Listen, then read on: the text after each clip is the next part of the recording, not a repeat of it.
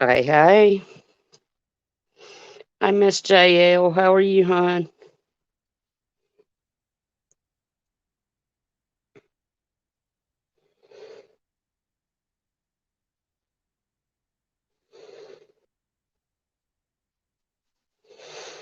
Know how it is. We'll give it a few minutes and see who all we can get to come in.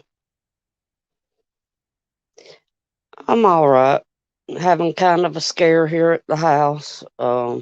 We got one that's got all of the symptoms for the cough.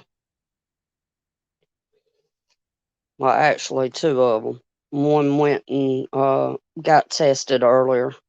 Hey, Shift. How are you, hon?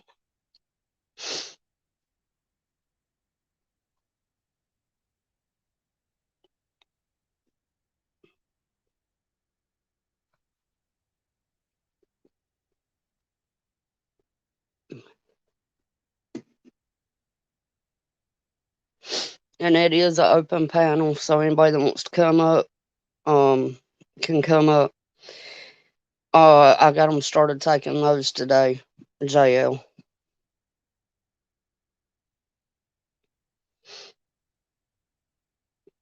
and he won't get. They told him it'll be 1 to 3 days before he gets the results back. Hey, Monique, how are you, hon?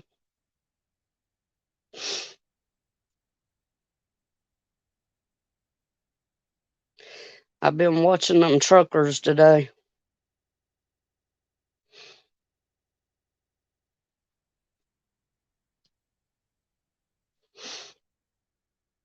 Yeah, I'm hoping that it comes back negative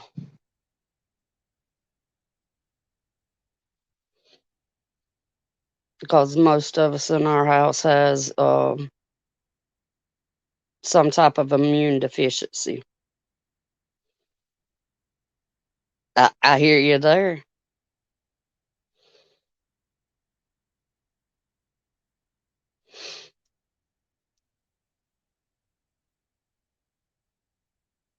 And I did get your email and reply back, Monique.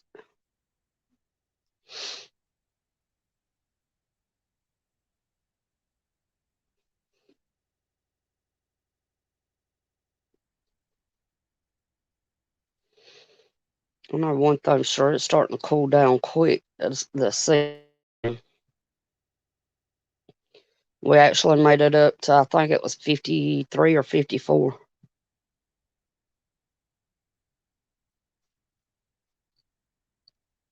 from 28 degrees at 5 o'clock this morning. And then it's supposed to be back down to between 30 and 28 tonight.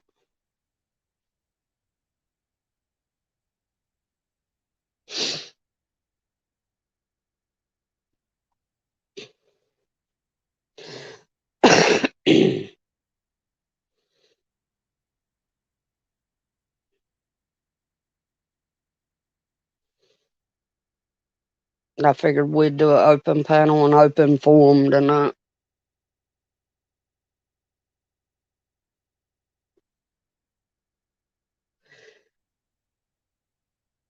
I hear you there, JL.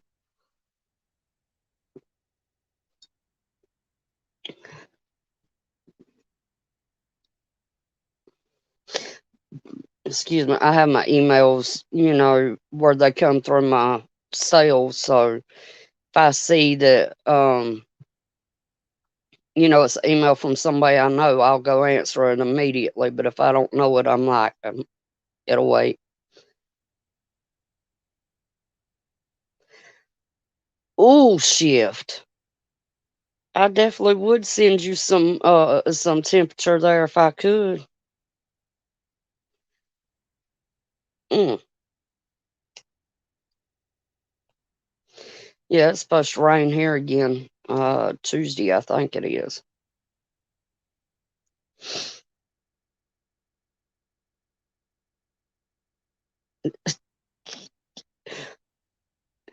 Right, Monique? If we still had a house phone, I probably wouldn't have a cell phone, but we got rid of the house phone. Shoot, it's been almost 10 years ago.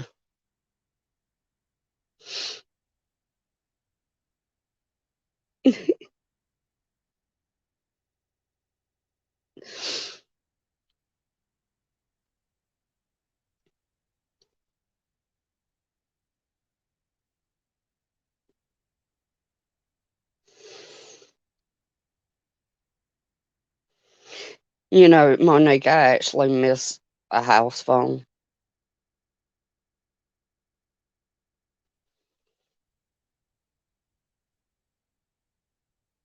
JL.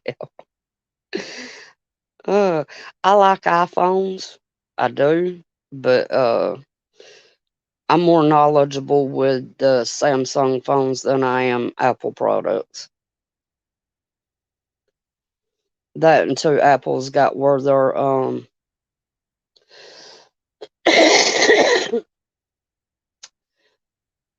they're real deep into the cancel culture. And they actually pulled the song "Welcome to My House" by New Breed off out of their Apple store yesterday.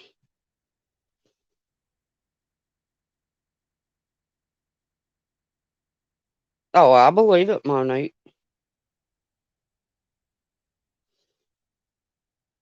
JL. Hey.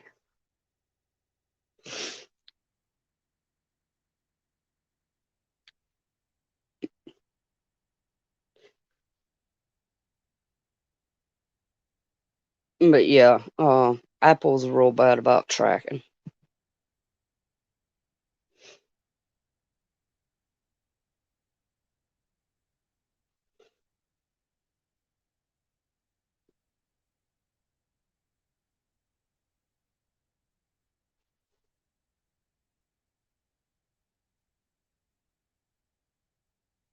And that's true, Shift.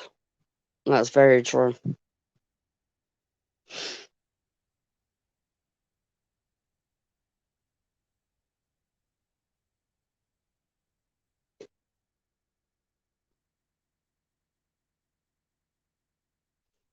And I mean, in my opinion, you should be able to turn it off. Period. It don't matter what kind of product it is.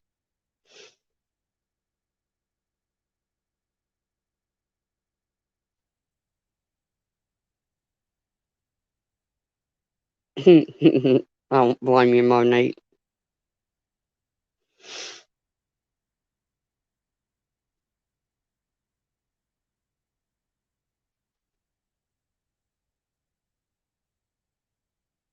I figured we'd come in and hang out and just chill and chit chat.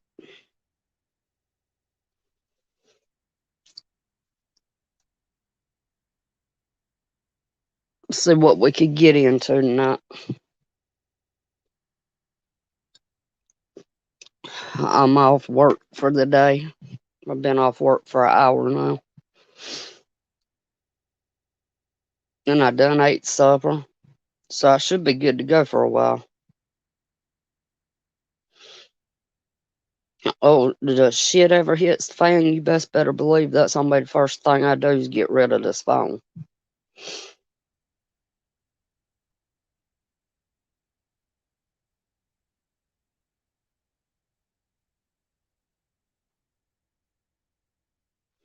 Oh, I understand completely, JL.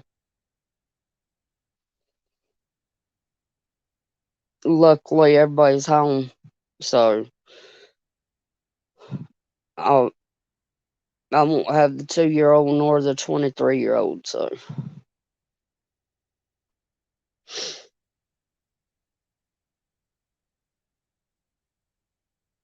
and I reckon until we get them test results back, everybody's gonna be stuck at home.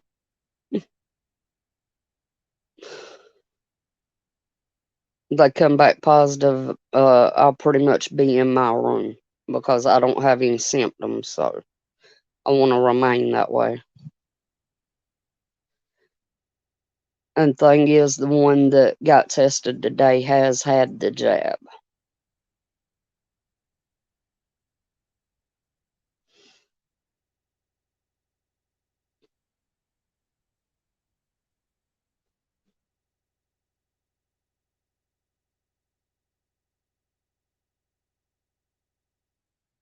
Oh, I will, JL. Believe you me, I'll let y'all know. Hey, Stars. Happy Sunday to you, too.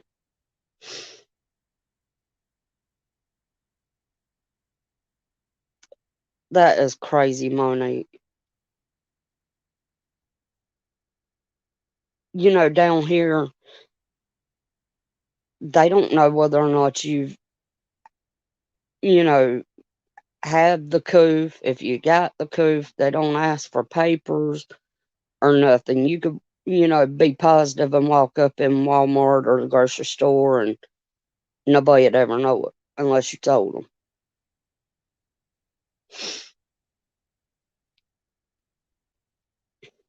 Yeah, Stars, I figured, we'd just have a night to sit around and chat.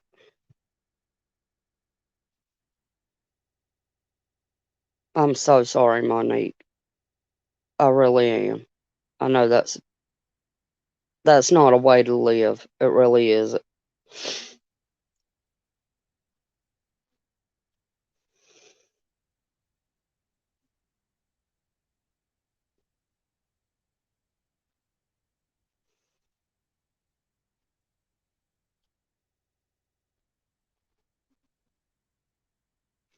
Yeah, I went live last night and Ohio come in and told me that everybody was over at Milkmaid's live, so I stopped my live and went over to hers. So I said, well, I'll just do one today.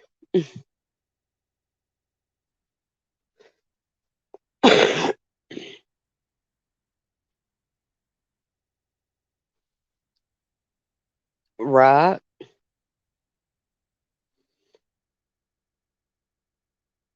Oh, we love you too, JL. Y'all my girls. I love all my subs though.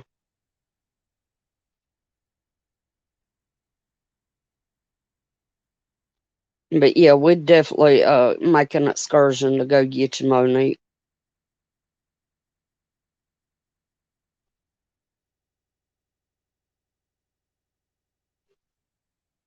As much as I hate the cold weather, I'd love to be up there with them truck drivers right now.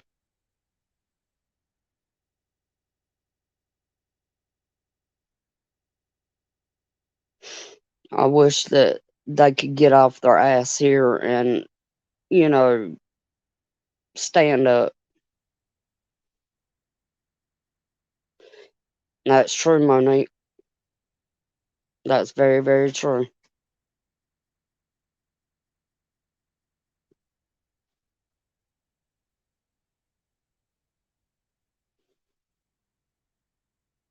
Bug!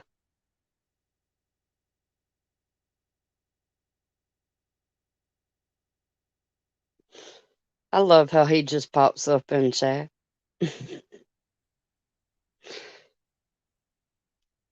Oh, you do shift? Let them know that, these people even here that, completely support them, that they stand behind them.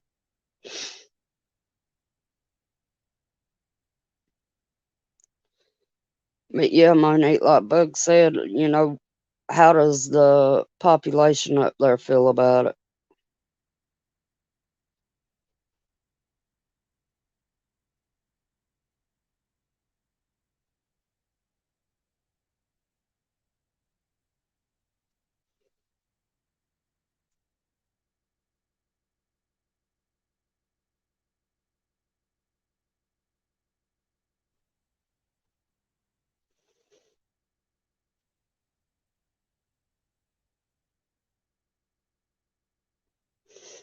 I know from some of the channels that I've watched today, it seems like Bug, but it seems like there's a lot of people supporting the convoy.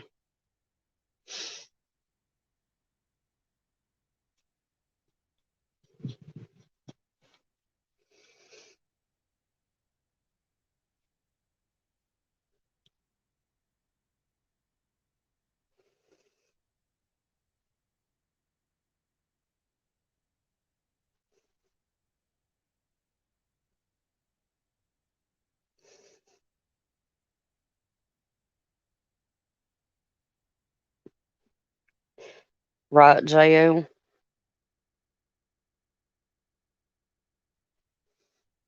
And I've seen a lot of videos, that showing completely empty shelves in some of these grocery stores, on up there and down here as well.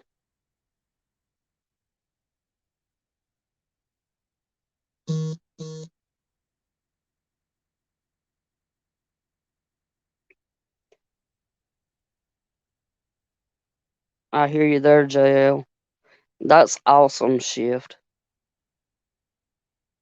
But yeah, there are a lot that is fighting it.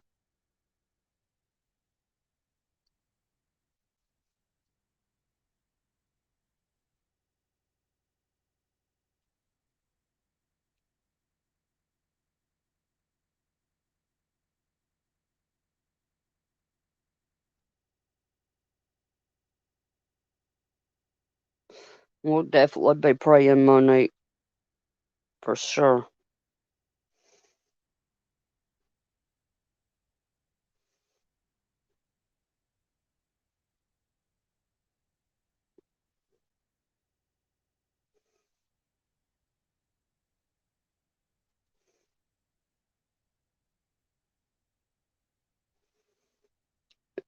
If you do get to go, Monique, definitely be sure to, take precautions.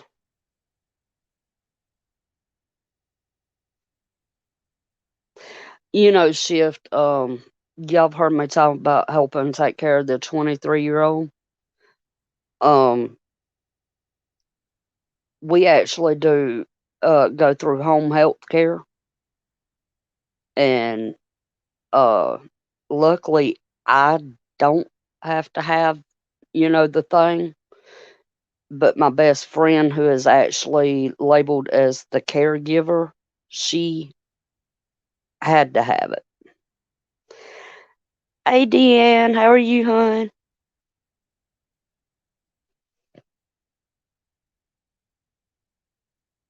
Awesome, Monique. I'm glad. No strength and protection in numbers.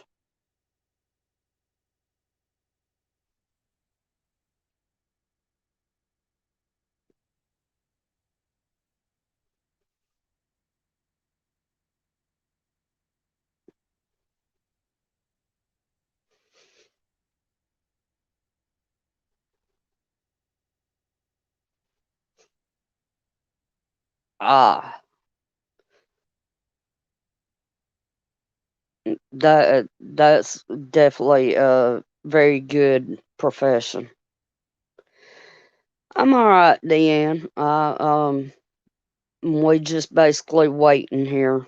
We got two in the house that is symptomatic, and one of them went and got tested today. So we waiting on results, and they told him it'll be 1 to 3 days before they know. I hear you there, Monique.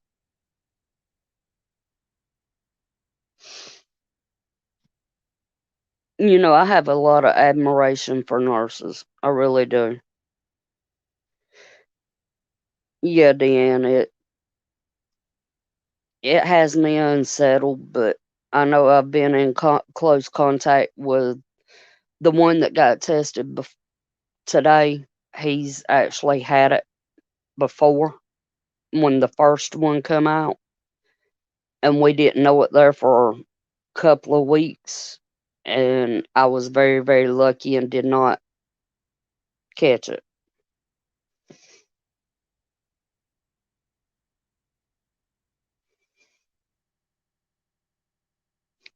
Yeah, I worked at the nursing home, but it was in janitorial, housekeeping, whichever one you want to call it.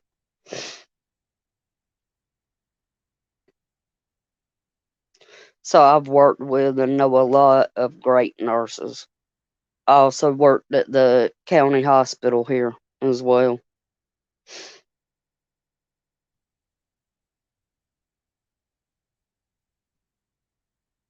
I'd go back and work at the nursing home any day.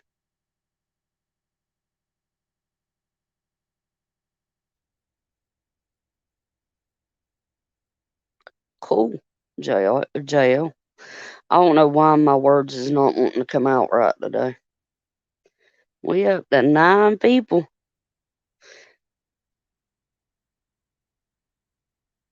Hey, everybody, come on in and pull up a chair.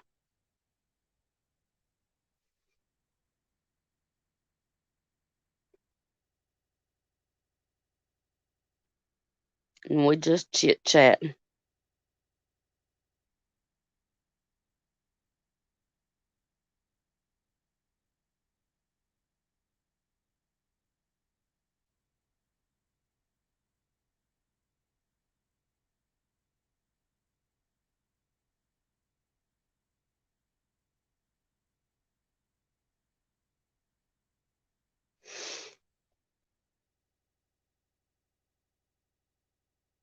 Hey, Miss Mac, how are you, hon? Hey, Silver Girl, how are you?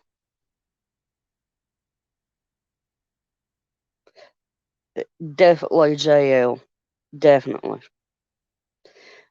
Monique, I am actually in my room laying on my bed with the heater going.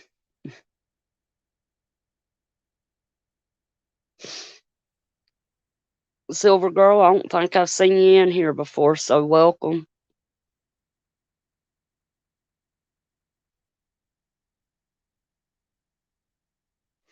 I hear you there, Stars.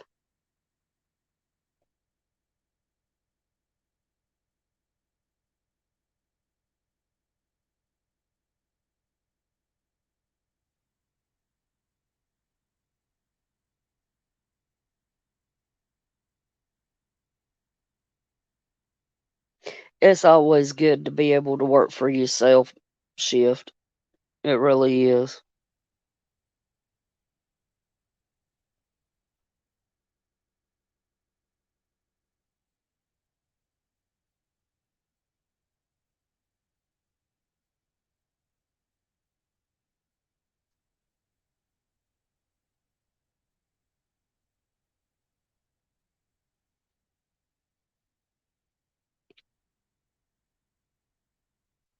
I'm actually fixing to take and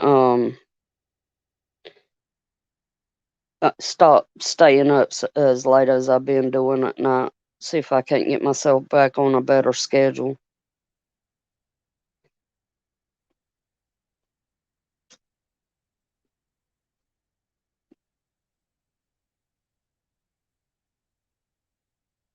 Oh, I understand there, Silver, and I appreciate it. I try to do the same thing. I may not always talk and chat, but I listen to a lot of lives and whatnot.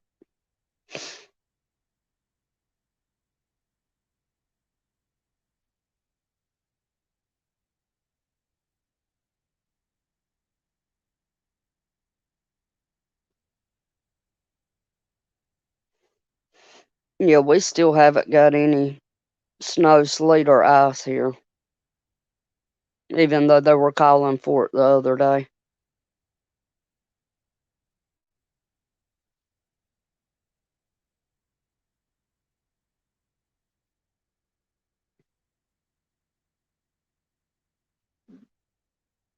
Hey, home, how are you, hon?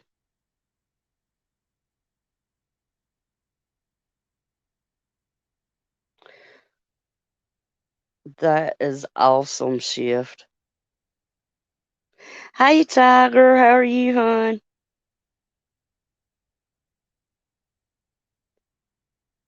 You know, both of those professions is really admirable. I actually trained to drive a school bus, and you have to have the same license basically for bus driving as you do for semis. So, ooh, Monique,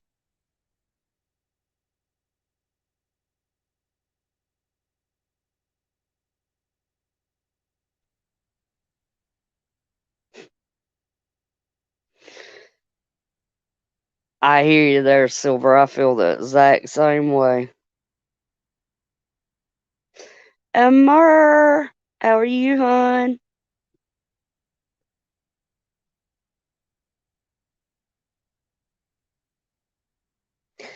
I can't, Miss Deanne. I really can't.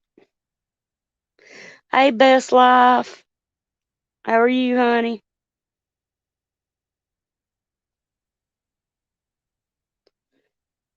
I mean, yeah, I see them, go for 7, 8, 9, sometimes 12 hours, and I'm like, how do y'all do that? I mean, I know, they do it to get their watch hours up, but still,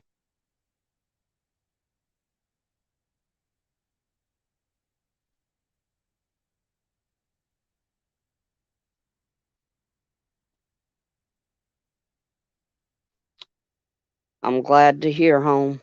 I know exactly what you mean.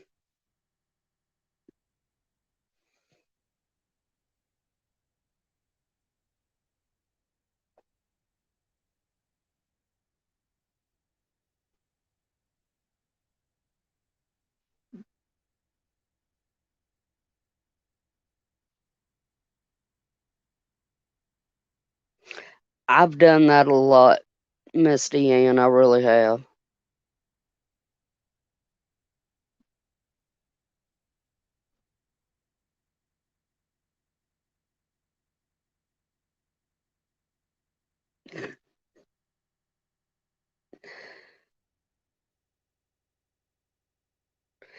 You're welcome, Shift. Thank you for stopping in, hun. Don't work too hard.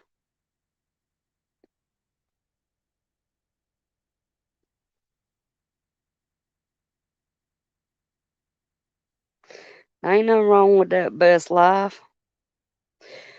Uh, just random today, Amara. I figured we'd just sit back and chit chat. I mean, I got some things, pulled up on the laptop that we could discuss. Hey, Lord.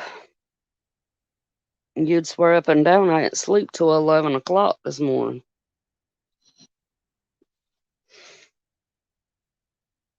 Oh, I understand there, Tiger.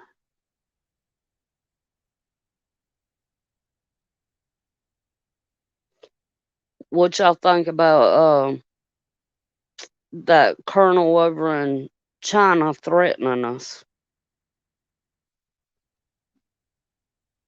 I want y'all's opinions on, excuse me, on that.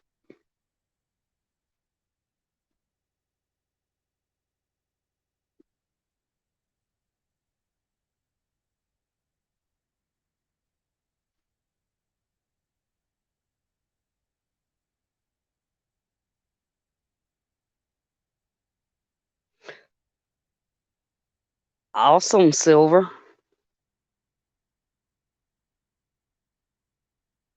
Right, Silver, I completely agree. And I mean, with all this between the US and Russia, I mean, it's been touched on, about it could possibly go nuclear. And then this guy pops off and, 1, 2 stepping straight to nuclear.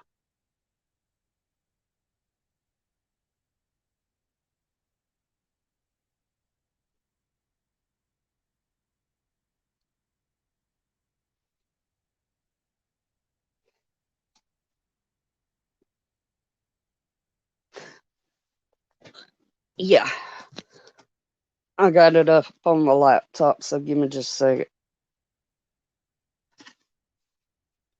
Right, Deanne? I completely agree.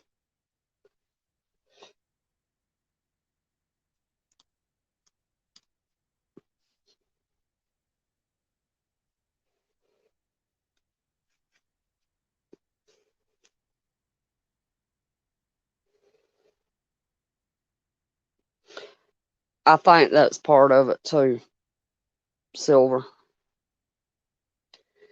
All right.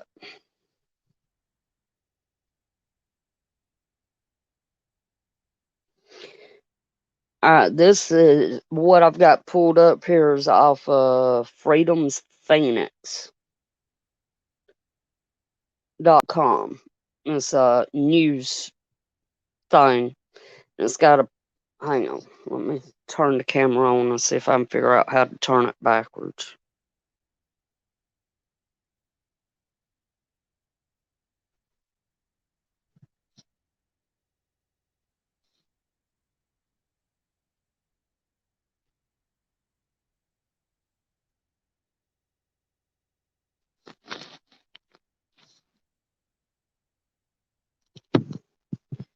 All right. So you got, that's the colonel.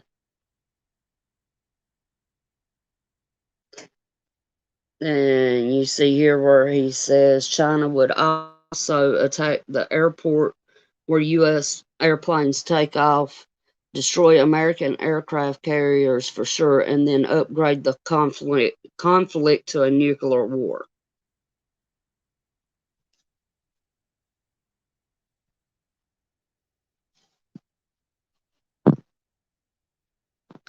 I'm sorry, JL. No.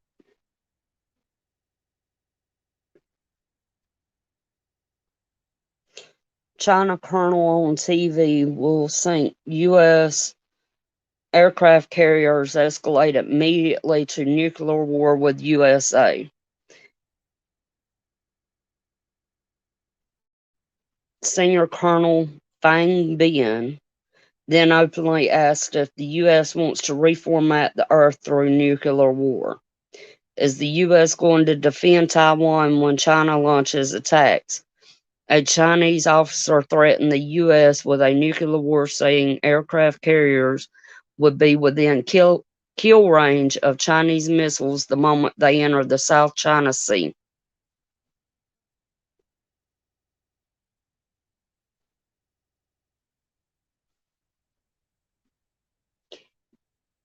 And, you know, talking about if we, go to help Taiwan if China, you know, attacks. Hey, Miss Southern Belle, thank you, hun. I appreciate it.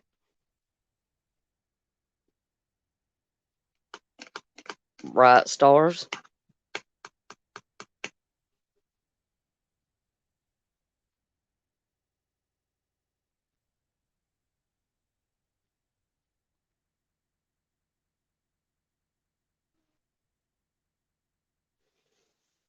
I completely agree, stars.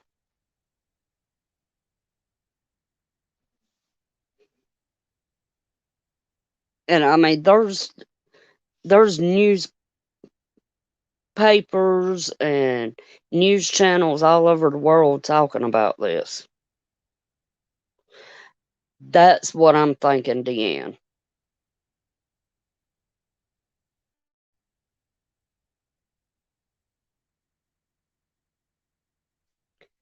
You know, honestly believe that I think it's all a ploy for the news system.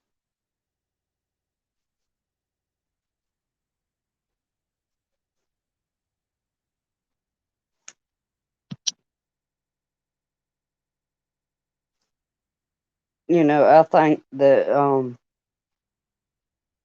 it's not just one country in on it, it's every country.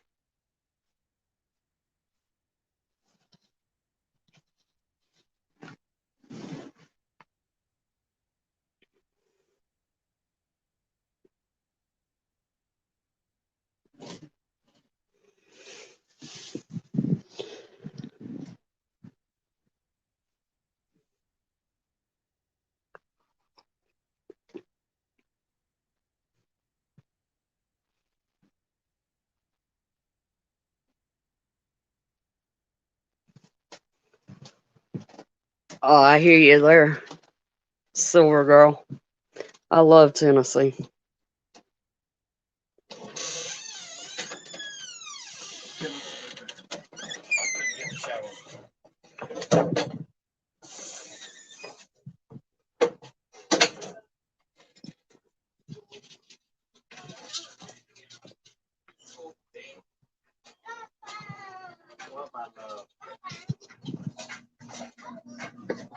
I would definitely love to hear that, Best Life. Sorry, I was coming through to come outside to smoke. But yeah, I would definitely love to hear that.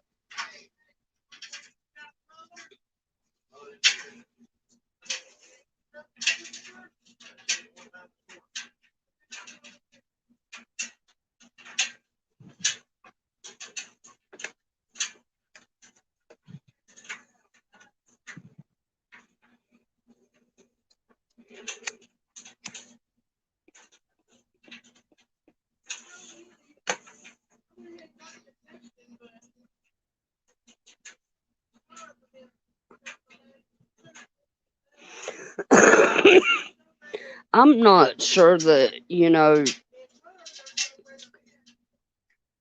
hey Wizard, how are you, hon? Um, I don't think that it would actually come right square down to it as far as, nuclear war, but we do have at least one world leader that I wouldn't put it past. And it's neither C nor R.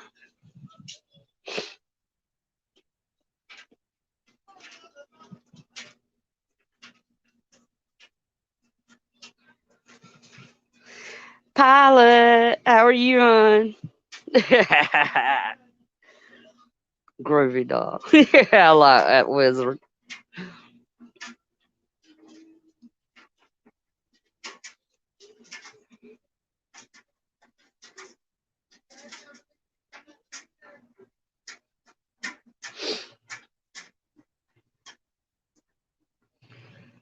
I think it's more or less going to be self implosion.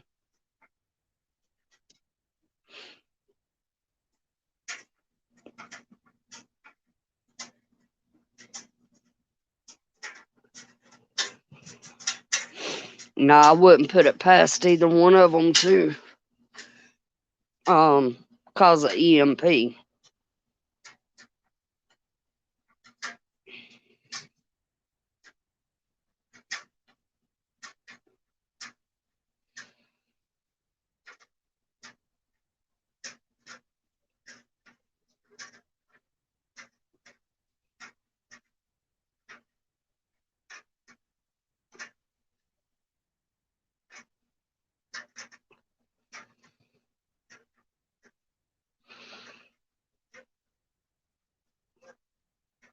Right, JL? I think I actually missed that one, Pilot. We have a huge football fan here in the house, and I just kind of turn and go the other way when he's watching it.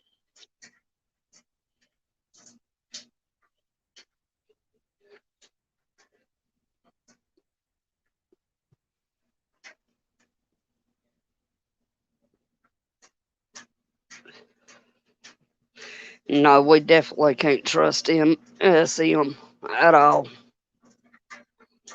They've all been bought out.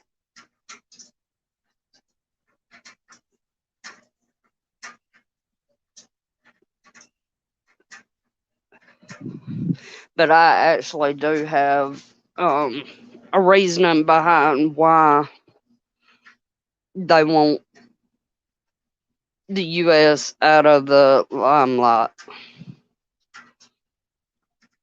Unfortunately, best life.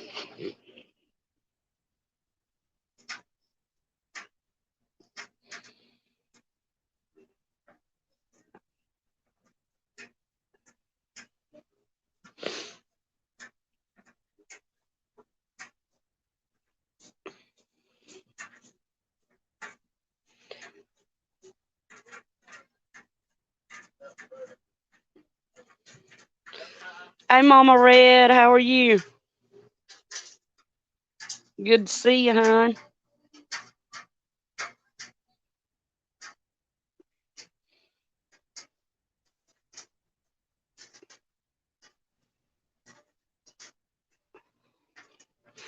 Ours ain't looking good at all, pilot. Not at all.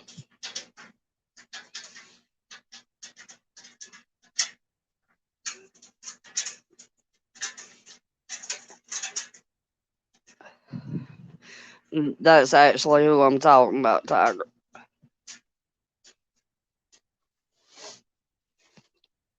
But it's more than just our government that'll be behind it. I mean, they'll be the main part of it, but I can't complain too much, Mama Red.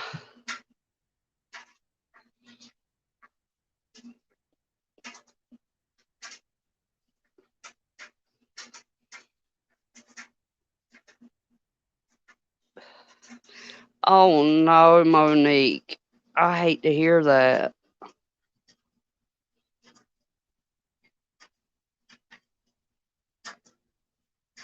Ooh,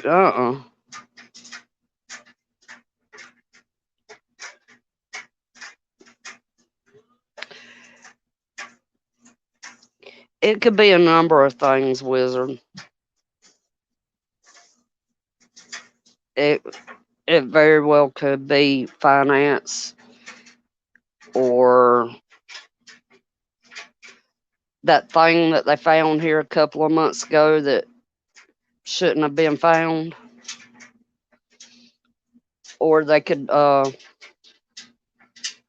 order a EMP launched over home turf.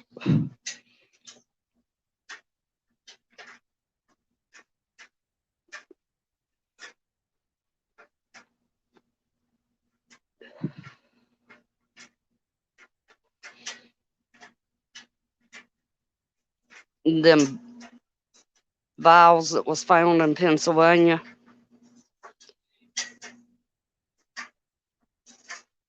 You know, them that disease that was supposed to be eradicated when we were kids that we had to get jabs for.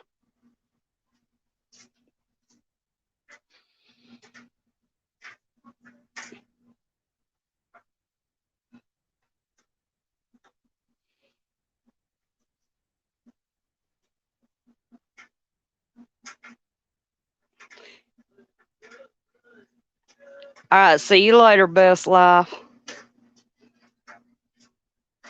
Tall pox.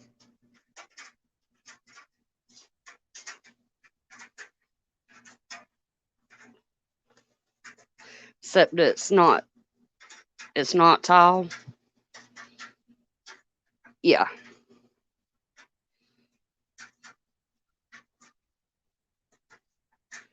But if you get looking at all the false flags that keep popping up, something big's going down. We just don't know what yet. At least in my opinion.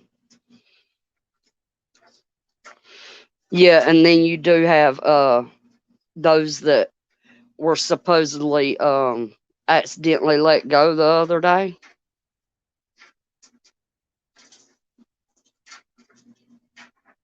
What kind of outbreak, JL?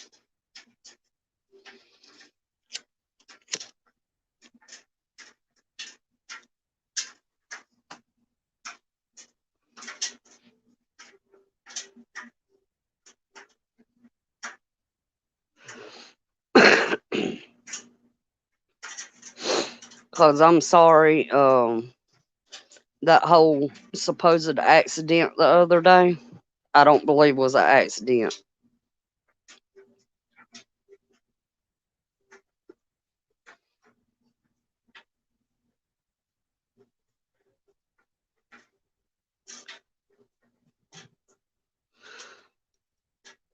Wizard, sounds like me and you need to talk.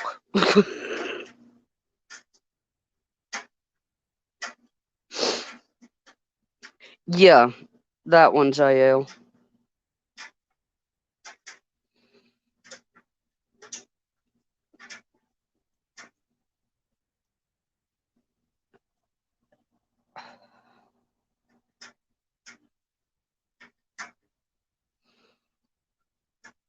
Mm.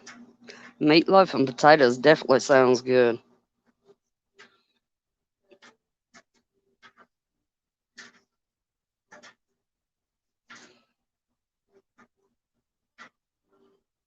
Definitely, Wizard. Definitely.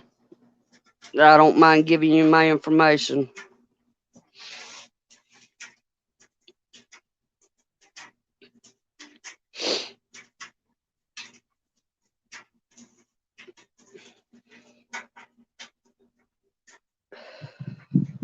You know, the Lord of the Rings is actually the reason why I want to visit New Zealand.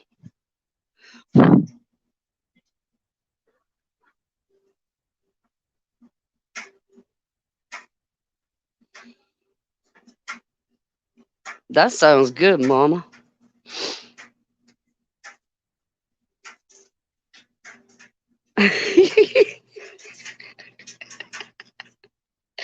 Wizard, you done stepped off in it now.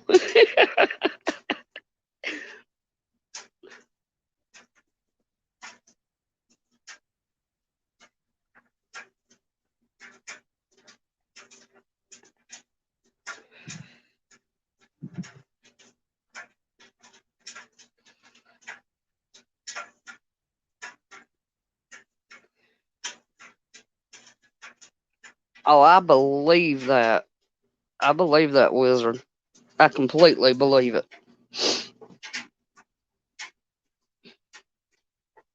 Right, Deanne? Well, that's like one of my favorite movie series of all times. JL. I completely agree. I believe it. I really do.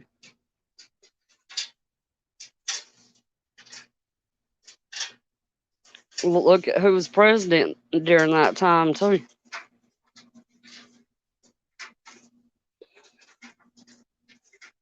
Virginia, how are you, hon?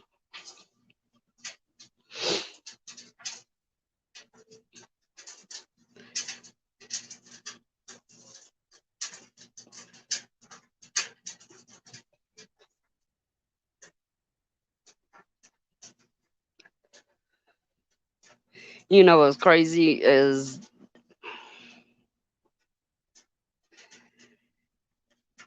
as crazy as the president was during that time, the one we got now was his VP back then.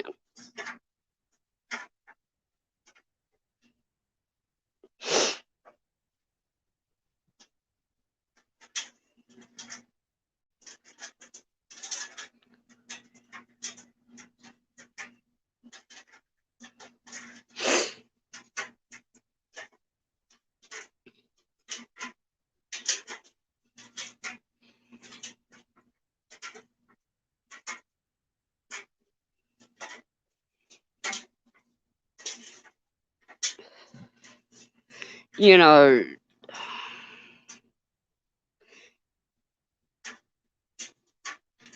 that's the reason why this shit scares the hell out of me.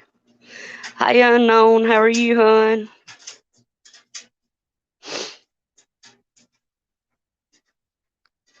Exactly, Wizard. Exactly.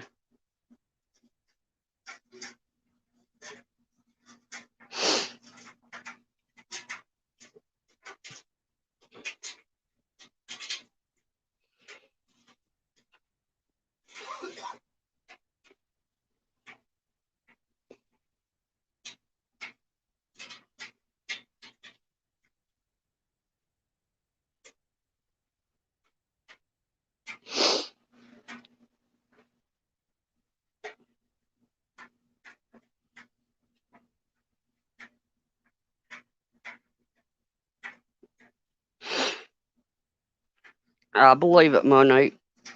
It's happening in a lot of places.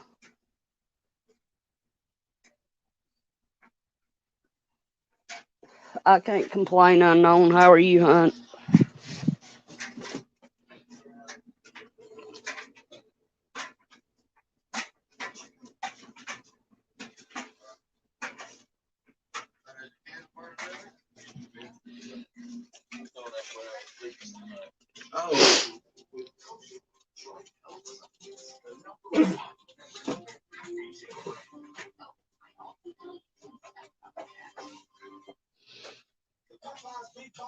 I'll be right back, guys.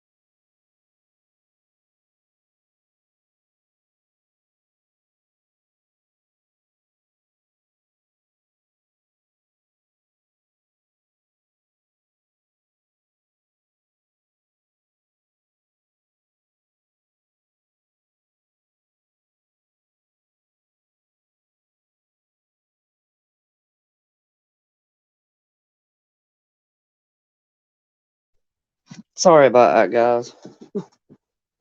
You know how it is when you get stopped in the middle of what you're doing.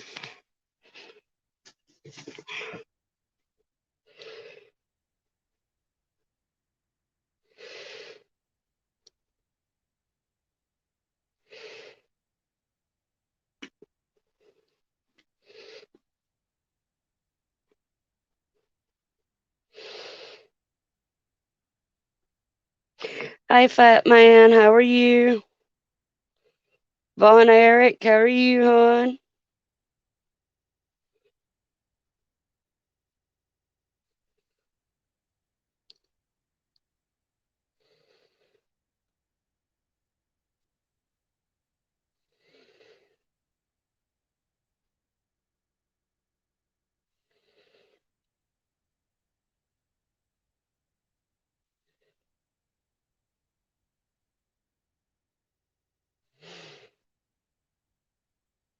Okay, I think I'm caught up.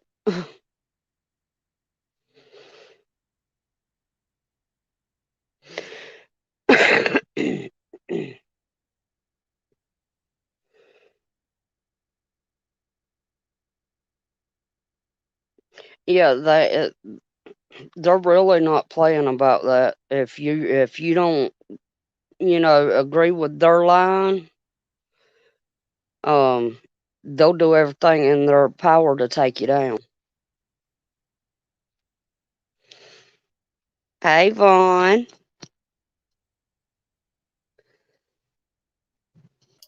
Hey, what's up, everybody? I'm back. how are you? I'm glad. How are you?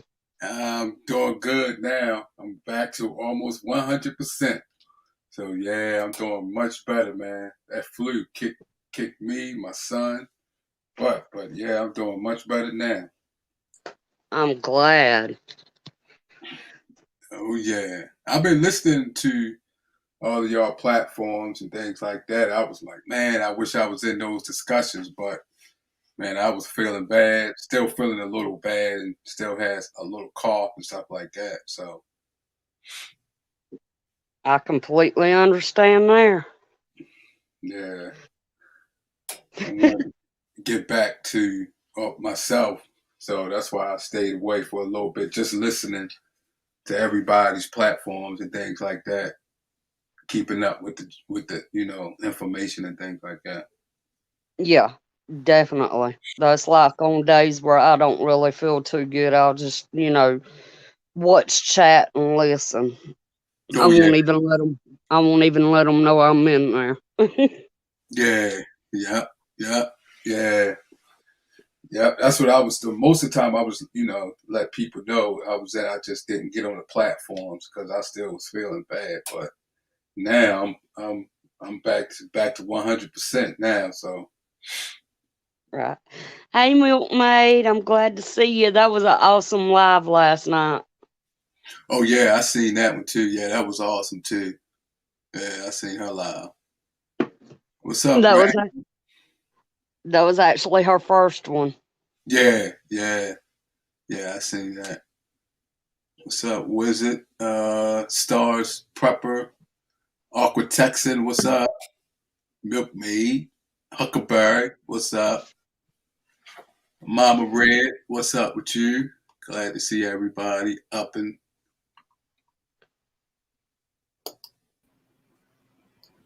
Hey, fat man. Damn lurkers. Let me tell you something, all right? Don't be lurking. People don't know if you're doing good or doing bad if you're just lurking. What's up, Virginia Roots? Missed her. It's been a while. Virginia Roots. Uh, what's up, Wizard? Silver Girl. Hey, Nicole. Miss you too, Silver Girl. We getting everybody in tonight. I'm glad y'all come up with me. Half the time I feel like I'm talking to myself up here. Don't feel bad. I mean, I talk to myself all the time. I mean, sometimes I need an expert opinion. Yeah. Right? Georgia Praise and Preps. What's up, little girl? What's up? I ain't seen her in a while. Miss her too. Oh, Nicole Double D. What's up? Best life. What's up, brother?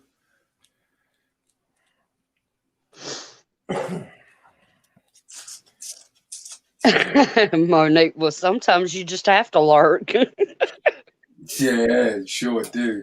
Yeah, sure do. Oh, I answered myself to DM, believe you me. But when you start, you don't have to worry about it until you start asking yourself to repeat yourself. Then you Yeah, have to worry. yeah. What really bad is when you start arguing with yourself. Right. That's So when when you start arguing. what you two handsome men been up to tonight? Oh man, nothing much. Just been. I watched a little football game today. That's about it. And, little news and stuff like that. Handsome. Good God, girl, you really haven't watched my lives, have you? Yes, I have. Yeah. I'm about as handsome as Rona.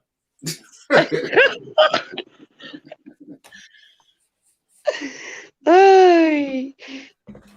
No, like I said, I'm supposed to actually be doing some voiceover work on one of the videos that I'm supposed to release tonight. And instead, I'm here and also watching Jay and Silent Bob reboot. Ah. Hey, Miss Kathy. But yeah, I completely understand that. I've got a video I've been working on for about 3 days now, and I still ain't done with it. You'd think with as many hurricanes as I've been through, it'd be a breeze to do, but it's not. Well, believe it or not, I don't like talking much. So that's my biggest issue. I really don't like talking much. But I'm gonna change that. I'm gonna get one of these voiceover programs to do my voiceovers with now. Why do you don't like talking much? Because my brain operates faster than my mouth does. So why don't you just slow your brain down? That's like saying change perfection. Okay. let's say that. Why would you? If it's perfect, don't fuck with it. Huh? If it's perfect, Right. don't mess with it, buddy. So why do you say that you have a problem then? Then you don't have a problem. Then you shouldn't have a problem as far as you talking. If it's perfect, Actually, if you believe it's perfect, then the problem I have is I don't like hearing myself. I don't like listening to my own voice. So when I'm playing back the video, making sure everything's perfect, I have to mute the sound, and that doesn't work very well because I want to make sure I get everything out there. Yeah, that's something that you probably have to work with it but you have to always understand you on a platform and you got your own platform for a reason, and the reason is to teach and exactly and help people. So yeah, at times your voice might not sound good or you might stumble a little bit, but that comes a part of life. As long as you keep on that path to help people and keep your eye focused on helping your brothers and sisters, you'll definitely get over that, and you'll see yourself getting better. Then all of a sudden you'll see yourself, you know what? I got a nice voice, and my mind is still moving fast, which I like. So, well, actually, I'm going to be taking a small break pretty soon. A friend of mine introduced me to a new app called Joblio or something like that to make some extra, get a little side hustle going. And found out that here in Arizona, up in Scottsdale, they're going to have the Scottsdale Open pretty soon. For those of you that follow golf, and they're asking people to come and work for a week for $1,700. I'm like, I might take some time off of work. I got enough vacation time. I'll take some vacation time and go do that for a week or two and get some good things so that I can share and help people move along, like that freeze dryer that I've been dreaming of for the last 5 or 6 years.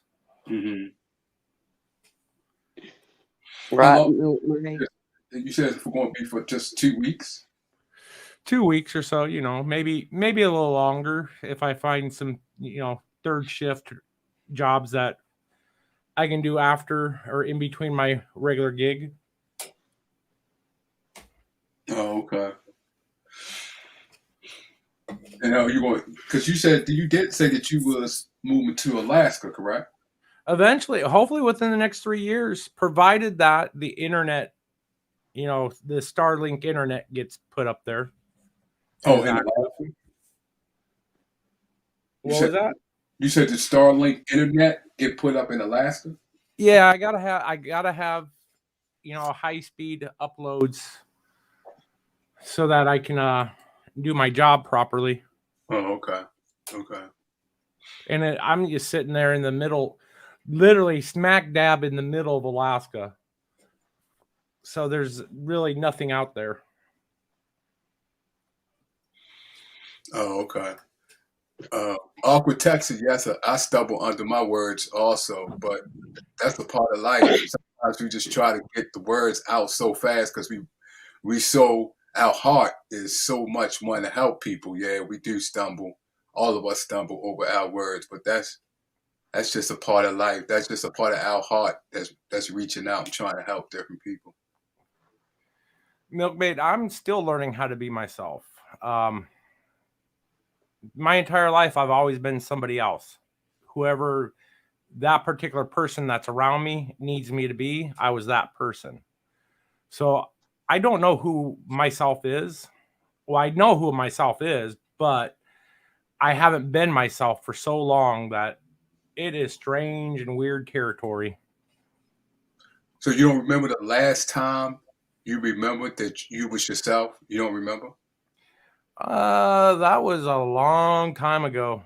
Like I when? was a kid back at that time. So how was you when you was when as a kid? Oh, anywhere between 10 and 13.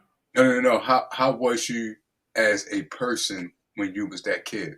Oh, I was the funny guy. Okay. And you're not now? Well, funny looking. Well, I've listened to some of your lives in the morning and you're funny. So Yeah. you don't think Well, you you don't know how it is.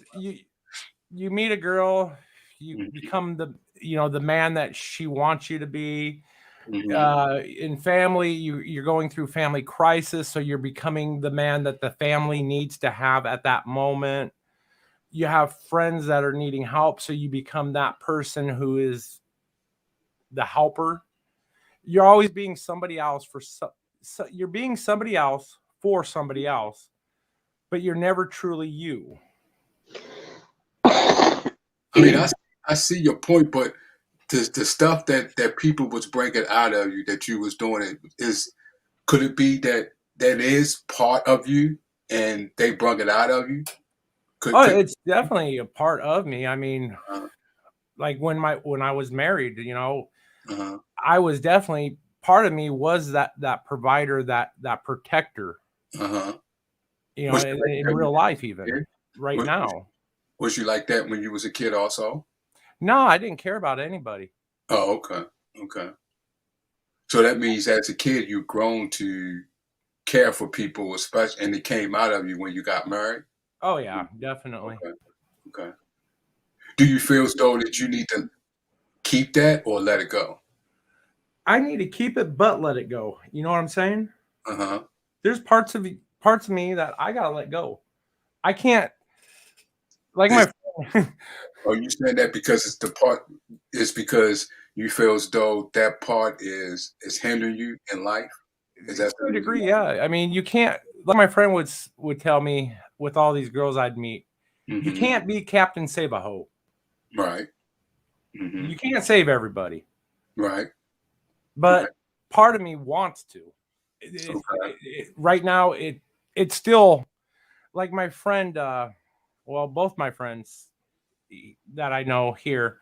One, I signed over my title to a bail bondsman to help him stay out of jail. People, wizard, tell me I'm a Fruit Loop for doing that. I let my friend borrow the truck for a week and a half. Mm-hmm. You know, it's just there's part of me that I know I have to stop, like that Right. Right. help that need to help. Mm-hmm. So it seems like you have a guilty conscience. Some people may say it's like when you don't do it, you feel guilty for not doing it. Oh, Yes. absolutely. Mhm. Absolutely. Hey, Rescue. How are you, hon? Von Eric's starting to sound like this community Steve Harvey's life coaching. Well, not, Right. Yeah, I do. I do get you, it because I feel as though some people, that's what they, Yeah, I do You that a lot. you Von Eric's a good dude. empathize. Right. Mm-hmm. He takes the time to understand where you're coming from. Right. Right. Yeah. Right.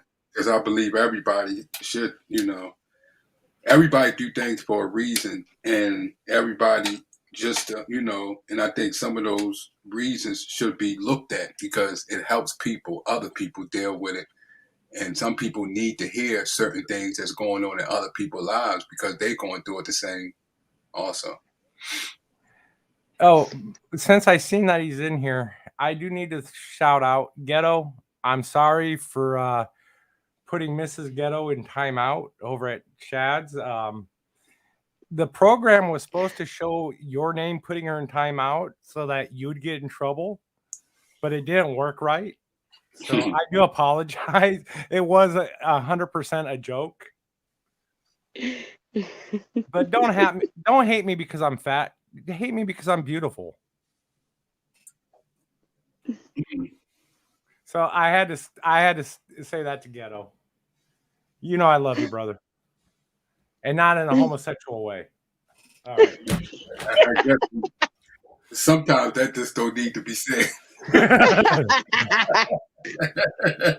Hey, I'm a lover, not a fighter. I mean, I'm also a hugger. So if I saw Ghetto in real life, I'd probably give him a big old bear hug. Right, I got you. Yeah, I got you. So what's up? What's up, Miss Peaches? How's everything going on with you and the family? Well, me and my oldest daughter still not talking. Why? She got smart with me and I called her out on it, and so we're still not talking. And her and her husband, I reckon, is about to go through a divorce, and they keep trying, or he keeps trying to drag me into the middle of that one. And then you got at least two here that, well, there's two people in my house right now that has all the symptoms for the coof. Oh, okay. How are you coping with that? I'm trying to stay in my bedroom as much as I can. All right. So are you in the middle of your daughter and the husband situation, or is that the reason why y'all two not getting along because you're in the middle of it? At first it was because I called her out on it because he called me. He was completely suicidal. And I knew that him being back home in New York, that I didn't have his address or nothing like that. So I couldn't call the proper authorities. Mm-hmm. And I got a hold of her and I told her that she needed to do something, that she needed, to get a hold of the authorities and give the address and whatnot. And he ain't doing nothing but wanting attention, yada, yada, yada. Mm. And when I said something to her, she got smart with me. And that's just something I don't take very well. Youngins. What she said? That he wanted the attention? Was it true? Yeah, I'm starting to see that now.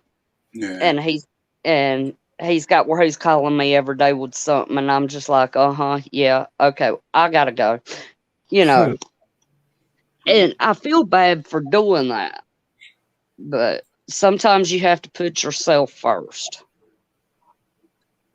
And that's something that Fat Man needs to hear that right there, because that's where he has to come. Like what he was just saying, sometimes he has to put himself first at times instead of the other person, especially the ones who may take advantage of you. It's something, but we can't. I don't know as far as what type of people. You know what I'm saying? Because I'm not there, but sometimes you have to make a decision. Is you know what? I have to put myself first.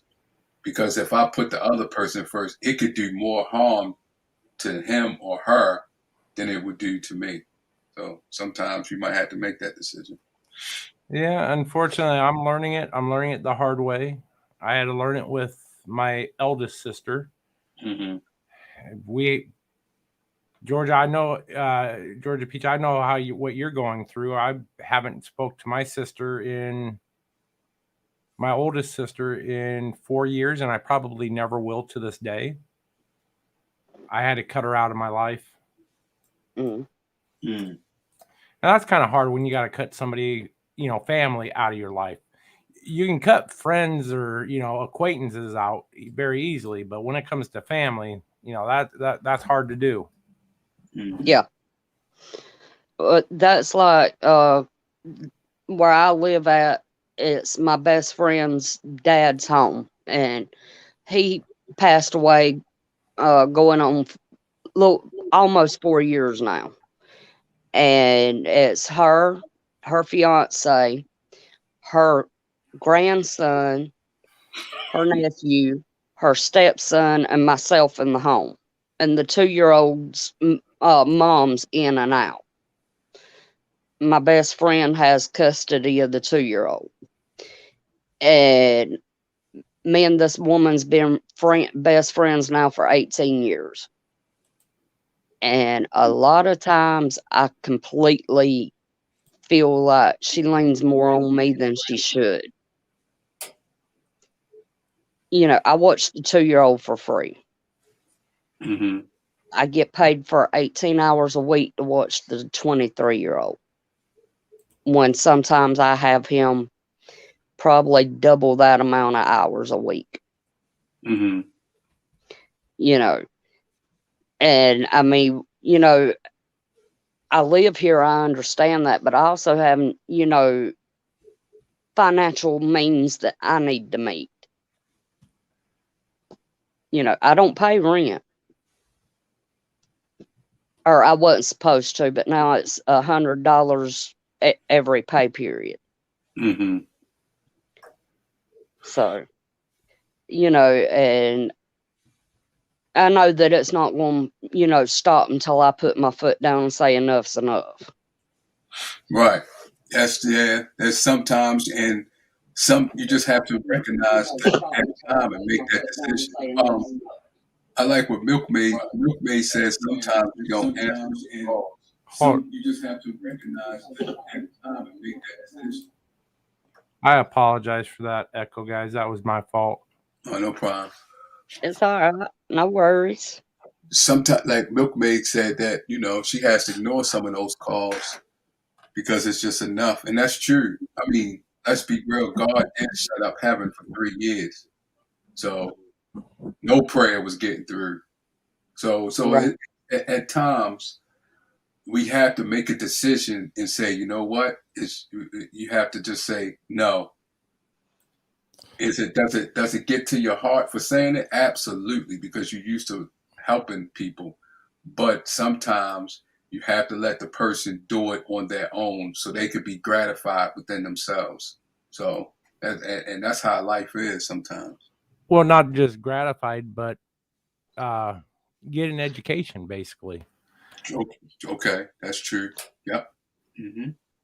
Mm-hmm. Right, Milkmaid? I'd love to hug a koala bear, especially. I've always wanted one for a pet, but I heard that they can be very, very mean. I seen that. Yeah, I had a squirrel moment, but I seen that. That's true, Ghetto. Epic vampires are everywhere. Now that is true. But the thing is, how do you identify them? That's the thing. I would like to know, how did he identify those type of people? How did, and when he did, how did he deal with them? Well, in the books, it says that it was very, very hard for him. Well, I guess it would depend on which vampire you're talking about. But Well, I think the ones that holler about empathy, they want empathy all the time. You know, yeah, those type of people. I believe that's what Ghetto was talking about. yeah.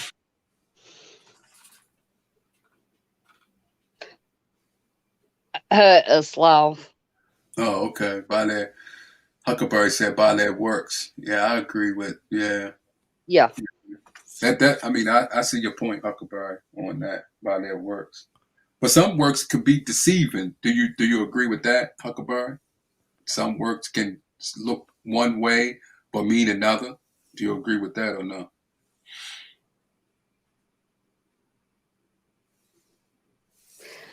Can words mean other things? Absolutely.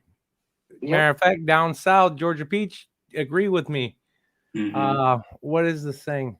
Oh, bless your little heart. Now that's a loaded comment right there. That's not really a compliment, but that's saying there's a little something wrong with you. Right. Bless your heart can mean a wide variety of things. It can mean that you're empathizing with the person, or it can mean you might better start running. And don't ever let a Southern woman ask you, what did you say? Because I guarantee you they heard you the first time and they're giving you the chance to change it. Down south, words have double, triple, and quadruple entendres. Mm-hmm. Oh, that's true, Batman. That is very true. Yeah. Wisdom said empathy on one side can be used as a manipulation tactic from a narcissist. That's true. It's very true. Yeah, that's true. I've had it used that way against me on more than one occasion. What's up, Hey, Liza. What's up, Ohio Prepper? But yeah, there's so many, different ways that we say things down here that when someone that has never really spoken with or got to know a Southern person, they come down here and they're like, what do you mean? So here we are, we're trying to explain to them. It's funny. See, you know what? It's a lot to do with, people up north and people up down south have different cultures. But a lot of people from south came up north, right? And when they came up north, they just completely let go of their southern upbringing. And and then when they go back down south, a lot of it goes down south, they don't know anything. And that's the reason. The reason is because their parents did not keep that southern upbringing when they moved up north. Because down south is a family, it's togetherness, it's the cooking and everything, is everybody looking out for one another. Up north is different. Everybody's out to try to get theirs, try to get ahead. And that's what takes out the southern upbringing from the people that used to live down south and moved up north.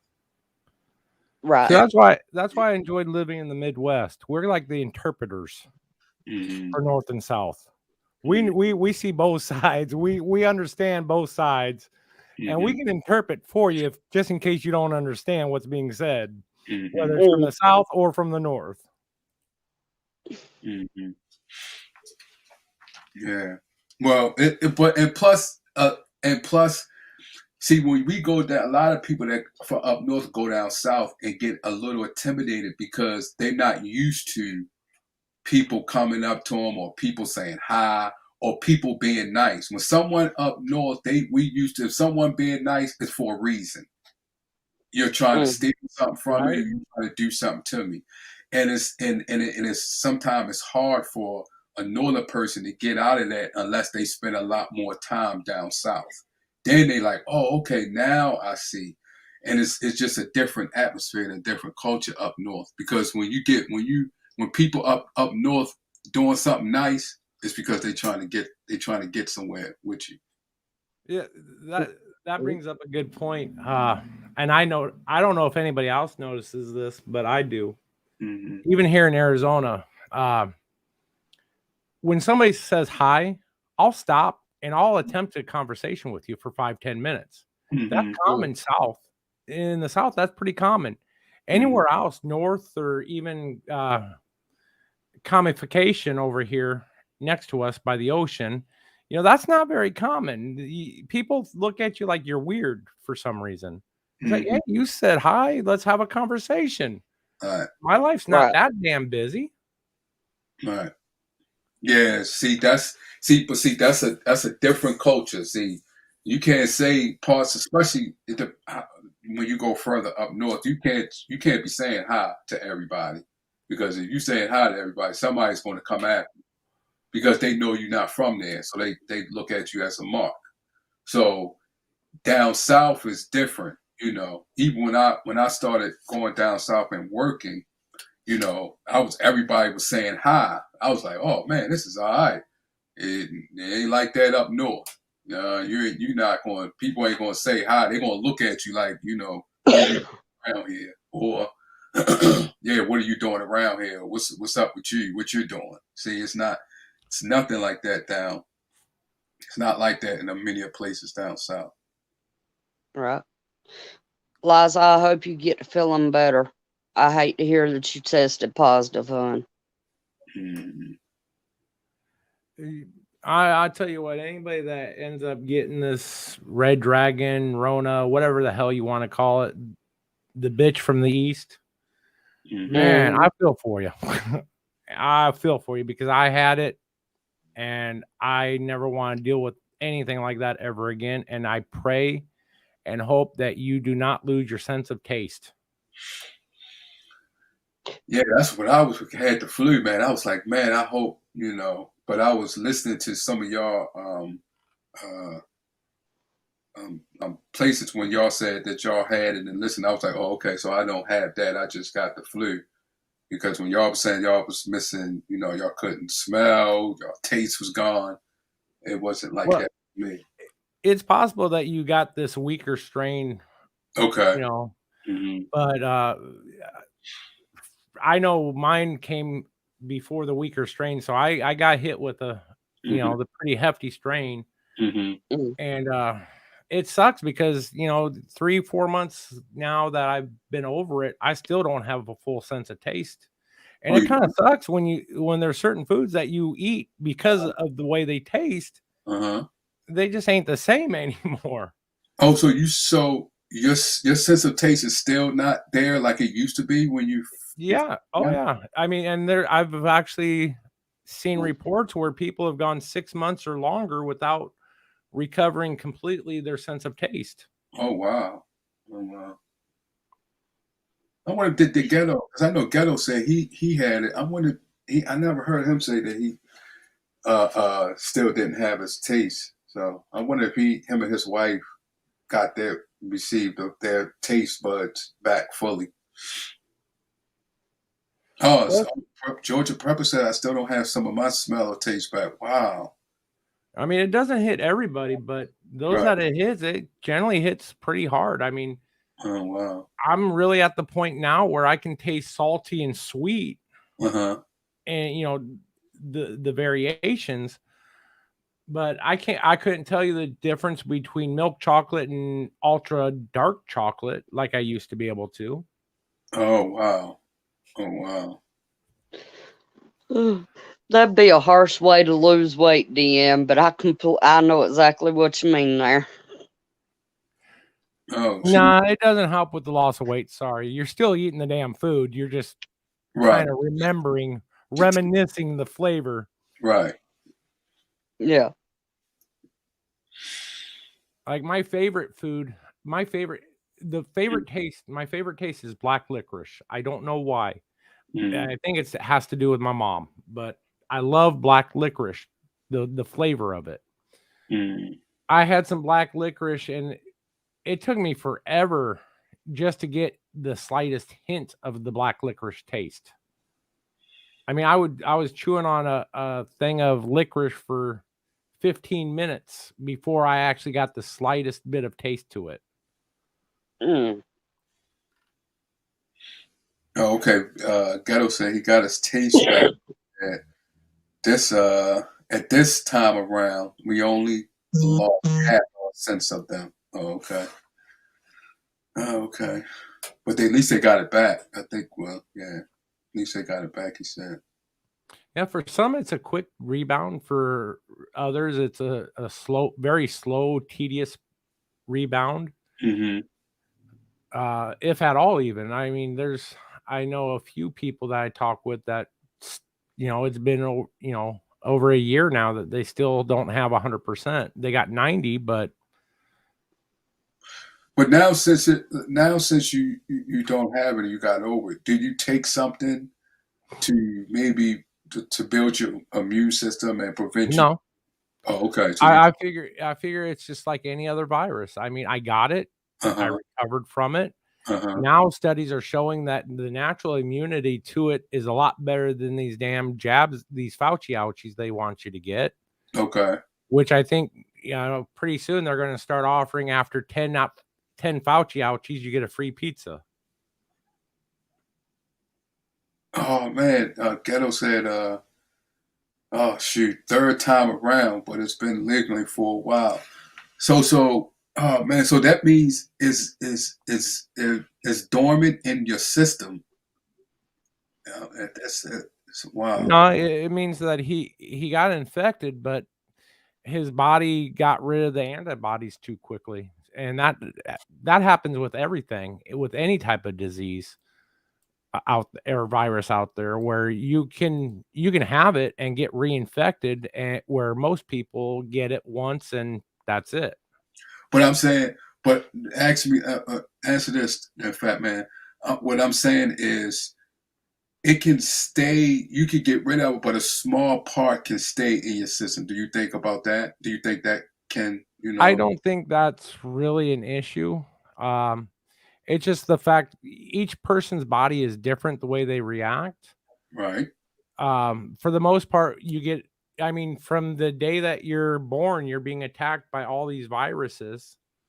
That's what they do. That's how they live. You build up immunity. Some Mhm. people get chicken pox, can get chicken pox over and over and over and over again. Most people, however, they get chicken pox once, they're done. It's just the way your body is, your immune system works. Right. That's what I'm saying. It's not So that you some have it in your people- system, it's just that your body, your immune system has forgotten how to combat it. Right. That's true. And it also bother it forgetting that it does. Some studies show that it can lay dormant in your gene. It can sit there, and like you just said, if your body forget and doesn't know, it can lay dormant in your gene. That's what I'm saying. For some people, I'm not saying all people. Yeah, I wouldn't doubt it. I mean, we don't understand, Mm-hmm. the effect. We don't understand basic or advanced biology like that well yet. So yeah, I'm sure that it's possible that for some people it could just sit there, lay dormant, Mm-hmm. and just pop up one day. Right, because remember you said earlier about I probably didn't have that heavy of strain, right? So couldn't I did hear some cases that everybody has a strain. Some strains are stronger than Well, others, right? Well, in Ghetto's case, he's probably gotten 3 Uh-huh. different strains of it. His body learned how to combat one, Uh-huh. but the next strain that he got infected with was probably, was a little bit different, and his body his immune system just wasn't able to cope with that difference. Therefore, he got sick, and then so forth. We hear about how the strains are coming out, all these different strains, this Omicron, and then whatever this other one is from South Africa. And I'm sure there'll be about 4 or 5 other strains that come out, but each strain is different. The body, generally, if you're infected with the first strain, a lot of bodies understand that, and they'll produce the antibodies that will affect the other, prevent you from coming down with the other strains. Some people, their immune system is, different, in which that slight change, of 0.0009% change is enough for them to become sick with it all over again. Okay, I got it. I mean, we're advanced, but we're just not that damned advanced. Right. But I did see something, I can't remember, it was somewhere on the internet. They was talking about, instead of doing the boosts and all, they're talking about doing like an annual thing, like for flu and pneumonia. Oh, wow. And I'm like, well, why didn't y'all do that in the first place? Right. I would like to know what Ghetto, he said it could be his 3rd time. I would like to know what is he doing as far as since he feel that a 3rd time might become, is he taking any precautions or anything to prevent or to slow it down? What I would like to know what he's doing, him and the family is doing to, prevent what's about to come a 3rd time around, because I know that's tough on him and the family mentally right there. Because I heard some of the things they said, and that's to do it a 3rd time, that could be really tough emotionally. What's up, Broken Patriot?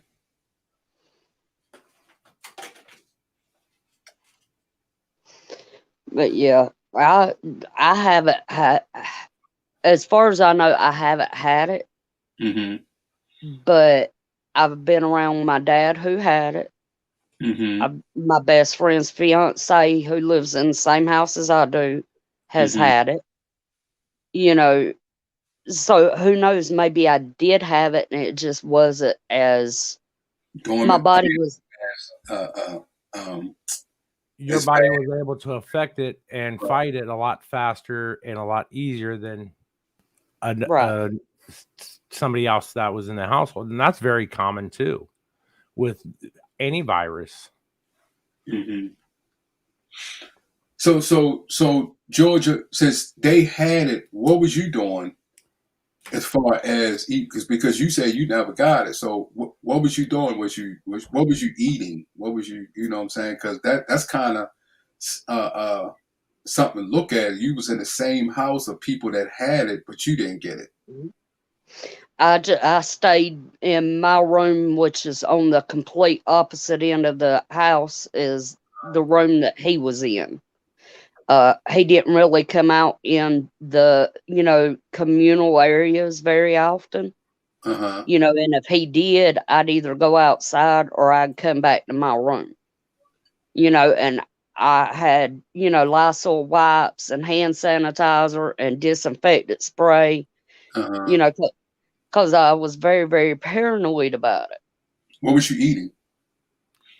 I hadn't changed none of my eating habits. I mean, I was eating a little more healthier there at the time. I was eating more vegetables, but especially, like raw vegetables, like raw cabbage and lettuce and cucumbers, stuff like that.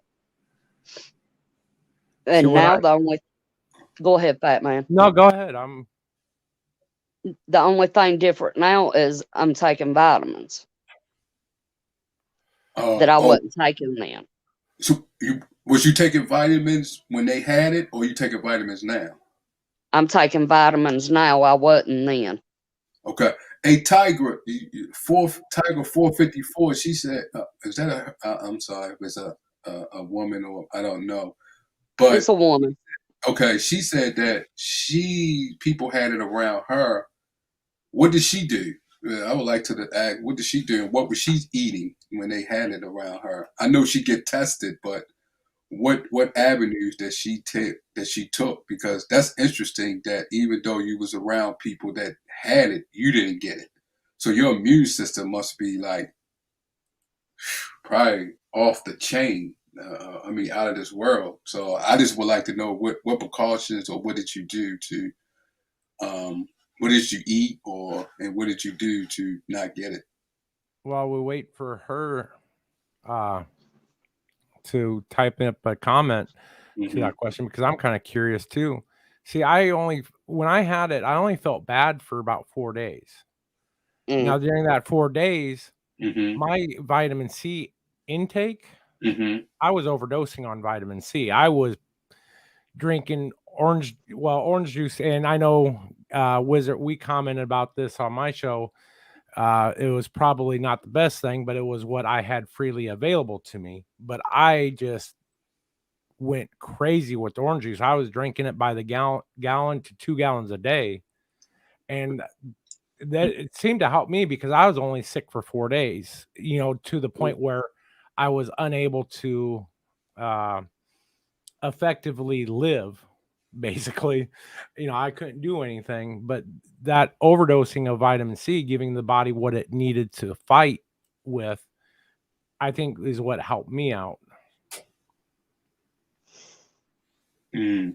I just don't eat processed foods. I don't believe all that processed stuff is good for you. Yeah, when I know I got sick one time. That's what my doctor told me, stop eating because eating processed food. Because that is a very that's one thing that my doctor even told me that. So I Yeah, 100% agree on that. But here's the thing, it might not be good for you physically, hmm but mentally, that processed food does play a important process because let's face it, I love my double whopper from Burger King. And when I eat one of those, I feel great. Physically, not so well, but at the time I'm eating that whopper, I'm only after it for that mental feeling. yeah, I see Ghetto said just letting it take its course. Yeah, I can understand that. But just going through that a third time can be emotionally. Thank God that it's you have a strong family, son and your daughter are some strong people, including yourself. So thank God for y'all strength.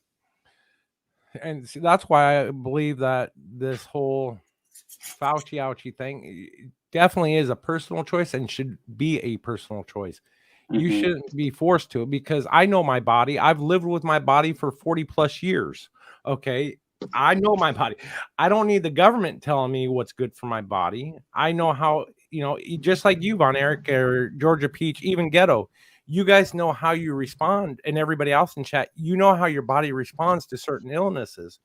If you have a good immune system, such as Tiger 454, in which you can be around people that are sick, but you're able to fend off that virus. You already know that because you've lived that life. You know what's going on with your body. Right. And now we're getting in reports of some serious side effects from that Fauci, from all the Fauci ouchies that are out there. Hmm. That are going to play a big role later in life, where people's immune systems are starting to become compromised because they got that out. Hmm. Hmm.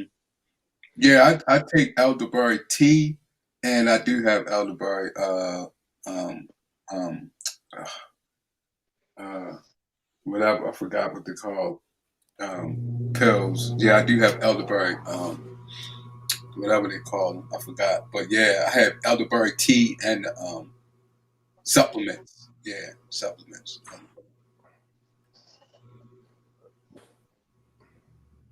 Prayers, I agree with prayers because I am very. I'm not gonna lie. I'm very religious. That I make. I'm so religious and so conservatively religious. I make Moses look like a liberal sometimes. Uh-huh.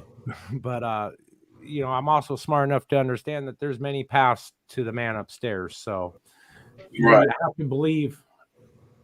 If you believe, you need to strengthen your belief in whatever path that you believe in.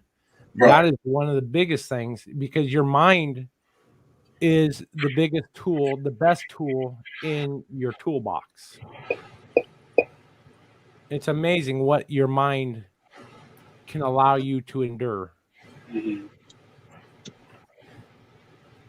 Yeah, I put turmeric on my eggs and stuff like that, and yeah, that does help with inflammation. But I also take half a teaspoon of Bragg's vinegar with the turmeric in that. So I do take that every morning. The Bragg's. See, They say that kills inflammation too. I listen to everybody say that they take all these vitamins. The only thing I ever do is my electrolyte mix, Uh-huh. and that's it. And that's 5 basic elements, and that's not even nowhere near what you should be taking in a day. But that's all I do. Like I said, my body's pretty strong, and I already know that. So elderberry tea, I've heard of it, but I think I've had it once. Isn't it a kind of a tart tasting tea? Yeah, a little bit. Yeah. But yeah, see, I put what's the name of mine, so I don't really taste it. I put the cream. I put that cream in mine. So. See, I don't do anything that's really tart. I just don't have the stomach for tartness. Right. I'm the same way. If it is not sweet tea, Right. and when I say sweet tea, I mean more sugar than I do tea, because I'm stubborn. Georgia peach. You're supposed to. You're supposed to drink the tea, not the sugar. Down south, sweet tea is about 5 pounds of sugar. You might as well 1 quart of tea. You might just go ahead and drink syrup. What do you think? Sweet tea truly is. Yeah, that's right. What it is. But she gonna say it's just sugar without the tea. You might just go ahead and just drink the sugar and water. That's it. Don't even worry about the tea. It's just enough tea to make that sugar turn liquid. Yeah, you got the right amount. You might also don't even just. Why get the tea then? You done dilute the tea so much it loses its strength. It ain't gonna help you do nothing. I can't believe y'all too. I really can't. Now that's one thing I will say the North did right was with tea, and they came up with the Long Island iced tea. Oh, that is my drink of choice. Oh my goodness. Oh my goodness. Excuse me. I actually don't do mixed drinks. Now, that's great. What about smoking? Does smoking kills your immune system when it's time to fight off a lot of the virus? Does the smoking has any cause in that? I don't think so. Here's the funny thing about smoking is a smoker actually breathes more than and brings more oxygen into their body than a non-smoker. Granted, it's polluted with other things more so, but smokers do actually breathe and bring in more oxygen than non-smokers. Oh, okay. Well, see, that's like my friend that I lost a week ago today. He was a smoker. He was also assistant fire chief. So, he'd been in a lot of, fires, rescuing people and whatnot. And he had a hole in his heart. He only had, he had one full lung and partial of the other lung, and several different things. He went to the hospital because he was having a heart attack. On top of the heart attack, he had a stroke and was diagnosed with the COOF.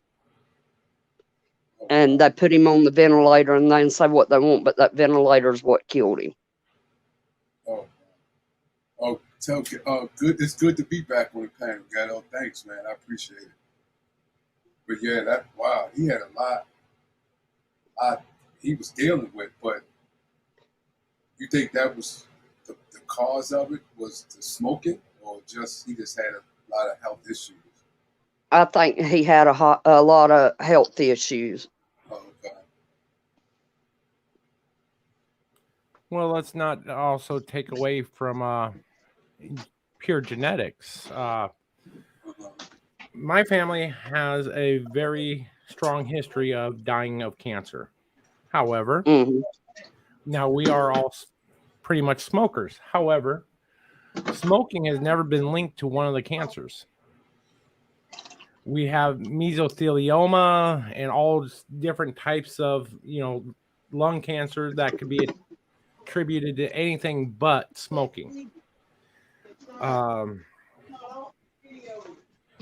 Let's see. My uncle, who passed away several years ago, his lungs were just turning fibrous instead of being the elastic muscle that they are. It was just everything was turning into fiber, which caused him to pass away because he could no longer breathe.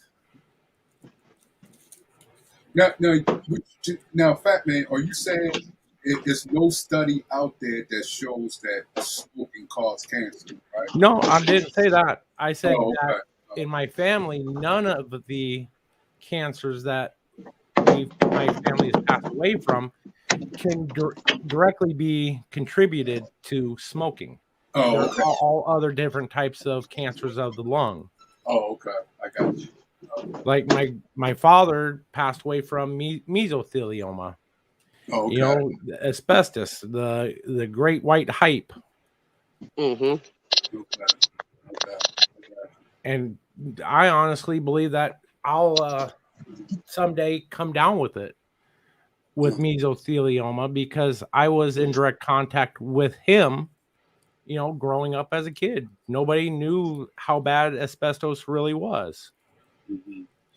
Right. That will kill me long before lung cancer will, from smoking. I got you. I completely understand where you're coming from, Fat Man. My mom passed away from ovarian cancer. She was 52 when she passed away. And she had been smoking since the age of 9. Never had lung cancer. No, she had emphysema,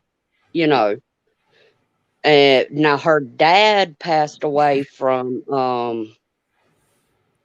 emphysema and lung cancer, and he smoked.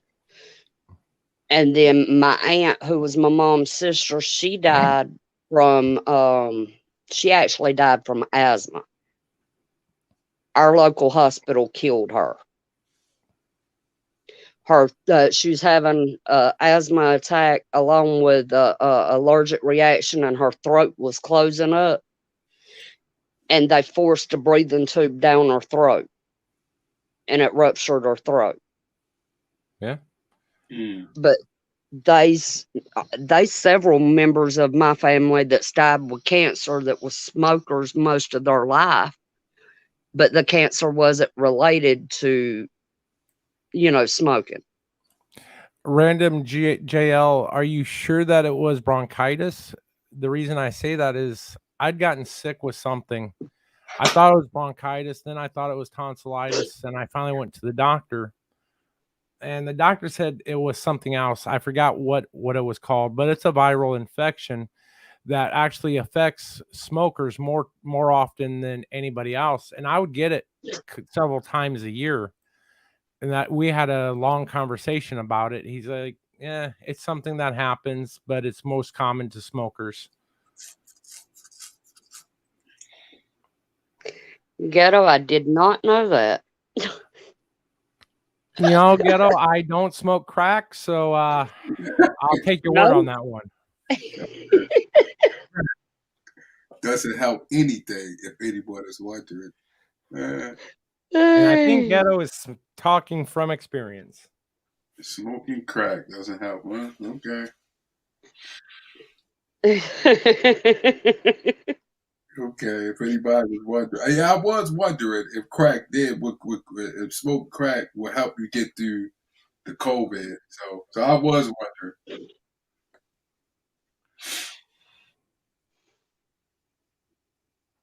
But yeah, my friend and I had been talking.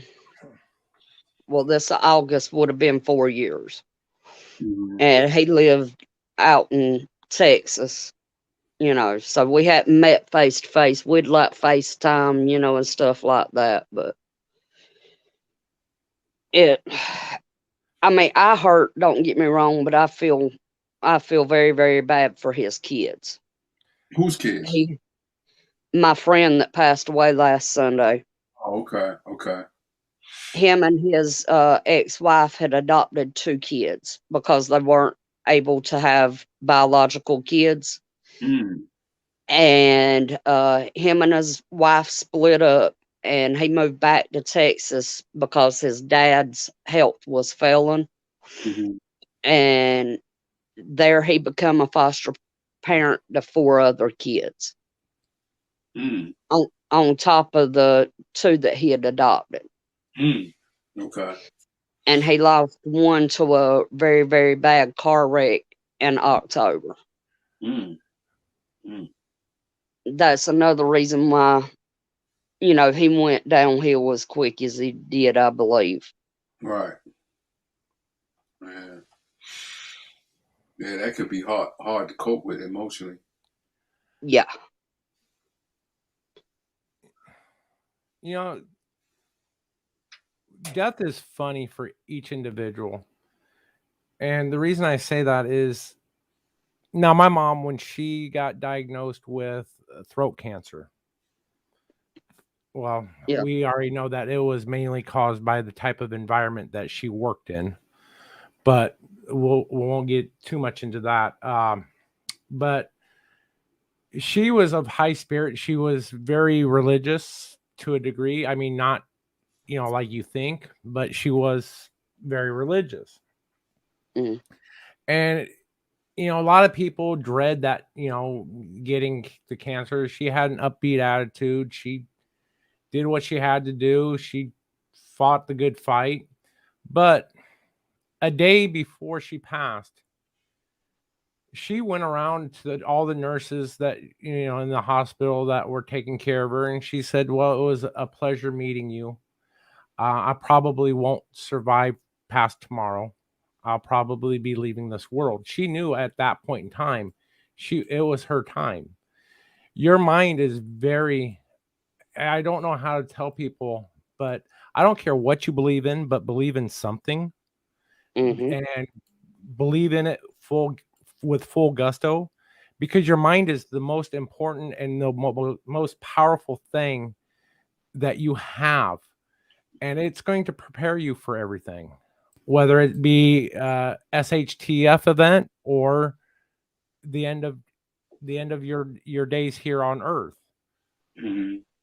But she was very ready to go. She knew her time was up, and it was us, the survivors, the Mm-hmm. ones that were left behind, that had the hardest time to go through. I mean, I remember the night that she passed, I felt her, and people say, "Oh, that was just you." I said, "No." I said, I was standing right there by her bed with my hand on her shoulder. I felt her. She passed through me. It was a shock like no other shock that I've ever felt before. I know she passed through me. I know that she's in a better place today. Mm. I completely understand. I was 14 years old when my grandpa was diagnosed for the second time with cancer. And he had decided, that he was done trying the chemo. He was done, with the radiation. And he was in the VA hospital up in Augusta, Georgia, because he was a Navy veteran. And I was very, very close with my grandpa. I was the pick of the litter when it came to my grandpa. But I was sick that day, and so I stayed home from school. And my dad was working at the time it was the biggest place of employment here in our town. And my mom was a stay-at-home mom, and my step grandmother called the house, and she said that the doctors, was calling the family in. Now you have to keep in mind, supposedly the doctors had done called the family in about 10 times. Mm-hmm. But so Mama made my step grandma put the doctor on the phone, and the doctor said, "Yeah, this is real this time. He's not going to make it much longer." So Mama got off the phone with them, and she called my daddy at work, and Daddy told her to get a hold of his brothers and his sister, and they'd meet up, and go up there. And they left our little town at about 3 o'clock that afternoon. And at 9 o'clock, I felt something go through me, and I knew that he was gone. Mm. And I started screaming. My mama thought I'd done lost it. And my dad called 5 minutes later and told Mama that Papa was gone. Mm. So I know exactly what y'all mean there. I honestly believe when you're so close with someone like that, that Yeah. Right. Mm-hmm. Yeah, your spirit tells you. Yeah. Mm-hmm. There's a ancient, I guess, proverb, I guess, if you want to say it. Mm. It's 2 words, actually. The simplest 2 words: know thyself. Mm-hmm. Right. Mm-hmm. Yeah. That's just like this week. I already know when I go through all my tests and doctor's appointments, they're going to come back. Okay, you're type 2 diabetic. Well, duh, I knew that. You're untreated. Duh, I know that.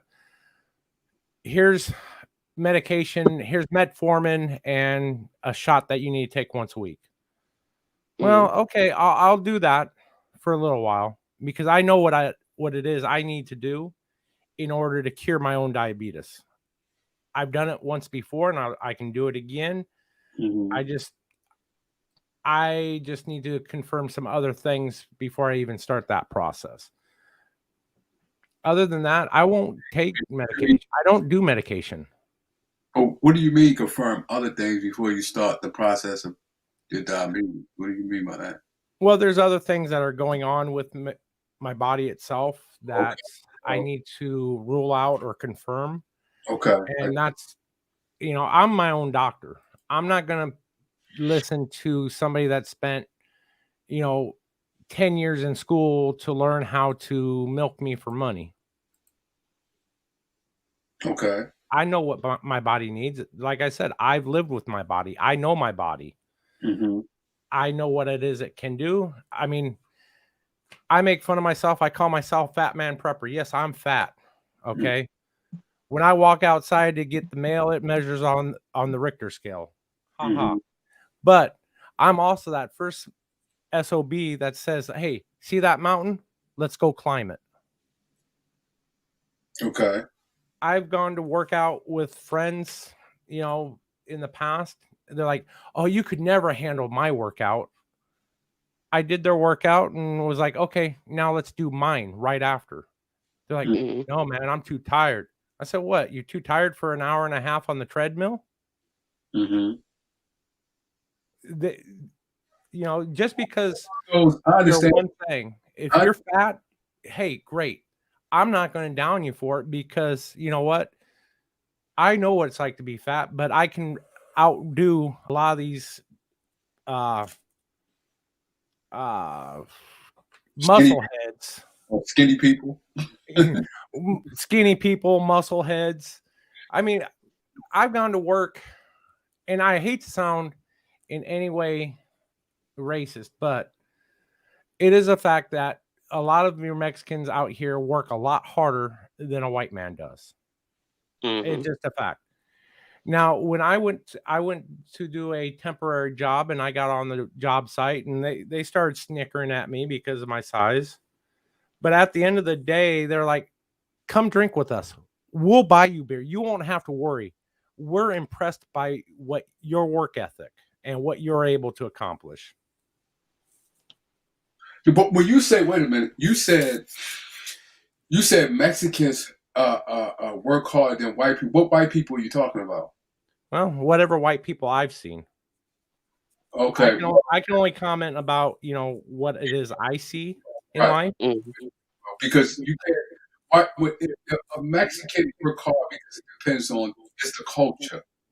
It is very much culture. Right, it's cultural. So it could be a white person in a different culture, same type of culture as a Mexican, and they both work the same because of the culture that they come from. Now, if you want to say like a lot of Americans, I'm not disagreeing with you at all, Vaughn.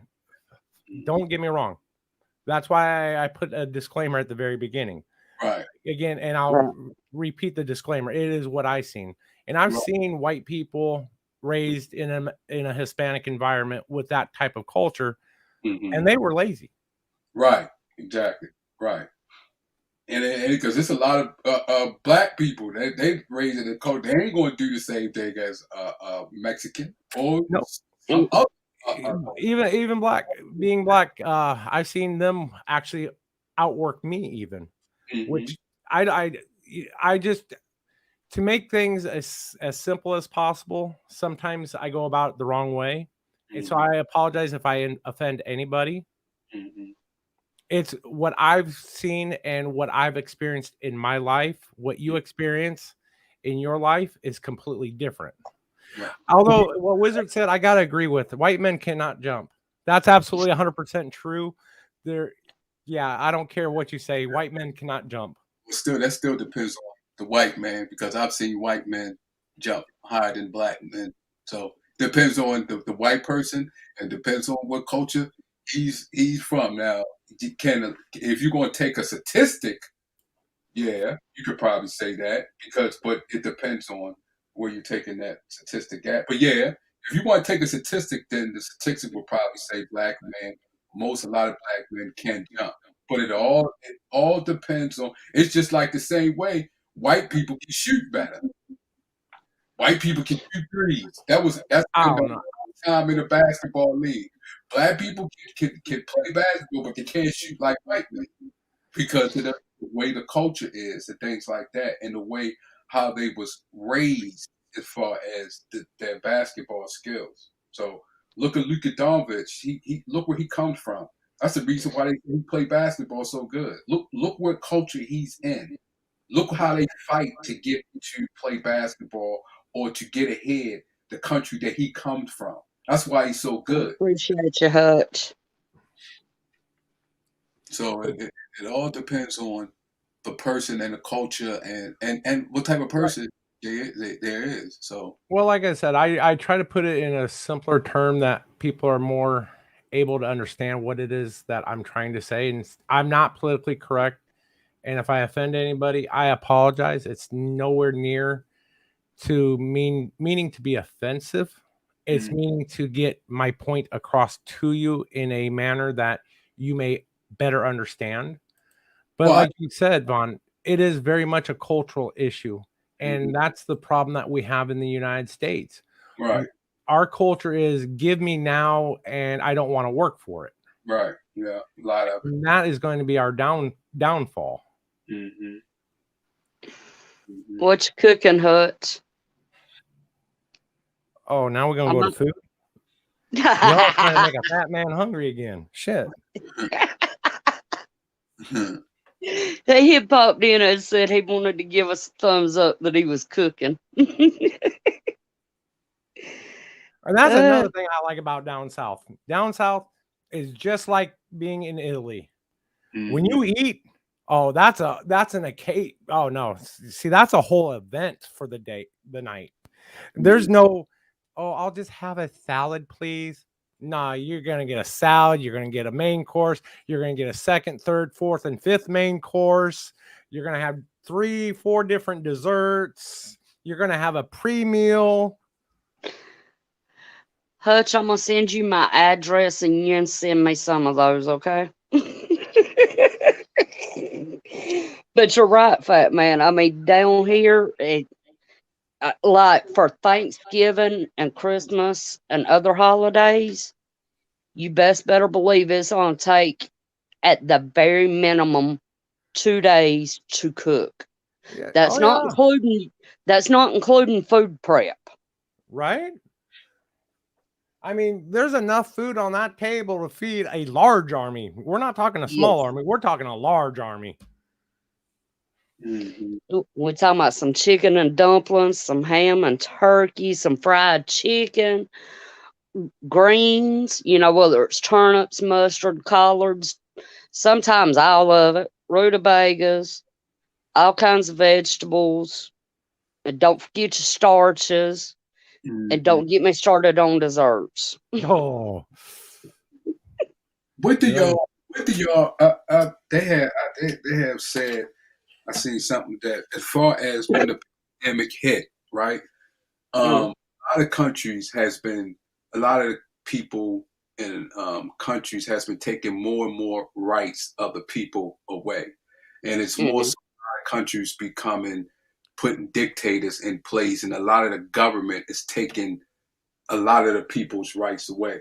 Do y'all feel, as far as America, our democracy has been taken, and do y'all feel and say, do y'all think it would ever get back to what it used to be, or are we going into uh, a non-democracy country? Uh, hmm. All right. I will definitely give my opinion on that.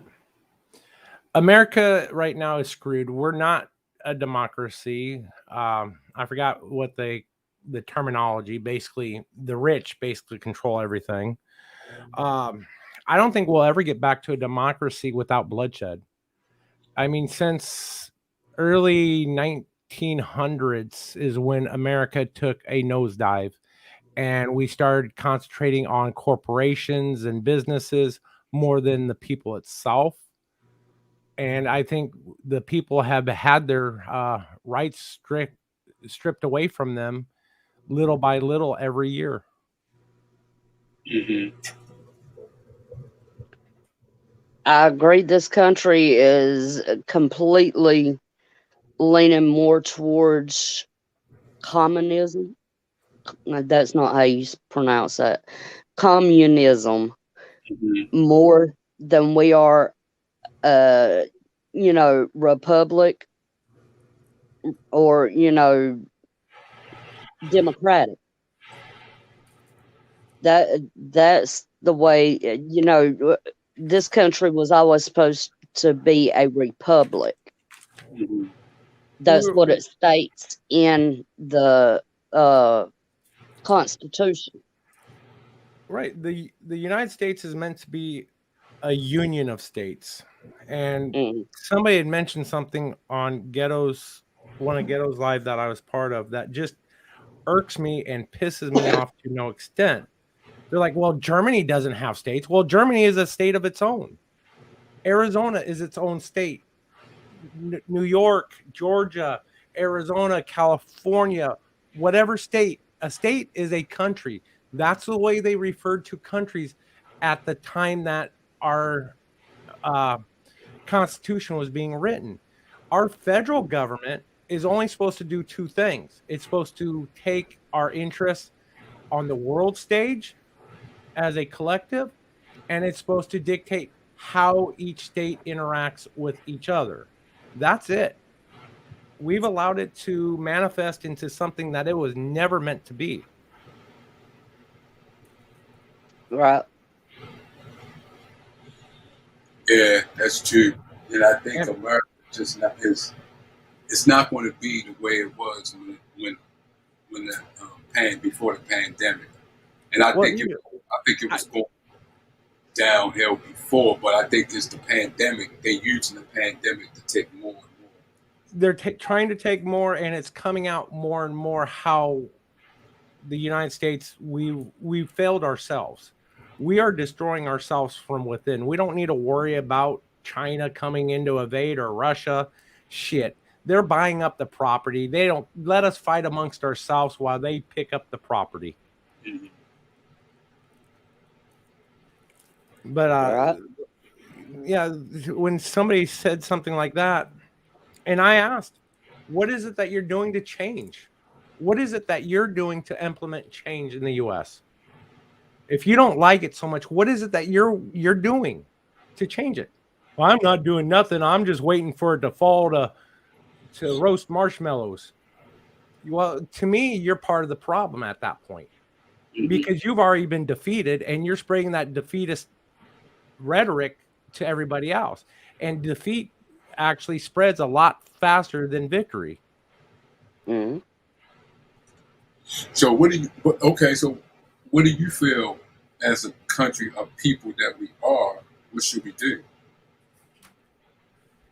Well, me personally, I'm a big believer in the Convention of States. I think it's been called for. Mm-hmm. We still have a few more to go, but I think eventually we're going to have a convention of the states in which we're going to finally put Congress and the Senate and the whole federal government back into its place.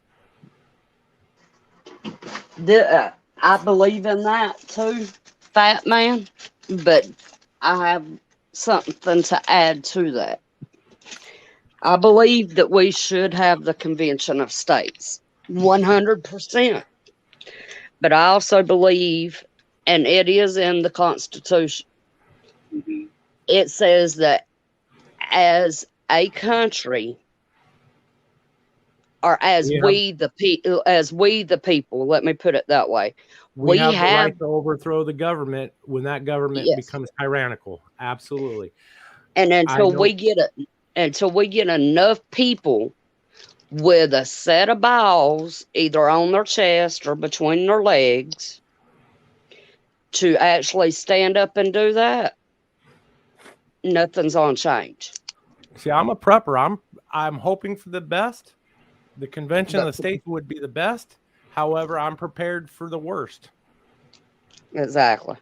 If you do let's say the conventional states and the states break away, like the southern states broke away in Lincoln back in Hmm. '64. Okay, so if the states break away, then some states, how they're going to break away, and then is some states going to recognize the other states? Like if you got a family in Georgia, are you going to be able to go to Alabama? And if you want to go to Alabama, what steps they're going to put in place for you to go into Alabama? That's hard to say. I mean, I'd hope that they would recognize that we're all just in different places right now, Right. Politically, to where they still be able to allow the freedom of movement. I think freedom of movement was one of our biggest freedoms that I don't think would ever go away, even if we, like Texas or any other state, were to break away from the union. I don't think they would get rid of the freedom of movement. Monique is right as far as what she said. In some states, it is like that. They got the maritime law. A lot of those states are northern states. I know the state I'm in, Maryland, is one of them like that. But it does have what she said. Does have a lot of with the law. Louisiana.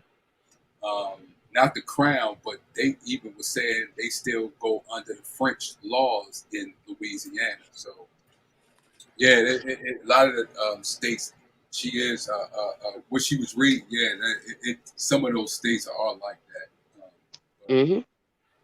Well, if you ever look at the United States flag, there's actually more than one official U.S. flag. Mm-hmm. Yeah. There is the original, you know, 50 state flag, 50 state star flag. Okay. But you also have one that has a special embroidery that puts us not as a country, but as a business. Yeah. There's a term for that, and I know it. I just can't think of it at the moment. But, you know, technically, we haven't been a country for a long time. We were We're a never meant to be a corporation. country. Right. We are a union of countries, just like what they're doing in Europe now with the European Union. We are a union of countries. Let me give you an example of how well our federal government has corrupted the states and removed state sovereignty. Right. Okay, Mhm. perfect example here. In many states, it was legal for you to go out and buy a beer at the age of 18. You could buy it, drink it, do whatever. You could get drunk as a skunk. You're 18. You're an adult. However, the federal government said, "Hey, we're going to do this national highway system." However, we feel that people shouldn't be drinking until they're 21 at least. So here's what we'll do. We'll go ahead and put all these interstates, we'll put in that infrastructure into your country, your state. However, you need to first, before we give you any money for the maintenance and everything, you need to change your drinking age to 21. Mhm.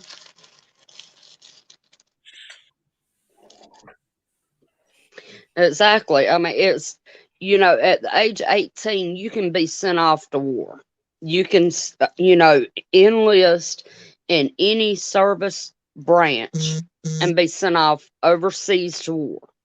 Well, you see, that's just it, Georgia Peach. In the military, and anybody in the military, correct me if I'm wrong, but if you're in the military at age 18, you can still go to a bar on base and drink. They're not I going to believe say, so. "Oh, you have to be 21." No, you're 18. You're old enough to drink. So But that's this, the case. That means, hold up. If that's the case, and by you being on federal land, that means it's a federal law that you can drink at 18. Yeah, there's no federal law yeah, saying that you have to be 21 to drink. You just Oh, have to be an adult and 18 is considered adult by the federal law. Is by that what? federal law. Absolutely. See, Mama read. Yes, you can on post. Oh, okay. You can vote, you can die for your country, you can bleed for your country, you can lose an arm for your country. You're a freaking adult. mhm. You're allowed to do that. But No. because they implemented the interstate system, they asked people or each individual state to change their law to 21. My ex-brother-in-law, the father of my nephew, he was at the time 18. He was grandfathered in, so at 18 he could start drinking, and he was drinking since he's been 18. What state is that? That's in Iowa. They were one of the last.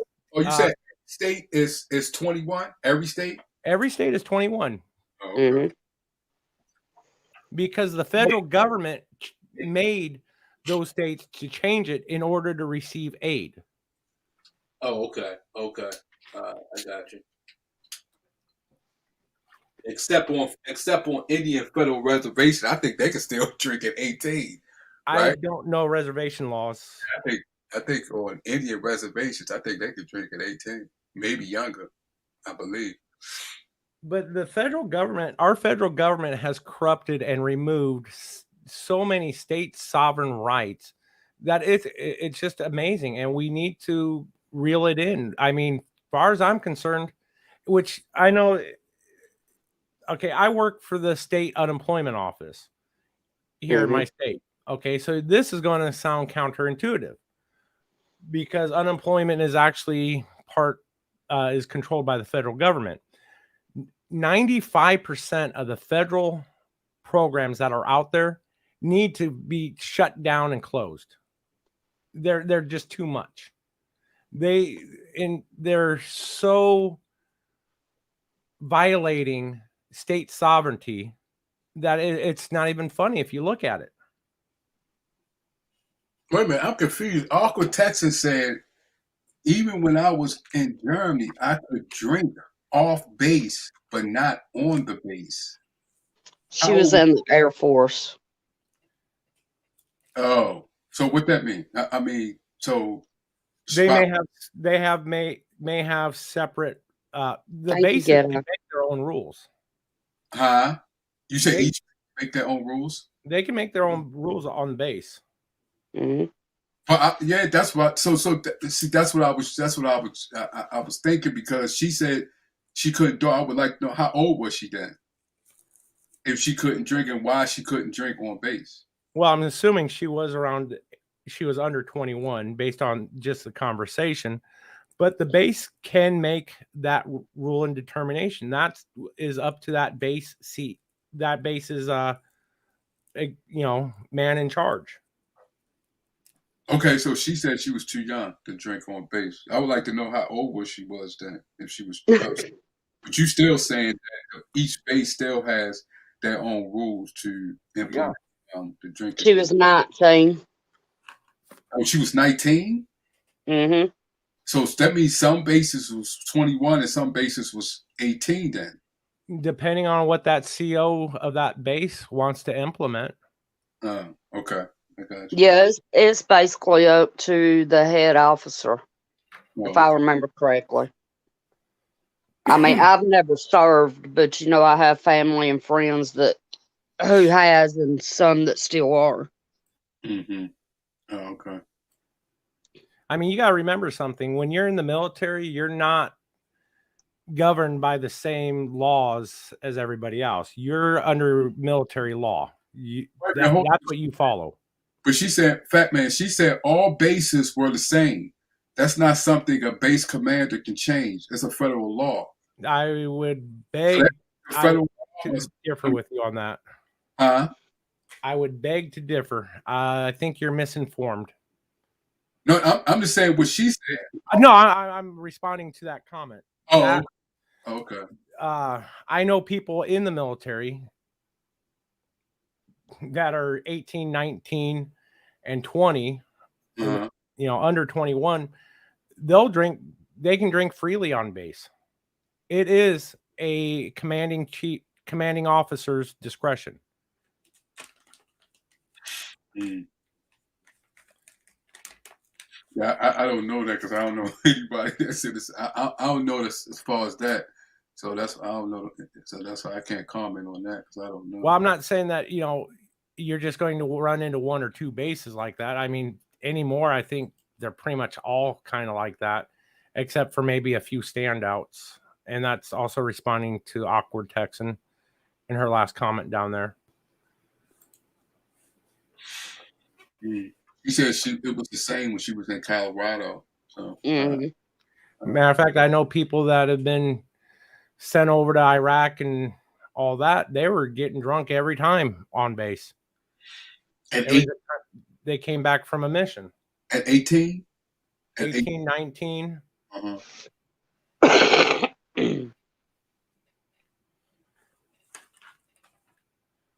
I was kind of jealous of the SOBs.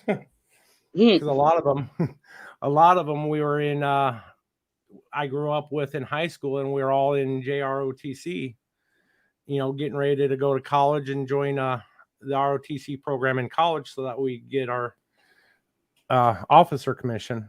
Mm-hmm. Some of us went straight to the military. Some of us, like me, unfortunately, I had a accident that didn't preclude me per se. I mean, I could have gotten in, but I would have actually had to lie, or my medical file would have to be bumped all the way up to the Pentagon in order to get approval. Approval for what? To join. Oh, to join it to service. Okay. I had a head injury, which they removed bone fragments from my skull. So because of that, I would either lie and say, it happened long ago. To me, it's just a scar. I don't remember anything about it, which is an absolute lie. Or I could be truthful and pray to God that it would make it all the way to the Pentagon and get approval and not get bucked back by any one of the steps up there, or even if it got there.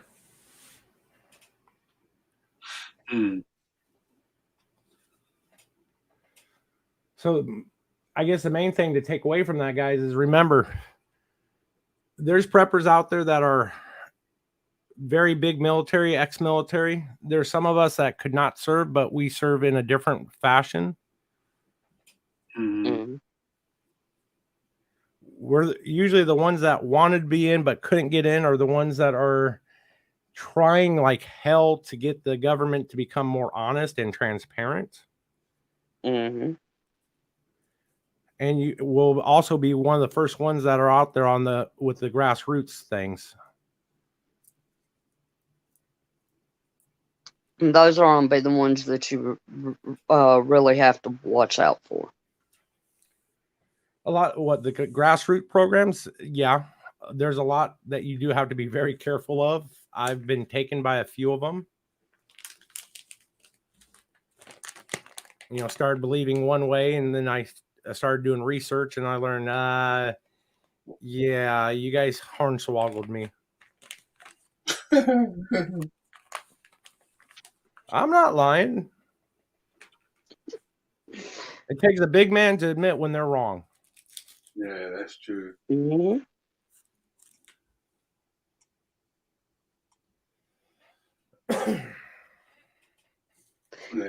That is true. That's like nowadays you hear all these states, man, this constitutional carry. It is constitutional. I have the right to bear arms. It doesn't say that I have the right to bear arms only in my house or only if I get a permit. I have a right to bear an arm, whether it's a shotgun, and I do love my side-by-side shotgun and my over-under. I like the side-by-side better, but it just looks more menacing. Or if I'm out in the public carrying my Judge revolver. But is that a federal or state? When you say those are states. The federal government says you have the right to bear arms. That's in our Constitution. Yeah, but like you said, many states went away and have different laws from the federal government. Such as like New York. New York, I think it's illegal to carry a weapon unless you have a permit. Right. And that permit is almost next to impossible to get to. California is the same way, I think. Maryland is where I live. You have these states now that are like Ohio, which is, I don't know if they passed it already or if they're still in the process, but doing a constitutional carry so that you don't have to worry about a permit. Here in Arizona, I don't have to have a concealed carry permit. Mm-hmm. I'm an adult. I have no felonies, so I have all my rights intact. I have that right to carry my gun wherever I want, for the most part, wherever I want. There are some places that are excluded, of course, which is understandable. Mm-hmm. Right. Well, that's like here in Georgia, it's open carry. Yeah, it's a lot of places down south. But you can't do that up north. They don't. Man, nah, you can't do that. And I don't see why not. I mean, how many muggings are you going to prevent by allowing open carry? Probably a lot more than what you're preventing right now. See, I think it's different because it's so congested in a lot of those urban neighborhoods. See, and down south it's not congested as it is in up north.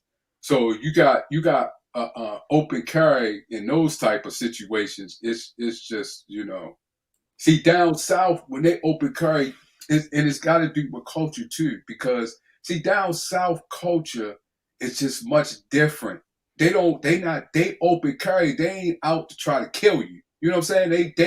They out to try to, listen now. If I gotta shoot you, I will. But I'm not gonna just come out and just shoot.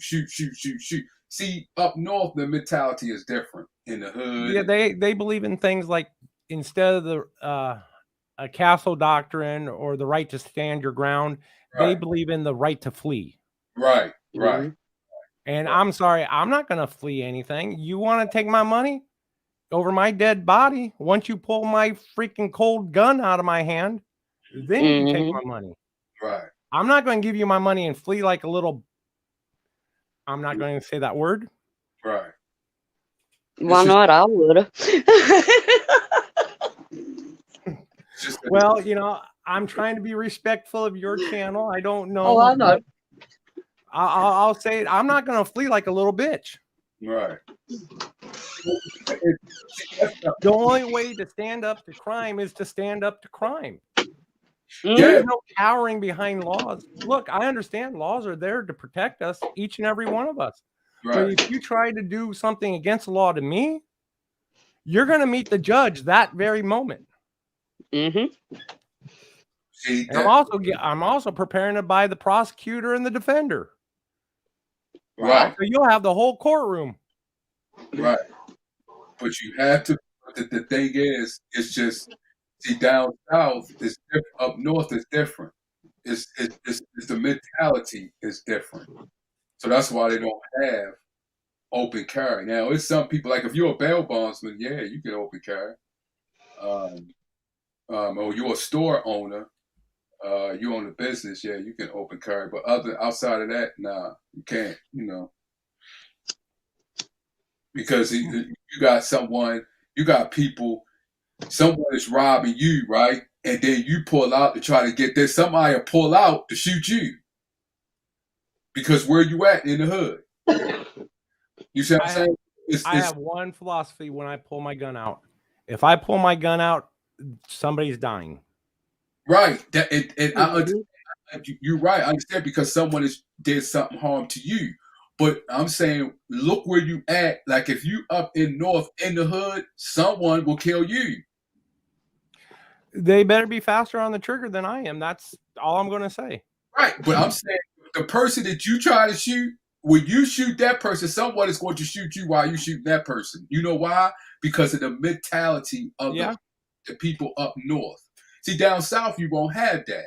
You know what I'm saying? It's a different culture mentality. You're not going to have that down south, because you know why? Because people down south is a family-oriented place. You see what I'm saying? And it's the mentality different. You don't do this. It's just like getting a beating or getting punished. You don't do this like this. That's not how you carry yourself. Up north, totally different mentality. People don't look at things the same way as it is down south. I gotta laugh at Ghetto. He's asking you, Vaughn, why you gotta call out the North. Because I live up north. So I know. I've been north in Maryland. I've been New York. I've been Boston. All of those places. It's a different mentality. Then I live down south and work down south. It's just a straight different mentality than it is. Yeah, I agree with you. There are. I think the North. I would say the Northeast, more so, is completely different than the rest of the country. Mm-hmm. And again, this is absolutely why I go back into state sovereignties, because what's good for you and your culture and your belief system up north is not going to fly down south. It's not going to fly very well. It'll fly a little bit in the Midwest. Every state is different. Right. People flock together. People of a like feather flock together. Mm-hmm. Let me put it to you this way.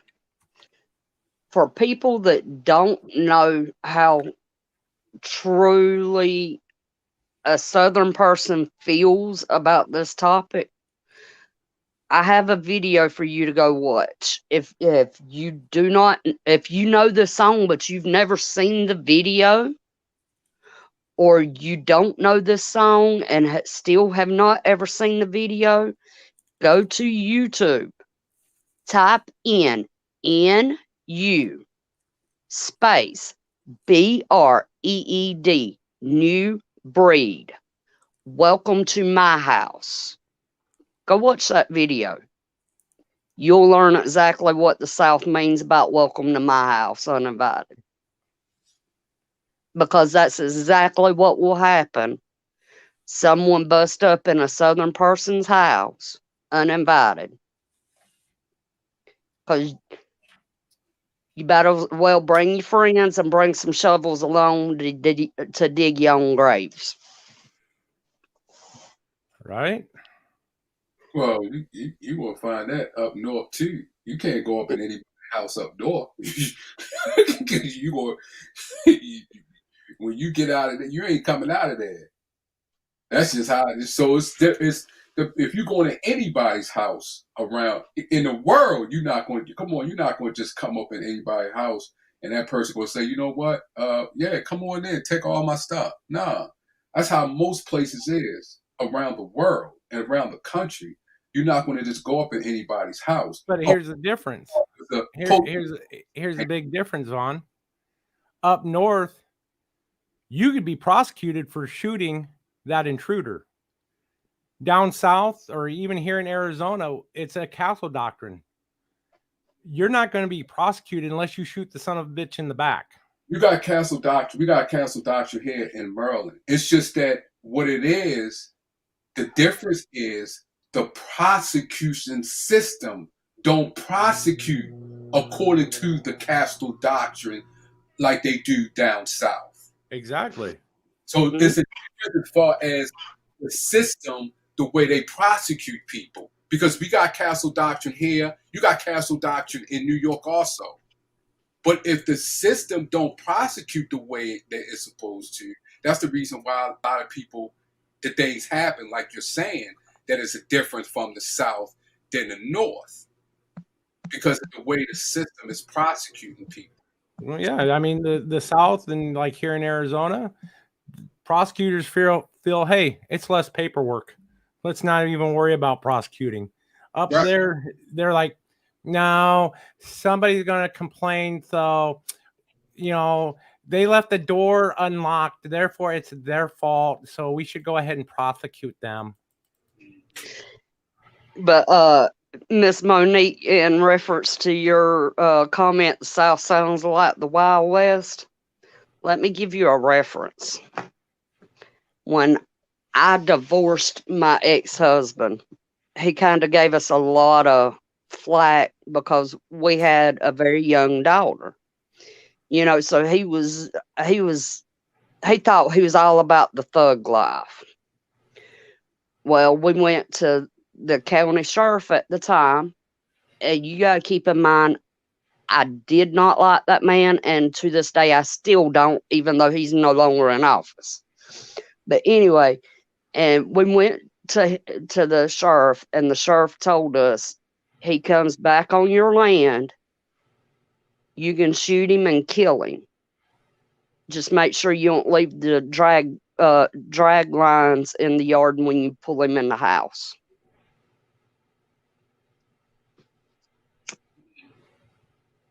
That reminds me of when I was a younger man. I was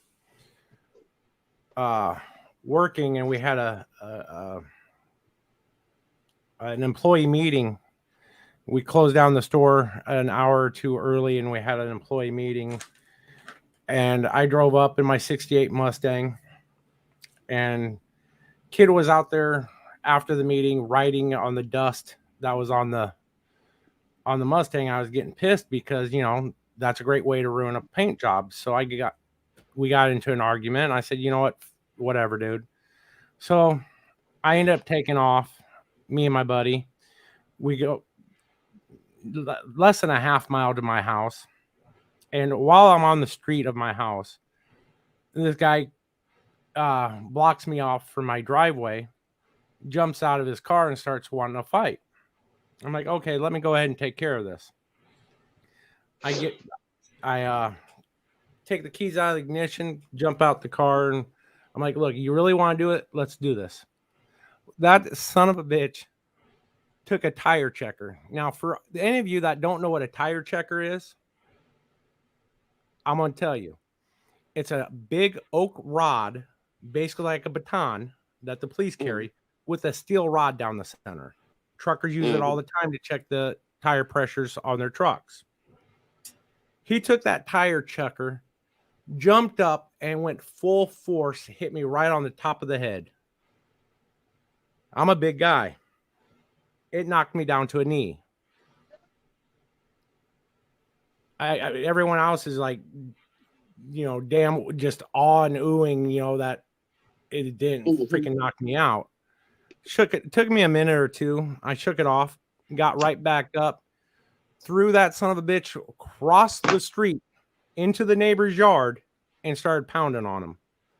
Neighbor came out, took that baton. I ended up stopping at that point. As soon as that weapon was removed, that danger to my life was removed, I no longer had a reason to pummel this guy. Well, another neighbor ended up calling the cops, and me and my friend explained to the cop what was going on. The cop looked at me in shock and amazement. He goes, "Why didn't you break his neck? You could have killed him." I said, he's like 16 or 17.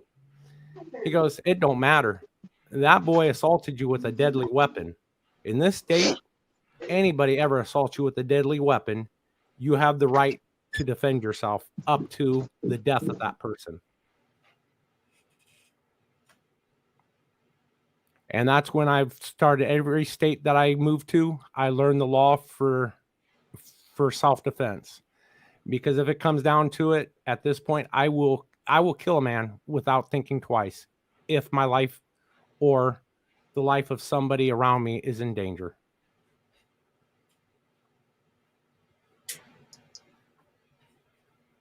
And I'm not going to let no stinking law stop me. Okay, I'm done with my rant. Yeah, he said I'm done with my rant. Yeah, I understand what you're saying. I mean, definitely. I mean, every human has that fight or flight instinct. Our most basic nature is to defend ourselves, no matter what. Right. No matter who it's against, whether it's our friends, our neighbors, hell, even our own family some days. Right. So we got to do what we got to do. I went squirrel there for a minute. We as Americans need to get off the government tit. That's all there is to it. The federal government tit. Exactly. I completely agree. So you saying get off the federal government and get off the federal government's tit. Yeah.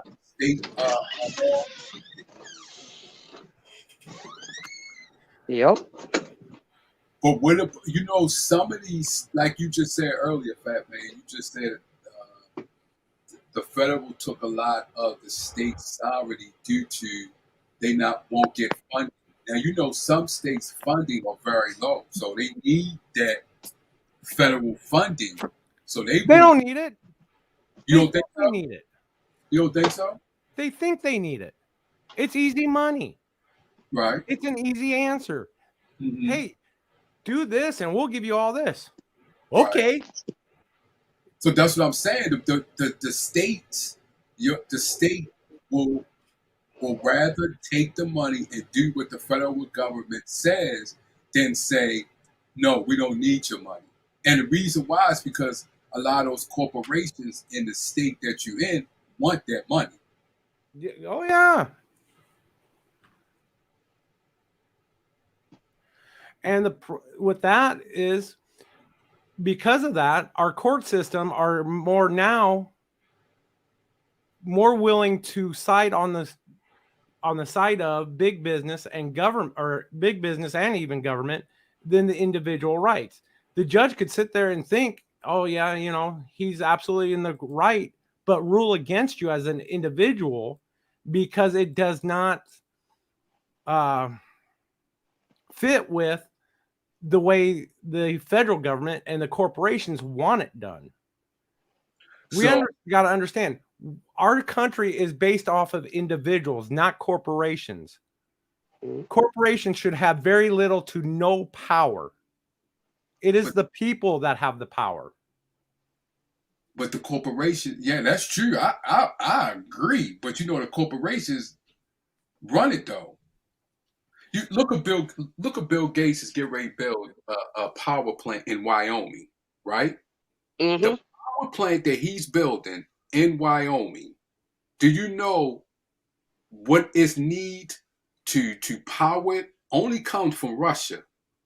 So what that tell you?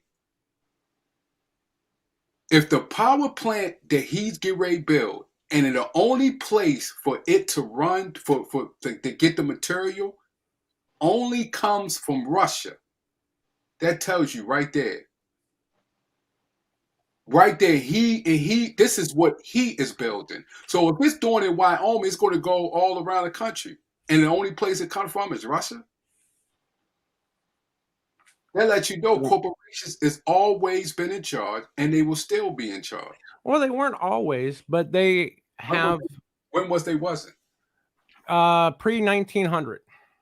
Pre-1900, what do you mean pre-19? What Anything before 19, well, it's actually George Washington and all those founding fathers was not, believe it or not, back then it was still more people in charge. It was more the citizen in charge than it was businesses and corporations. They started their ploy to gain the power, and they did so back in, God, I gotta remember, late 20s, early 30s is when they gained the most power, not and it, have that's been when they gaining not- more and more sense. That's when they gained more power. It was still corporations back then. Let me put it this way. Corporations has always been. When United States, they broke away from a corporation. The Dutch the Dutch Indian company, they broke away from that. George Washington, all of them were businessmen. They weren't just regulars; they was businessmen. So it's always been because a government cannot make money. They only deal with corporations. The people you deal with, we have Lockheed Martin, we have all those they all corporations that the company that we deal with. Google got a contract with the government. Amazon got a contract with the government. Walmart got a contract. All these corporations has always been there. But what we have to do is the laws that they made for themselves. What we have to do is recognize that and say that's enough. Come on, how can this company, how can Lockheed Martin get a contract with the government to collect child support? Why can't a person like Miss Peach or you or someone like one of us get that contract? Why do corporations like that get a contract with the government to collect child support? Why do Walmart and all of them set up laws that we can't open up our own pharmacy? Why did they let Walmart take out all those mom and pop stores? Because corporations has always been in bed with the government. What we have to do is recognize that and say, hey, wait a minute, I'm a part of the United States. I'm an American. Why can't I do the same thing as Walmart, Walgreens, or any corporation? Why does just have it that the corporation has it and I don't? That's what people need to recognize and understand. And we had a whole lot smarter judges in the past. I forgot how the story goes, and please correct me if I get any part wrong, or anybody in the in chat if I get this wrong. But Abraham Lincoln was a lawyer, right? We all agree with that. Yeah. One of his cases, this company had the rights to ferry people across the river. Well, his client said he's going to start his own business, charge a little less, and start ferrying people across the river. Mm-hmm. Well, they stopped the guy from ferrying his passenger about halfway, and they took him to court and tried to sue him. And Abraham Lincoln said to the judge, look, judge, they have the right. Okay, we agree. We understand. But he didn't ferry them to over to the other side. They stopped halfway, and then they switched to ferries. Therefore, my client is innocent. You do that today, you would be guilty. You made the attempt, therefore you're guilty. However, back then the judge said, no, you're absolutely right. He did not ferry that person all the way across. He only ferried them halfway. There's no law. You win. Mm-hmm. We had smart judges that aren't on the liberal side of things. Right. That's what Back then, they corporations, the liberal judges is what's helped corporations become more and more powerful. There was a call for corporations wanted to have the right to vote in our presidential election. Mm-hmm. Mm. I don't know if you all remember that. I do. I mean, really, a corporation wants to vote. They're non-corporeal. They're a business entity. They're not real. They're fictitious. Mm-hmm. But you want the right to make and influence our laws. Well, that's what I think. That's what we, I guess, slipped on the ball when we allowed those certain laws to be passed. Absolutely. Those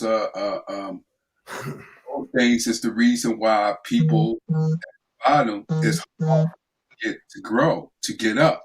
Because if you have corporations making the laws and making it so you and I can't do certain things, we will always be the loser in this game. Always. Well, Monique, we have checks and balances. The problem is we have people with defeatist attitudes, people that sit there and say, well, I don't vote. It don't matter. You don't vote. You shut the hell up. I don't want to even hear from you. You're worse than snail scum to me if you don't vote. If you're not playing the damn game, you have no right to bitch about the rules. But maybe they are though, fat man. Maybe when they say they don't vote, it's because they're saying I'm tired. I'm tired. No. I'm gonna shut you down right there because you can write in a name. I don't care if you write Mickey Mouse, Donald Duck, or Pluto. You can write a name on that ballot, but you still voted. What name? Any name you want. You could write your own name on the ballot. You can write your own name, but they're saying they don't believe in the system the way the system is, and they have a right, just like anybody. And what is it that they're doing to change the system? Not being a part of it. If you're not a part of the system, you don't get a bitch about the system. Yes, you can. You can say, listen, the way the system is set up, I have a voice, and my voice is I don't want to be a part of the voting system because the way it's set up. That's just like me watching you and Georgia Peach play a game of Monopoly, and I'm calling you a liar and a cheater. Yeah, I don't have the right because I'm not in that game. I don't know what you're doing. You can call, yes, you can. If you live in America and you was born in America. Okay, well, true. I do have the right to say it, but it doesn't mean anything. It's worthless. It's void. Okay, I understand. If you're saying it's worthless, that's your opinion. That's fine. But they're saying, as a citizen of America, I have a right to say, you know what? I don't believe in the system because the way the system is doing, it's not working. And then I'm going to tell you, I'm going to sit there and say, what the hell are you doing to change it? We already know sitting by and doing nothing doesn't change anything. They said educating ourselves. Educating ourselves, let us know, let each other know who our enemies are. Do not allow what the system do affect our kids. Okay, because you're educating yourself, but what is it that you're doing to change the system? I just told you. No, you're just getting knowledge at this point. You haven't made any change. Knowledge is power. What are you talking about? Knowledge. How are you yielding that power? How are you using it? To help my kids and my kids' kids and my friends and family around me. I'm telling them, listen, the way this system is and the way it doesn't work for us, you can still exceed. But you're saying keep on voting because when you voting, it's the same thing still happening. What for what? This is what some of these people who doesn't want to vote. Every time we vote, the same thing happens. You're going back to vote for something that you don't like, that you don't want. You're going back to vote for something that you don't want because the same thing keeps on happening repetitively. That's what some people believe that don't vote, and they do have a voice just like anybody else because they live in America. Okay. Let me put it this way. There's a Powerball, right? Everybody knows the Powerball, $1 million. Do you have the right to bitch about the person who won the Powerball because you didn't play? No, you don't have that right. But you gave up your right by not playing the game. Not play. You have a right if someone doesn't play. Right. If I'm not playing in the game, I see your point there. No, I don't have a right to say something I'm not. And that's what voting is. I'm not 100%. No, voting is totally different. It's part of the game. It's part of the political game. Politics is nothing more than a game, and you have to play it. But the difference is between the voting and then as far as playing a game is you live in America, you have a right according to the law. You can't say that I don't have a right. According to the law, I have a right, or anybody has a right to vote and to not to vote and to voice their opinion according to the law. That's different when it comes to playing a game because even games has laws. So you're saying about people live in America, if they not vote, they're not American. No, you don't have that right to say that. You're an American, but you do not have the right to voice your opinion if you're not going to make an opinion when the opinion time comes. Show me that in the law. It's not a law. You do have the right. Exactly. Not to vote. You know why it's not a law? Because it's the law is more so what I'm saying. Because I live in America, I have the right to vote and not to vote, and I have a right to say it because the law says I can. The law doesn't say what you're saying. You also have the right to swing your arm in your fist up until that point where it touches my nose. Exactly. And then I get it. That's the way I feel about with words. When you sit there and tell me you're not going to vote, you refuse to vote, you want to opt out, you know what? Go somewhere else where it's acceptable for you to opt out. Somebody will vote for you. The government will vote for you. Try Cuba. Try the Soviet Union. Let me know how that shit works out for you. But you go into another country, that's Cuba and Soviet Union. We don't have nothing to do with them. We're talking about here in America is different. So here in America, we're saying what you're saying is go ahead, keep on voting because you keep on voting and the same thing happens over and over again. Where's the change? I'm not saying just that. Don't just vote. Where's the change? Get out there and do something. You saying vote, right? You saying vote, keep on voting, but where is the change? Change happens slow. Very slow, just like the justice system is slow. You're right, and that you're right about that. Change do happen slow, but you're saying let it keep on slow because you be dead and gone. Then my kids keep on voting and voting, and it doesn't add up to some of the people that say, you know what, I'm getting tired of it. I'm getting tired of it because the same thing, just like in the black community, they get tired. They saying they're getting tired of it because things are not changing. So why am I still trying to vote and things are not changing? When you vote, things supposed to change, and it's not changing for a lot of people. But you keep on saying, keep on voting though. It may change. People don't want to hear that. People want change. They don't want to hear it. People in America want the easy out. I mean, let's think about it. Voting's a fucking easy out, though. Right. Hold on a I second. was waiting for Ghetto to jump in there. I'm not trying to gangbang on you, dude, just because I agree with Vaughn, but you're under the illusion, the tradition, I'm under no illusion. Trust me. if you're doing something, what change have we made as a people in America? Okay, what change have we made? Well, let's go ahead and start with the white horse in the room, okay? Or the white elephant, whatever the fuck you want to call it. The right of women, the rights of a black man. What about it them? took forever to make those changes, but we finally made those changes. To do what with? Well, let's see. Break the shackles of slavery. You ever lived in the ghetto? Women the right to Yeah, vote. hold on. I hear what you're saying, but you ever lived in the ghetto? You ever lived in the hoods? Yeah, The I system. lived in a hood where Okay, if I but didn't those see were an the ambulance system. 3 times a Okay, day, what it was happened a as good soon as day. slavery? What happened as soon as slavery was abolished? Lyndon Johnson brought us drugs, brought us ghettos, and housed those same black people that were completely free by our vote, I guess.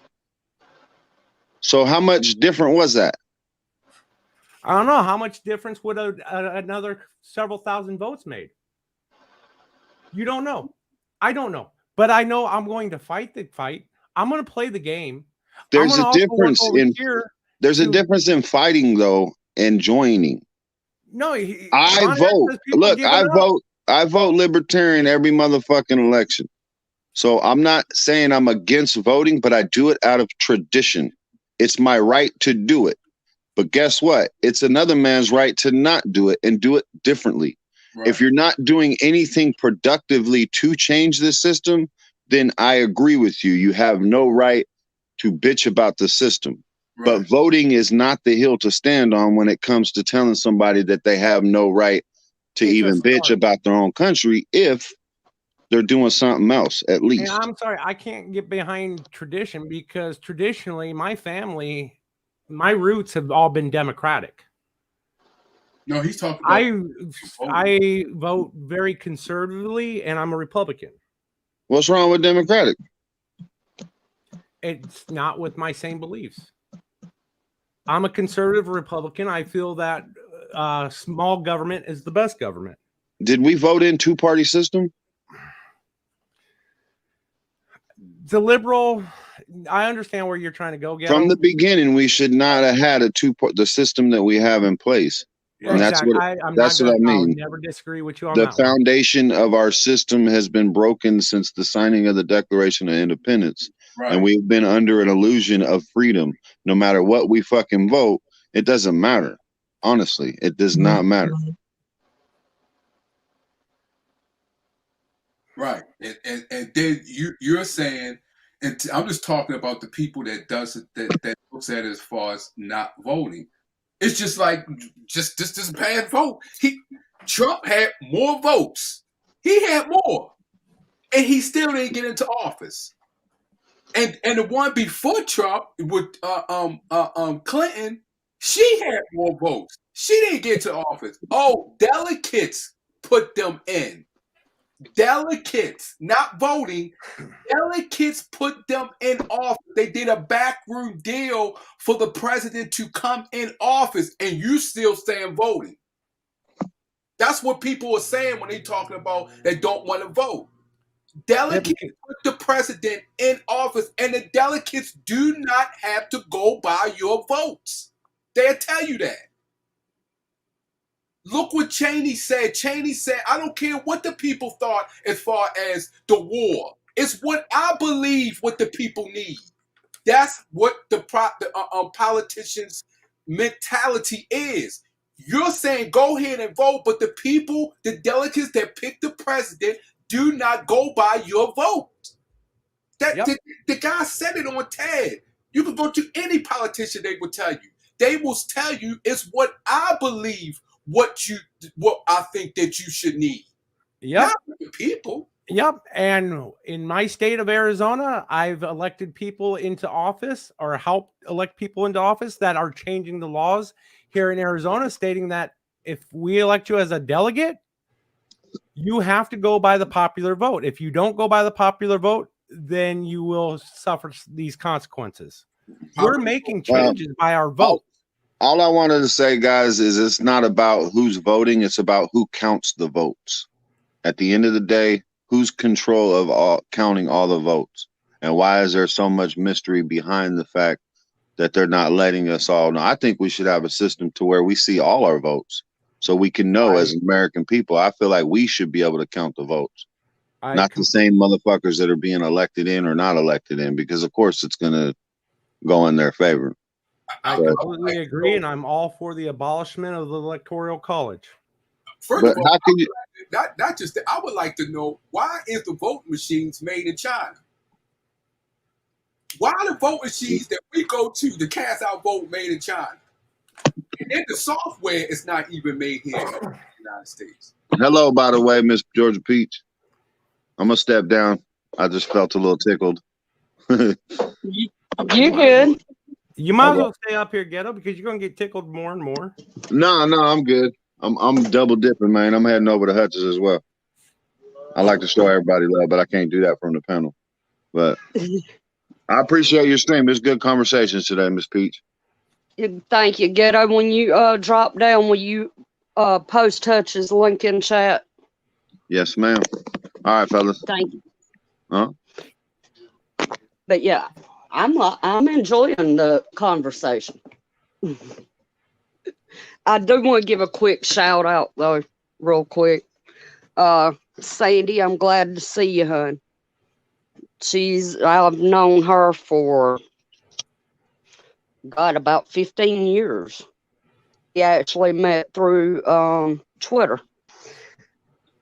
So y'all make her feel welcome. Who's that? I didn't hear you. Sandy White. She's down in chat. What's up, Sandy White? Sandy White. Mm-hmm. Howdy. Yeah. If I was on camera, I'd tip my hat off to you, but yeah, I just believe in everybody has a voice and has a right. I don't think that one doesn't want to vote. I think they should have a right and have a voice too, because we are Americans and we are. But if you don't exercise that voice, what then? If you choose I'm talking to drop out and not use your voice. I'm talking about the people that does use their voice. I'm talking about the people that's out on the street, that's out, that go to house and things like that to help people, to show people the laws and stuff that's being passed. Those people, even though they don't vote, they still are part of the community and they helping to uplift the community. They're not just down there doing nothing. Well, I know a lot of people, even where I'm at, they go door to door and they teach people the laws, what's going on, what's being passed. Even though they don't vote, they still out in the community, helping the community. And they deserve respect, even though they might not believe in voting. If they out there on the streets and helping, they deserve respect. Okay, so let me backtrack. Let me just say that I agree with you wholeheartedly. That's somebody that's doing something. But just to tell me that you're not going to vote, you're not going to participate in any way, shape, or form. And there are people out there that just don't do anything. They don't help. There's nothing that they're doing. They're just they're just surviving. They don't want to stick their neck out. You know what? Yeah, in America, we have an absolute right to succeed. Right. But when you have the right to succeed, you have the right to fail and fail miserably. That's true. Yeah, that's true. So if you're doing absolutely nothing, and that's what gets me is, and I do apologize. I understand where you're coming from, that there are people and those people that are doing something other than voting, they're kind of getting the shit end of the stick on this one. But what I'm getting pissed off at is the ones that don't vote, that don't do anything, but want to bitch. Right. And that's what I tell, like here in the hood where I'm from and stuff like that. That's why I tell the young kids, educate yourselves. Even though you may not vote or anything like that, educate yourself as far as what laws are being passed. Because once you know what laws have been passed, and then teach others, because it's against the law not to know the law. So educate on everything. Even though you might not vote, at least know who's in office, what that type of person is, what type of laws that they ran on. You might not participate in it, but at least educate yourself to know. Because once you know, you can educate the community and uplift the community because you know exactly. And that's where I won't. So I do apologize that some people do get the short end of the stick because they say they don't vote. They may do other things. Right. That's what my whole thing is. Do something. I remember getting arrested one time for a traffic violation, bench warrant. Mm-hmm. I didn't know I had. They took me into jail, took me, county lockup to process me and wait to see the judge in the morning. But there was this kid in there. I go, so what are you in here for? He goes, well, I had weed on me. I said, oh, how'd the cop know that you had weed on you? Kid goes, well, the cop just asked if he could look in my bag, and I thought I had to say yes. I said, wait a minute. You let the cop look in your bag? He's like, yeah. I said, listen, dum-dum. And I told him straight like this. Listen, dum-dum. Unless you're being placed under arrest or that cop has a warrant, he cannot search you at any time. You need to learn, if you're going to carry weed, at the time it was illegal, you need to learn the laws behind it. But I told him, for future knowledge, I'm giving this to you free of charge. Never let a cop search you unless you're A, under arrest, or B, they have a warrant to do so. Right. But knowledge is definitely power. As long as you pass that knowledge off to somebody, you're yielding that knowledge. You're yielding that power. I'm just getting at the people that don't want to even yield the power. Right. I know. I see what you're talking about. People that just only thing they do is just complain all day, but don't do anything to try to help the people. Right. Yes, I agree with that, and I tell people in the community where I'm at about that. I understand why your complaint and stuff like that, but to get through your complaints and get through it, we have to educate one another. We have to help one another. Right. And some people do not have that enthusiasm and do not have that push because they tired of going through a lot. I can understand. I completely understand, and I understand their opinion, and I understand what they're going through. I'm just speaking on the ones who does have that power to, I'm going to still help, still uplift. Some people doesn't have that power no more because they've been going through it, this heavy trials and tribulations for so long. You know what I'm saying? So some people just don't have that power. So, I don't look down on them. I just know that they're tired. But if they need me, I'm there. Even though they may not do anything, they may wake up and say, I need you. I'm there. Because I know it's been many a times that I needed help and someone helped me and put me where I need to be with the help of God. So I make sure if a person, even though that person is tired, they may not do any work, if they do wake up and call me, I'm there. And that's what we all need to do, especially as far as getting through the system that we're going through and what is about to come in place. We all going to need one another, because if we don't and we don't stick with one another, we're going to fall, and we're going to fall heavy because we're not together. And the people on top know that. Amen. Amen. I have a neighbor of mine that she's one of the type of people that I honestly get pissed off at, because she will absolutely do nothing to help anybody. She doesn't voice her opinion. She's one of those that just is dropped out of basically life. But she came up to me and asked me, because she knew that I did interviews at one point in my career for EBT, for SNAP. Mm-hmm. And she would ask me my advice. My advice to anybody, if you're applying for EBT or SNAP, don't volunteer information. This is one time you want to keep your mouth shut. Okay, just answer the questions and answer them as vaguely as possible. Because as an interviewer, I have to try to get all the information that I can from you. And when you start talking, you're going to say something that's going to either trip you up or is going to lead me down another path that I have to explore, to where that you may not get any or as much as you probably should because of something you said or you answered incorrectly. Yeah, I got you. I mean, I'm more than happy. Just because I work for the man doesn't mean that I believe in the man. Okay. Mm-hmm. Mm-hmm. I completely understand. Yeah, I completely understand that too. Yeah. I mean, in my office, it used to be a running joke that I wanted to give benefits to everybody, which is true. Right. Technically, I know what it's like. I know what it's like being a single parent raising 2 children because I was there. I was helping my brother. I know what it's like to be a single man in their 20s or 30s. I know what it's like to be a married individual. And I hate to say this, it does sound racist, but a single white man. Because people think that I have this privilege. I don't have any privilege. I'm waiting for that card in the mail. It must have gotten lost. I have just as much privilege to starve as everyone else.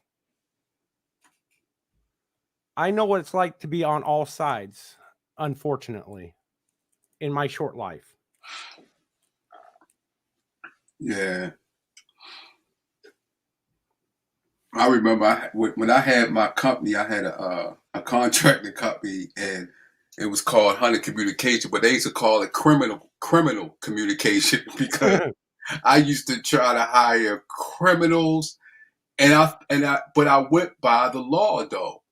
But it was it was people that would come to me, and which other contractors wouldn't hire. I hired them because I always believe people deserve a second chance, sometimes second, third chance, or fourth chances. So they used to call my contract the criminal communications. But it was those people that did work for me that did have a criminal record.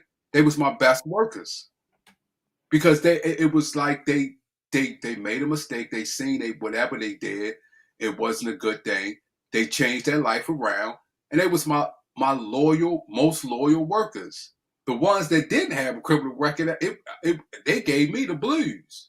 But you know what I'm saying? It's certain things that you have to do in this world to help people and to get through as far as this world that we live in. And even though you might have obstacles in place, you still can get through it and still get through it if you have someone to help you. And to know those laws, you must, because I made it my point to know the laws. We're dealing with my company and dealing with the cable companies. I made sure I knew the laws, so I was able to help the people that came and worked for me. So and that's what I pass on to my child and to my friends and family and people in the area that I live in. I make sure that I educate myself and educate people, because if we don't, we all going to fail if we don't educate ourselves. Rescue, I'm going to read this comment. It says, voting starts at the local level where you get to know about your local reps and hold them accountable to speak for you and not to you. It starts at the county clerk level. Hell, it starts lower than that. It starts at your dog catcher level. Okay. Right. But okay, fine. If you're not going to be involved in the federal, but at least be involved in your local, be involved somehow. Right. You have to fight the game. I mean, and it is depressing. I understand. You know, every 4 years, I'm always depressed because of it. But, you know, you got to do something, whether at least get into the local elections. The local elections, that's where you're going to start making the change. It's not, people think the federal government, no, that's probably predetermined. I don't know. I don't care. Yes, I'll participate. but at least at your local level, your judges even. Remember, you may be in front of that judge one day. That's true. Yeah. Well, I completely agree. I mean, as small as my town is, we've seen corruption over the years. I'm talking about a shit ton of corruption, oh yeah. And that's what we had to do. We had to band together and get those bad apples out of office. But what gets me down to Georgia, what's that lady? What's the lady that ran for governor? What's her name? She lost. Stacey Abrams. When they was having issues about the voting thing, and it went in front of her sister, who's a judge. I'm like, what? Ain't that's a big conflict in interest right there? How can as far as the voting right, as far as the numbers and stuff like, because this is that's the reason why Trump called the governor. Mm-hmm. He said something about her, and he said it went in front of her sister, who is a judge. Hold up. I said, oh no, that has to that needs to be looked into. I don't care. I don't care if you're a Republican or a Democrat. I don't care. If something like that occurs, that it had this position, and then what you're going through, it goes in front of a judge who's your sister. Oh yes. Oh yeah, that violates a big canon of judicial law, of judicial conduct. Right. Something's not right there. That lets you know corruption is at the forefront right there. She was wanting to pay people from California to come move to Georgia for 2 months so they could vote for her, and then they could go back to California. Yeah, she did. I think it was some people from up, not just California, it was some other states that she was it was as far as the voting. Yeah. Anybody from a blue state. There are lots of people that are going to try to bend and manipulate the rules, and they're very good at it. That's why we have to stand vigilant at all times. Otherwise, who is that? Aaron Tippin has a song. Now, I don't know if you like country music or not, Vaughn. Georgia, I'm sure you do. And I know you know Aaron Tippin is. Yeah. But he has a song, you got to stand for something or you'll fall for everything. I know that song. Yeah. That's an old song. That song. Yeah. That's been one of my, one song that's really influenced me a lot. Mm-hmm. Mm-hmm. I completely know what you mean. And I mean, there's never been no truer words spoken. Mm-hmm. If you don't stand up for what you believe in, you're going to fall for the wrong thing. We got a troll in there. Yeah, I see that. And I don't think there's anybody in there that can get them out. I can't. I did it. I know. You see him on the bottom of the chat there. I got him. That's been like the third or fourth one. Like I said, some of my views are screwed up for a lot of people, and I understand that. But I can always see, I don't look straight ahead. I look at both sides because both sides have a story, and somewhere in both of those stories is the truth. Mm-hmm. I just gotta find it. Right. I mean, every lie has some, and I'm not saying you're a liar, don't say that way. Every lie has some truth in it. No matter, what the lie or the story is. There's always some truth somewhere. Yeah. You just gotta weed through the BS to find it. Right. Yeah. I had a thought in my head. Now I lost it. It's like the Bible says, we have to be wise as serpents, but gentle as doves. Mm-hmm. Wise. Oh, ain't that something? wise as serpents, but gentle as doves. Oh, Yep. that means serpents. That means that serpent is wise and cunning from the beginning. It's still from the beginning. That bad boy still is. Yeah. Wow. I mean, you know, the Bible is one of my greatest inspirations of all time. Mm-hmm. You know, people might look at me and say, "Oh, she's not a Christian because she does this or she does that or whatever," you know, but they don't know what's in my heart. Oh, religion. Woo, doggies. Woo, doggy. Now that's a subject I can get on, and I can probably go for 12 to 14 hours. You know, Miss but Peach, I'm going to ask you to watch one movie. what's that? Dogma.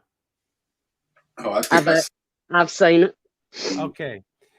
Chris Rock has a line in there. He said something to the effect that the problem with people is they made a religion out of an idea. I actually believe that. The Bible, God's teaching is teaching an idea that you should live by. We shouldn't make a religion out of it. That's where I differ with a lot of Christians, although I consider myself a Christian. The Bible is not, and me and my oldest sister that I don't speak with anymore got into it. The Bible is not the be all end all. The Bible is giving you the ideas. You know what's right. You know what's wrong. You need to listen to those ideas and put them in play and practice. Well, that's just then that goes by anything you do in life. Yeah, that too. Mm-hmm. Because if you said the Bible, and when you say Bible is an idea, what you mean idea? And when you say people, the people, what people? Humans. People. Humans are you talking about? Corporeal beings. The whole? As a whole, yes. You said what people are you talking about? All people. So you saying that all people made the Bible into an idea? No. The Bible, Uh-huh. which is written by man, God did not write the Bible. Man wrote the Bible. Who said that? Peter, John, all the others, the other apostles. No, they wrote the Bible. They did not. God did not sit there with a pen in hand and write the Bible. But we know that. Who said that Peter and them wrote it? Did Peter? I'm just throwing out names right. of the books. Right. So that's what people or mankind to believe that man wrote the Bible. That's what people believed, and you could go to scientists or might say that man wrote the Bible. But even in the Bible, if you go look all through the Bible, you can see that man said they didn't write the Bible. In the literal sense, man wrote the Bible. When you say literal, what you mean? Literal. Put the ideas, the thoughts, the words onto paper, parchment, whatever, clay tablets. Man wrote the Bible. Well, who told man's you? Words, man himself is fallible. But who told you that's how it happened? There's nothing that tells me that God wrote the Bible. And there's nothing in the Bible that says that man wrote it. The letters, yes. The letters from Peter, the letters that are from the apostles that are put into the Bible. Mm-hmm. Those we know were written, or we're assuming, I'm going to they were written by a person. But you talk about that man do it physically? Yes, physically. Okay, but that's different as far as writing. What comes from what comes from the spirit that's in man. That's the spirit's giving you the idea to put these words, And what did the these Spirit? creations of man, Right. Where did onto the Spirit come from? the paper. No, where did the Spirit come from? The Spirit is from God. Okay, so how can man did it then? If the Spirit came from him and the Holy Spirit gave what man If God came to me and said, I want you to write this down, did God write it down? No. God empowered me with his ideas to put down into paper. However, man in all things is fallible. So we screw up a lot. We get an idea. We try to our best. Just like me speaking, I'm trying to get an idea across to you. But I don't want you to make my idea a religion. Okay, let me ask you, Georgia Peach, do you think man wrote the Bible or God? What was that again? Georgia Peach, do you think man wrote the Bible or God? Okay, this is my opinion on it. I think that God gave man the words to write. And I think man's the one that wrote it. But look at how many times the Bible has been translated. It was originally wrote in Hebrew, right? Well, it depends. It depends because early writings, all of it wasn't written in Hebrew. You got some written in Coptic. You got some written in Latin or Greek. I'm sorry, Greek. So it's different languages. It's just not Hebrew. Yes, but originally when it was wrote, though. You talking about the entire Bible, including the New Testament? Yeah, I'm talking about from the Old Testament all the way to the Book of Revelations, the whole Bible. Right. No, it was written in different languages. No, it wasn't written in the Hebrew. Very first that we could possibly state, and it's up for debate. I'm just saying the very first would probably be the words that Jesus spoke, which was Aramaic. Right. And it's some papers, tablets that was written in Aramaic. Yep. Aramaic, and like you said, then you got Hebrew, you have Coptic, you have Geese. The oldest Bible that they said, according to history, right now, the oldest is written in Geese. That's in Ethiopia. The complete Bible, including the Apocrypha. So it depends on what history that you believe, because all of it wasn't written in Hebrew. And then when you say Hebrew, what Hebrew are you talking about? Because it's different dialect in Hebrew.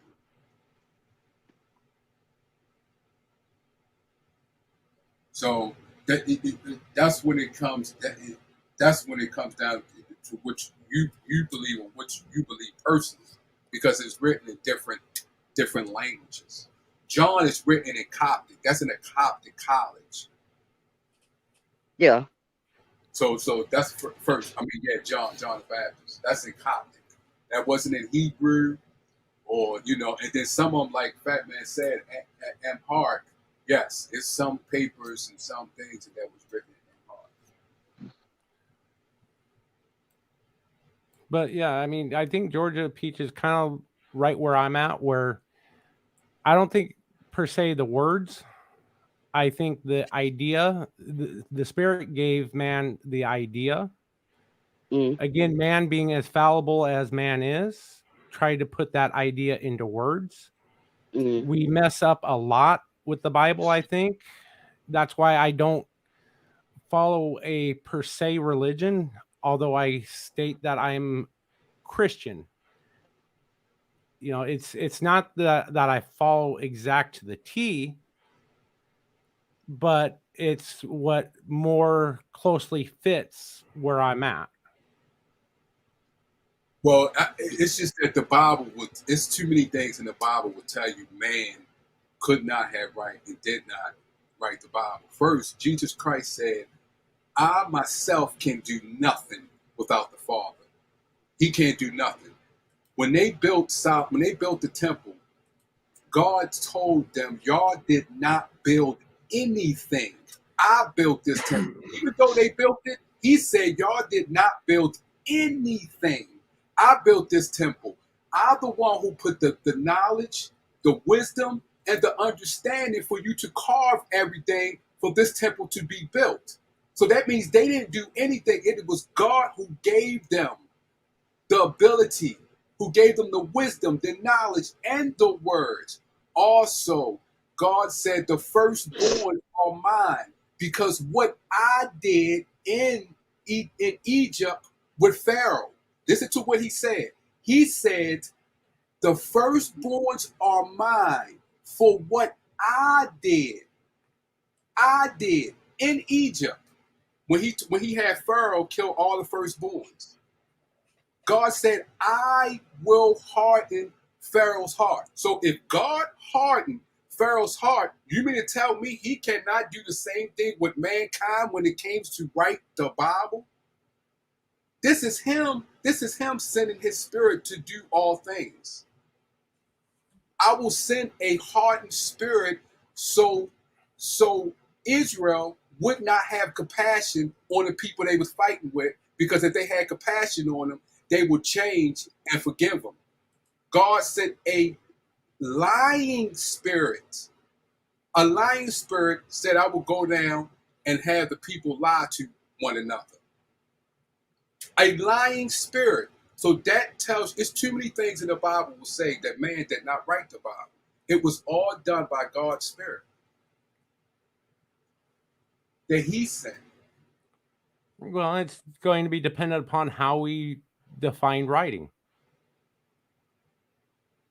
Well, it really, I mean, I'm not taking anything away from you, but I'm just stating that it depends upon how you define writing. And if for me, I do believe that God, in a sense, did write the Bible, but physically, no, he didn't write it. Man wrote the words, because words themselves are the creation of man, not of God. But remember, God sent, the town of Babel. He sent a spirit of different languages.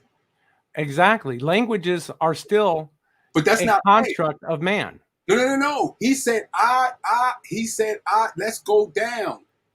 These are spirits that came down in man. Yes. And so how did man do it if God did it? Okay. Go back and read let's look at this. God sent spirits that spoke many languages. Well, first of all, God knows everything. God is God. God is be all end all, the Alpha Omega. So he knows all the languages. He knew all the languages that were going to be in existence from the day of existence. Amen. So he can send those spirits that speak that information to man. Amen. In the language that particular man is speaking. That man is speaking that particular language because it is a construct of man from whenever, from the very when man were communicating with each other. But no, you keep saying man did it. Man did not do it. Man did it. Yes, man did everything. How? However, there is divine intervention. There you go. What Awkward Texas saying. I think what he referring to man's interpretation from the language. Yes, that could be different interpretations on how you receive it. Yes, and that goes by the spirit that you're being led. Yes, as far as the interpretation, that's why we get different interpretations, because it goes by, and that could go by your culture that you live in or how you was raised. Yes, you'll get different interpretation, but it all comes down to God, because we can't do it. We can't do anything without Him, and all His Spirit is in us all.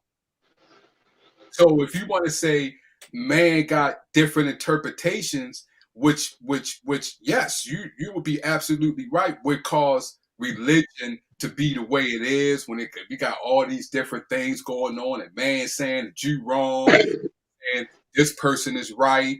Yes, Absolutely. You say that's mankind? Yes, absolutely. I will agree. Man do step in, but they use the spirit of God to confuse or to take religion and make it amongst themselves to accomplish their personal agenda. Yes, they using the gift of God to accomplish their agenda. Yeah, I agree 100% with that. Thank you, Awkward Texan. Like I said, sometimes the thought processes, the information is there, the words are not. So Yeah, thank you. yeah, I see the point in that. Yeah, we do use that spirit to interpret things for our personal reasons and for our agenda. Yes, yeah, But not only our agenda, but we're talking about God. We got to talk about that counterpart, of his that nobody wants to go visit. yeah. That I see that. Yeah, I see your point of view with when you're saying that. Yeah. I see that. Mm-hmm. Yeah, we do that. So that's what I mean. Yeah, God. Okay, for all intents and purposes, yes, God wrote the first Bible, Mm-hmm. but between God and mankind and the counterpart, I think there's a lot that's been lost and has been perverted and twisted Mm-hmm. in it. That's why I believe the way I do with like that saying that Chris Rock made in that movie Dogma. Mm-hmm. It's an idea. The thing that humans made a problem is they took an idea and made a religion out of it. See, that's what when you say take an idea. Okay, then you're saying, or then you're saying when they say take an idea, they took an idea of an interpretation and made a religion out of it for themselves on what they thought or what they think God is. Yeah, I do believe mankind has done that, but many people, I mean, well, not just mankind as a whole, I believe yes, has took the word of God, made it an idea for themselves to accomplish their personal agenda as far as what they see God is, or the Son, or whatever your interpretation as far as what you believe God is. Yes, I do believe that. And that's why I say I can't rely on the Bible as being a be all end all. I have to be able to read that, take the information that's accurate and the meaning as far as I can understand, because again, I'm fallible as well, Mm-hmm. and apply that to what God truly wants. Mm-hmm. That's where me and my sister disagree. She believes the Bible is the be all end all. I'm like, no, it can't be, because it's been written too many times. The idea is there. And even back in Jesus's time, I don't know how many languages were before Jesus's time, before Aramaic. We don't know. There's really no history of it. That part's lost to time. That's when the idea comes. When you say that, now I see when he said about, now I understand when he talks and idea. So yes, it's many languages. Yes, it's many languages, but it's all on the individual who they believe and what you believe is God. Some people do believe that the Bible is in all and whatever. That's their personal belief and what they believe is. Now I don't fault them for that, because that's their belief. We all gods. We all can have different interpretations. That doesn't mean just because she believed that way and what you say is wrong. No, I think that's different. You have your belief, your interpretation, and it's things that you bring up and observe as far as the Bible should be looked at. It should be looked at as righteous, just as like what she believed as far as the end all on whatever what she believes in the Bible. I believe that the persons are right, and I believe that the person that read the Bible or the person that don't read the Bible, any book outside of the Bible, I believe it all comes from God, and you can learn from it all. Well, that's why I've always said I am at the point in life where I'm smart enough to know that there are many different paths Mm-hmm. to God. Mm-hmm. I'm not saying my path is the only path, because I would be a fool for saying that. Mm-hmm. I know how I believe. I know what God's told me to believe. I know how God has told me how to think. Mm-hmm. I also know how Lucifer's, that he's, playing a role in it too. He's telling me some things that I have to deal with. Mm-hmm. Mm-hmm. Right, Rescue?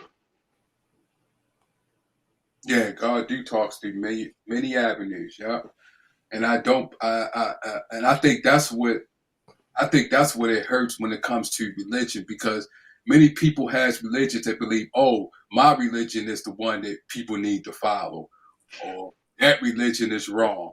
No, but the same spirit that's in you is in me. So whenever I think what it is the same. It's just like you thinking whatever you believe in what it is. The same God that you talk about in that book, that same God is in me, just like it's in you. So whatever I'm getting that I believe, that's the God that you serve too. And I should look at you the same way. You believe one things like that, okay, no problem. Why should I put you down or disrespect you? Stop. The same God that's in you is in me. So I shouldn't disrespect you. I should look at what you're saying and believe that what you're saying is what it is. And the only time I get, when they say when people take God out of it, and that's when I do a little pushback, because I don't believe we should take God out of anything, because God is Absolutely. God is the foundation. right. Without a strong foundation, you have a weak building. Right. Mm-hmm. Mm-hmm. But yeah, I mean, I like talking about religion. I love hearing other points of view. And believe it or not, Wizard, if you're still here, and I doubt you are, so you might not hear this part, there's times where I agree with different people's point of view, Mm-hmm. but I will still argue my point of view so I get more information.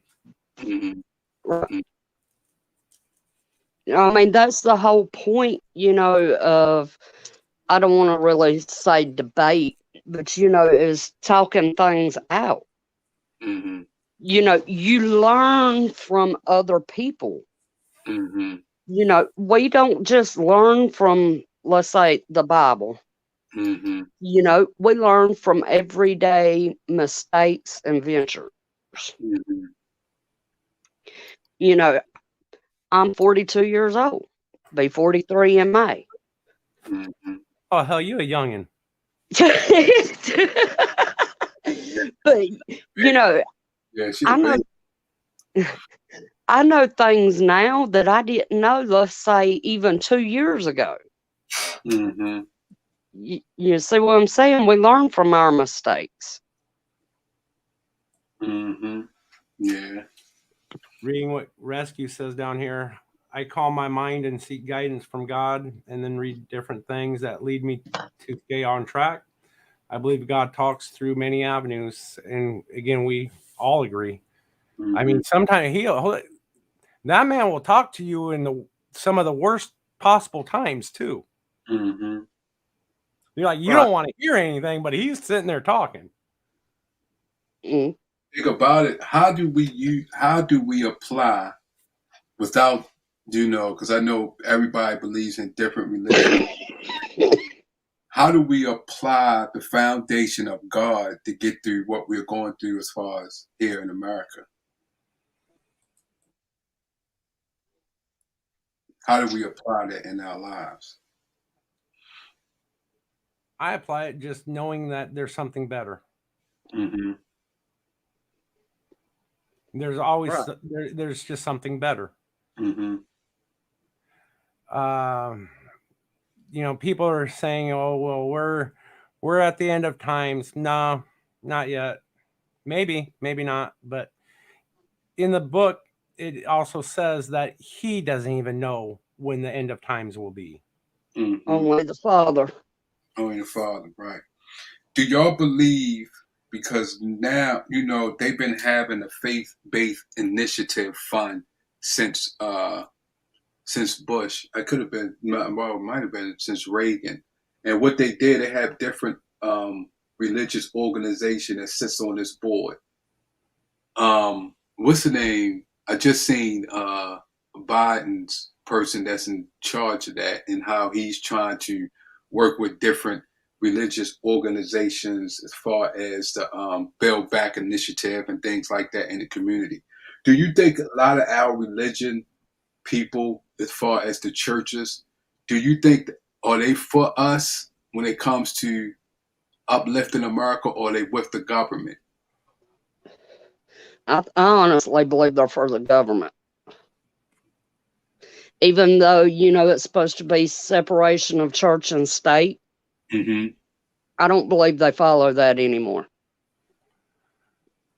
Well, and I'm going to get kicked back, and I expect it. But this, again, goes back to my personal belief, where religion is an idea, not the word of God is an idea, not a religion. I don't think religion as it is here on earth now is for the people. I look at different holy men that are supposed to be holy men that, if they did some of the stuff out on the streets, they would be imprisoned. Mm-hmm. That's why I cannot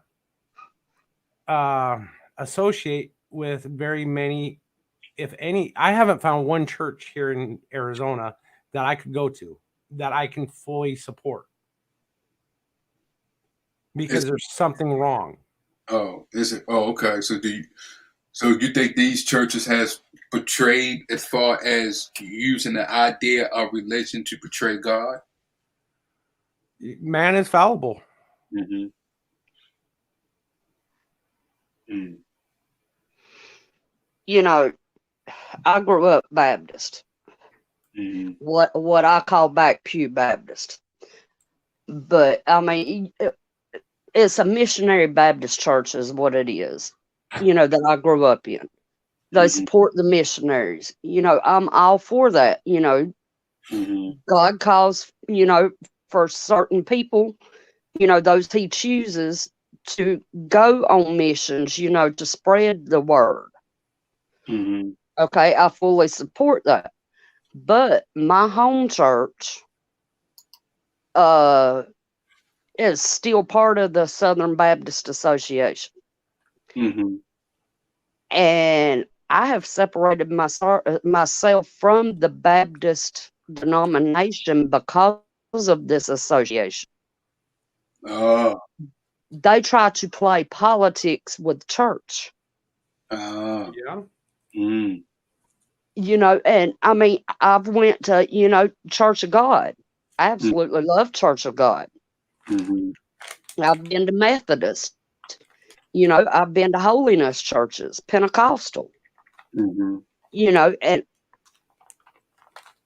I mean, I like them all, but every church I've ever went to, the politics and the hypocrisy in there, I can't deal with. That's the reason why I'm well known as stating that the Bible says, or God says in the Bible, where two or more are gathered in my name, there I will be. Mm-hmm. And that's the original meaning of church, believe it or not. Mm-hmm. But yeah, I was brought up Pentecostal, so I know Baptist. My ex-wife was Lutheran. I've gone to Lutheran churches. I've gone to Catholic churches. I've gone to Mormon churches. I've gone to every type of church. Mm-hmm. And some churches I've done, we tested the church itself. I remember back when I lived in Utah, I was in Job Corps and we were in the dorms, and Sunday we would test churches. Mm-hmm. And what do I mean by test? Well, we would grab our raggediest death metal gear that we could, patches on, leather jackets, Antichrist, blah, blah, everything we could. Mm-hmm. we would go to churches. You know Mhm. how many churches I was turned away from because of the way I looked? Yep. And what does God say? Come unto me as you are. Exactly. Oh, they judge you on the way you look? They would judge you based on how I looked. Oh, wow. And I knew Well, that wasn't the church for me. Right. that's like, and I'm not going to call names or nothing like that because they do watch my channel. I do have family members that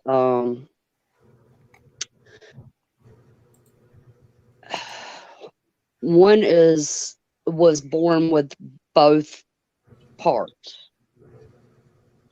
If you catch what I'm saying there. Yeah, I got you. And that person married a female. Yeah. And in which I've still got my letter of membership at this church, in which if I could take it out of that church and just not have it at a church, I'd take it out. But I took them with me to church one Sunday. And the preacher got up there in the pulpit, and he was told by a gay man who was the piano player at this church about their situation. And do you know that preacher got up there and preached on homosexuality? Oh, wow.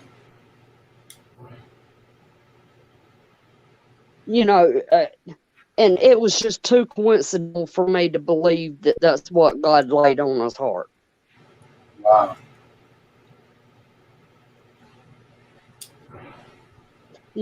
And the piano player was this girl's cousin.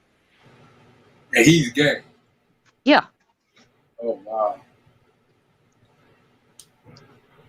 And that's the reason why I'm not done with God. I'm not done with the Bible. I'm done with church. Yeah, you basically mankind who twists the Bible to fit their agenda. Yes. To me, that just shows that the devil is allowed in that church. Right. I mean, you didn't have to dress up to walk in that church. You could walk in there in a pair of sweatpants, your bedroom shoes, a night shirt, whatever, But Well, I have to ask, was he preaching against it or for it? Against it. And I mean, I'm not saying that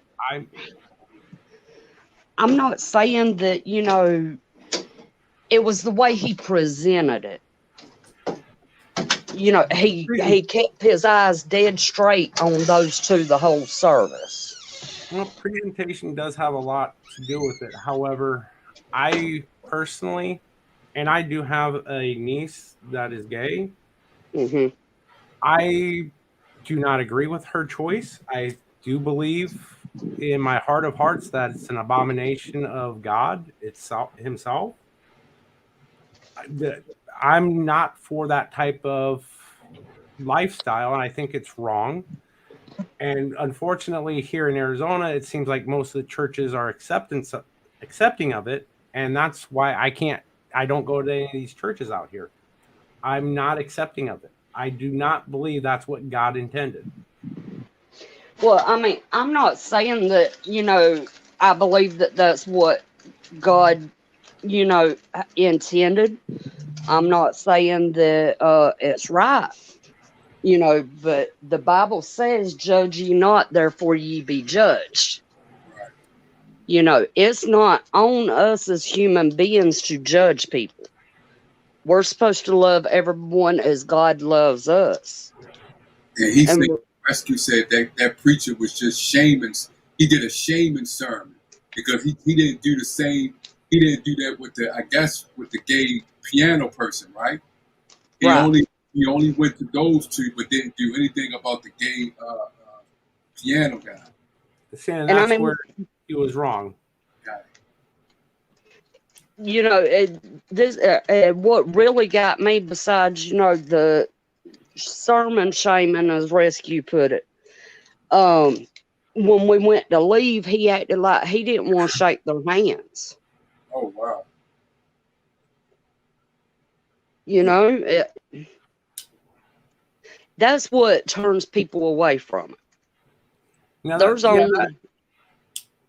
you know, very few denominations that I've never stepped foot in their church doors. I've never been in a Catholic church. I think they're beautiful. I just don't go, and I'm not putting them down. My beliefs are not theirs. see, that preacher I probably would have minced a few words with, just based on that, from what you're saying. Because now, I said my niece is gay and I don't approve of it and I think it's wrong. However, I'm not judging her for it. I mean, as a person, I don't judge her. That's not my place to judge her. She's actually very accomplished and a very good person in the career field that she has chosen. I'm not going to judge you, but don't ask me to be accepting of it.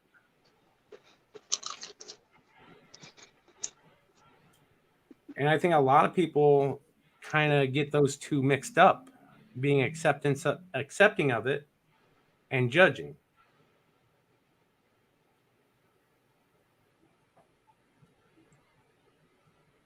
See, my thing with the Catholic Church is that it's like I said, it's not that, you know, I'm trying to shame them or anything else. My Bible says you're only supposed to pray to Jesus Christ and God. You know, they pray to the saints, they pray to the Mother Mary, you know, and whatnot.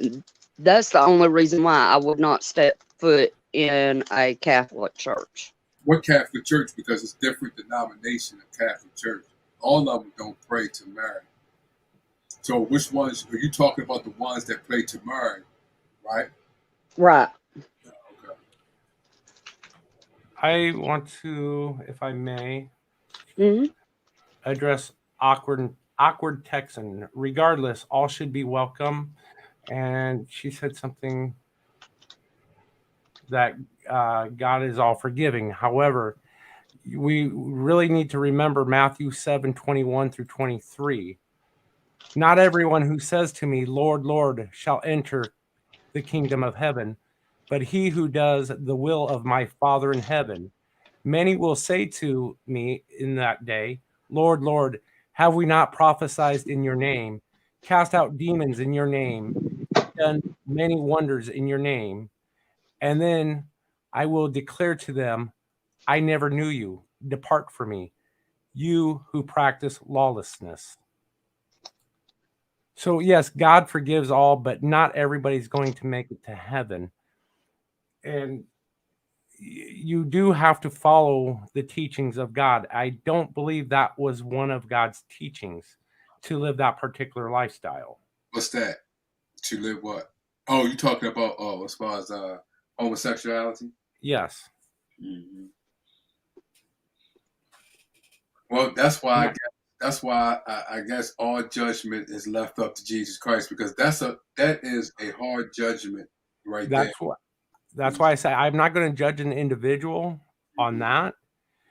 I will make it known that it's not what I believe in. It's not what I will ever support. But I'm not going to judge you because of just that one thing. Right. I got you.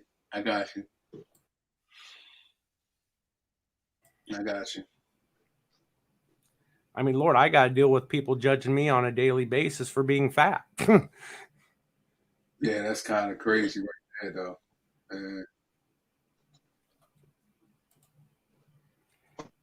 I mean, we can put that in many contexts, Texan.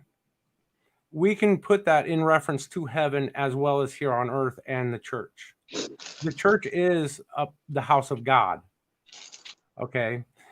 we can also put that in reference with whether you're following the teachings properly.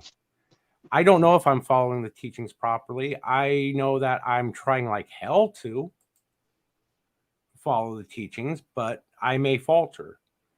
But we need to keep in mind that that particular part, that, you know, the Matthew 7:21 through 23. You may think you're doing right, but do absolutely complete wrong if you're not open to God. Mm.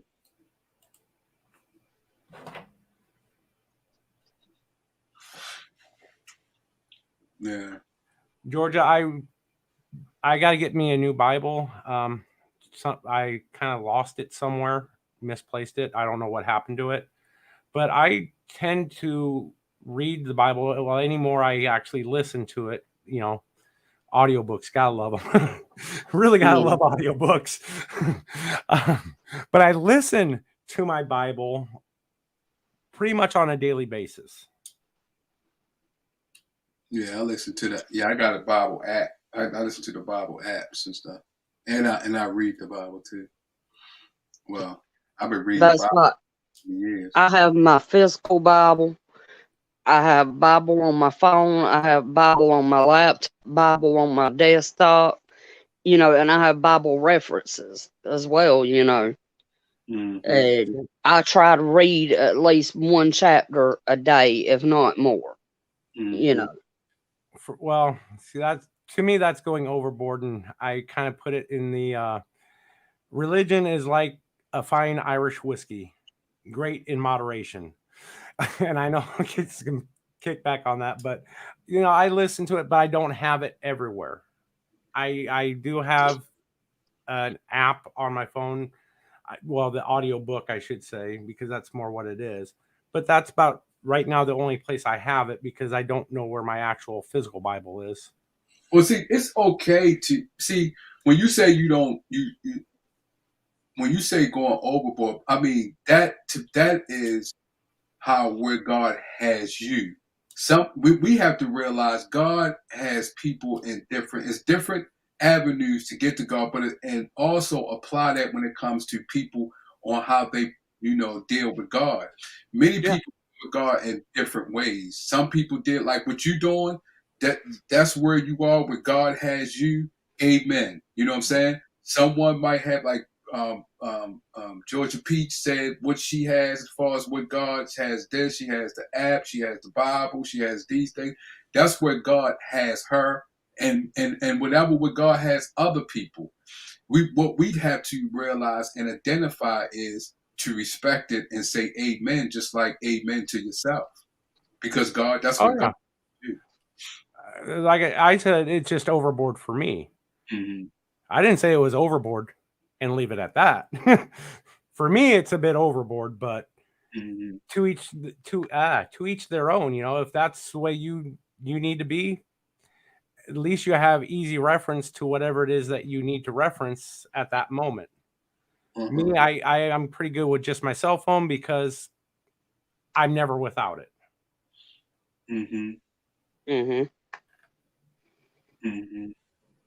I'm the same way. I mean, I always have my cell phone with me.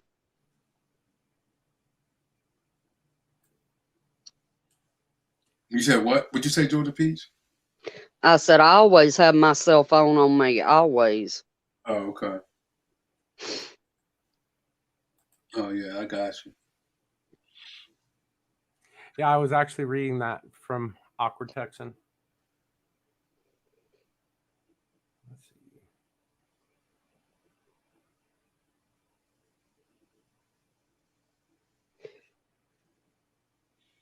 My phone's acting up, so if I go quiet, it's because I can't hear nothing.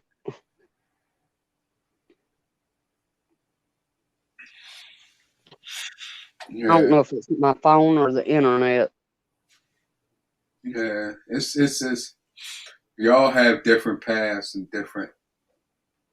I've been to so many different churches since I was a kid, all the way up to my mom was a Jehovah's Witness at one time. My dad, pastor, he preached at different churches and was a pastor of different churches, different denomination. I've been to the Baha'i. I even studied and got into Muslim.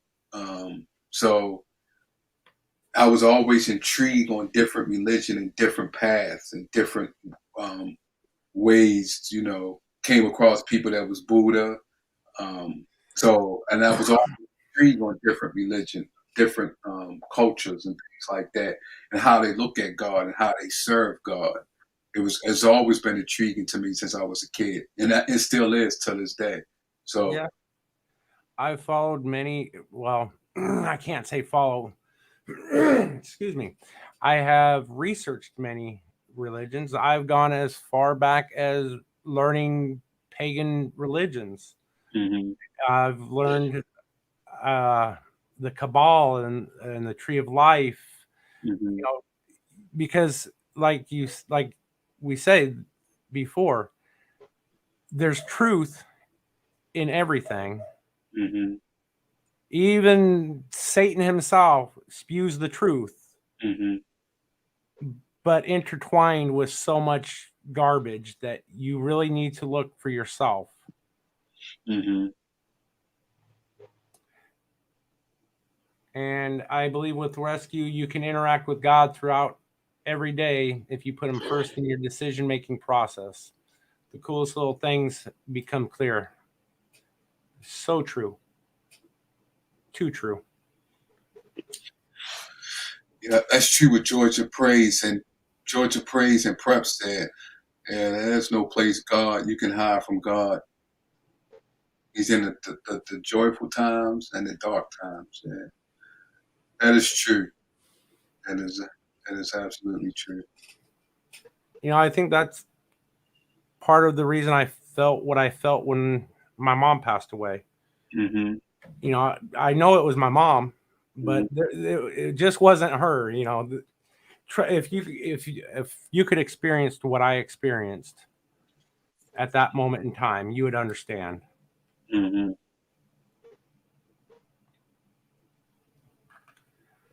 Yeah. But I'm loving this conversation about religion. It's delightful to have an intelligent, thought-provoking conversation in which many different views can come to light. Right. Mm-hmm. Mm-hmm. I completely agree. And there's no arguing. Everybody, stops and listens to what the other person has to say. Mm-hmm. There's nobody trying to be bigger than, the next person. Right. My best friend learned a long time ago to, she don't like to talk about religion until she's about 10 sheets to the wind. Mm-hmm. And 9 times out of 10, if she's drinking, so am I, and then she wants to start in on religion. And I finally told her, I said, look, we got to stop doing this, because usually then she wants to argue. Uh-huh. And I'm not going to sit there and argue with a drunk person. Argue about what? She doesn't necessarily believe in God, but she believes in a higher power. Okay, so she believes in God. She just doesn't want to call God God. Right. And then she gets started on the whole, how do we know that God's a man? What if God's a female? And I just look at her and say, well, what if he is? We don't God is know. all things. I always tell people God is all things. God is man. God is woman. It's our own construct that's holding us back from seeing something bigger. Right. And we got to know that it was and I think that's because religion just put the woman side or the woman. But when God said, "Let us make man in our own image," who was he talking to? The woman or another man? See, that's what people don't. It have to be another person. Right, but was he? It could have been himself that he was talking to. Okay, and if it was himself, is that himself a woman or another man? Why does he have to be one or the other? Because so you saying that God, you're saying that God was talking to himself? When we say God is the Alpha and the Omega, God is the beginning and the end. God is everything. Right, but who was he talking to when he said, "Let us make man"?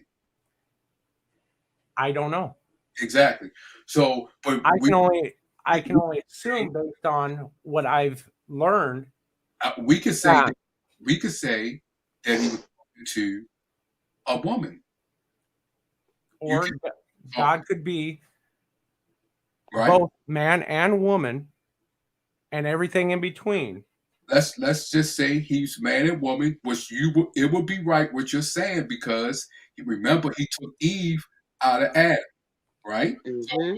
So let's just say what you're saying is absolutely correct.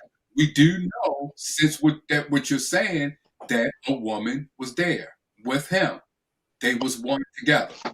You can say that, right? Something, yes. Right. Because what he did as far as Adam and Eve, and who was he talking to? We could say up in heaven, like they said, it's the Holy Spirit, the Father, and the Son. We could say the Holy Spirit is the woman, right? You could, right. And you'd be right, and you could say God is man and be right. Right. The way I see it is, God is one. There is one God. Therefore, we as humans see everything. We see it male, we see it female. Right.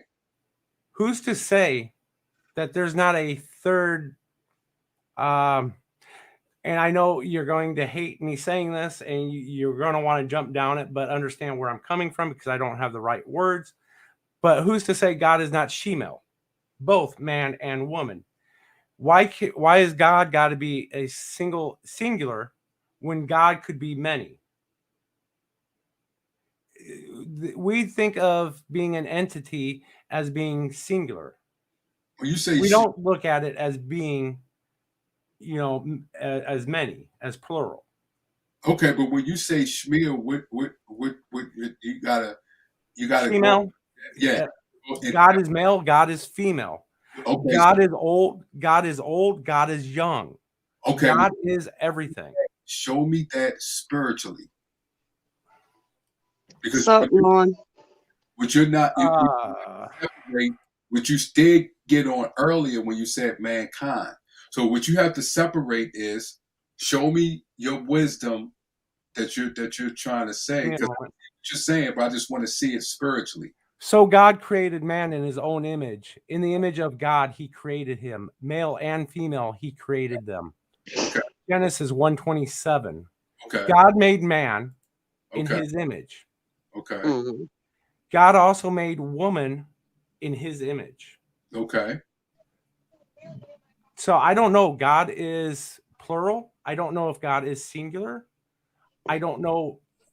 But I'm based on this. God, we're thinking, we are humans. We think singular. So therefore, I have to believe when God makes this comment, or when this comment is made, that so God created man in his own image. Mm-hmm. The image of God, he created him. Male and female, he created them. So right. God is both. Okay. Because God created both in God's image. Right. So that's what I'm saying. I see because you said mankind see things one way. That's true. But that's why I'm trying to see where you're going spiritually. I see what you're going fleshly, but I was just trying to see where you was going spiritually. Okay. Well, I actually had to use Google to look at some of these. I don't have them memorized. I cannot memorize crap, so that's why I don't memorize it. It would have been too long for me to go into the phone to find.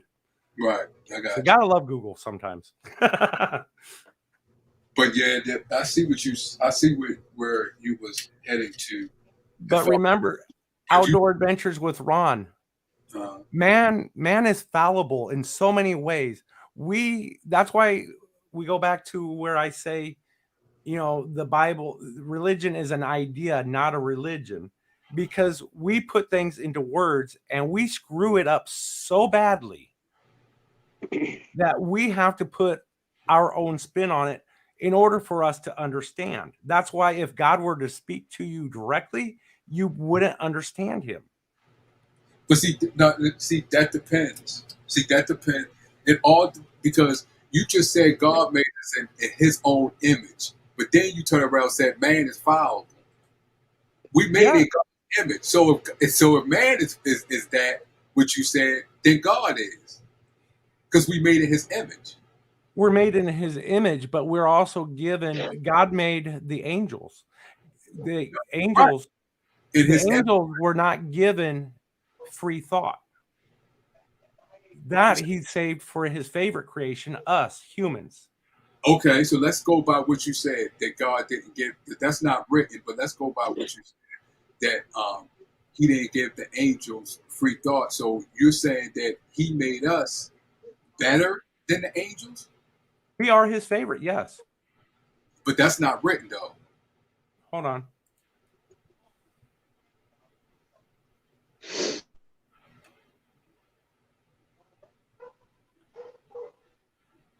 I have to find it.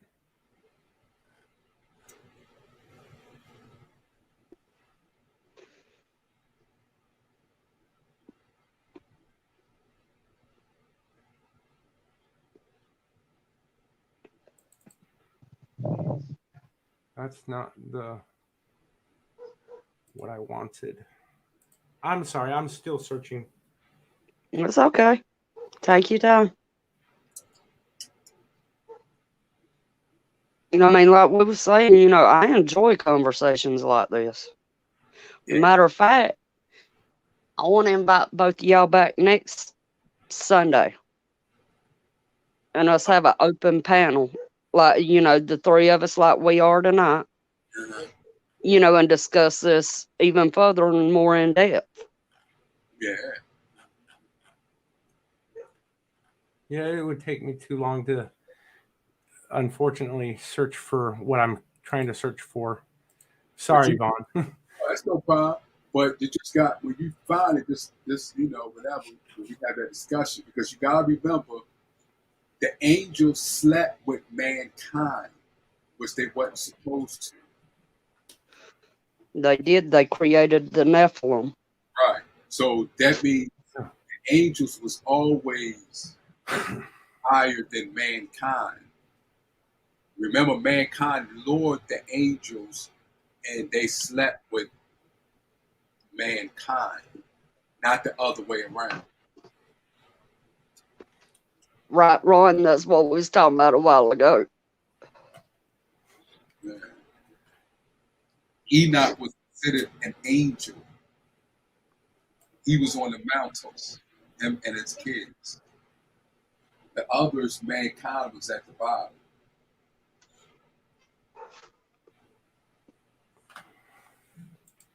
You're right, Rescue. And actually, that's the Bible that I do use, is the KJV.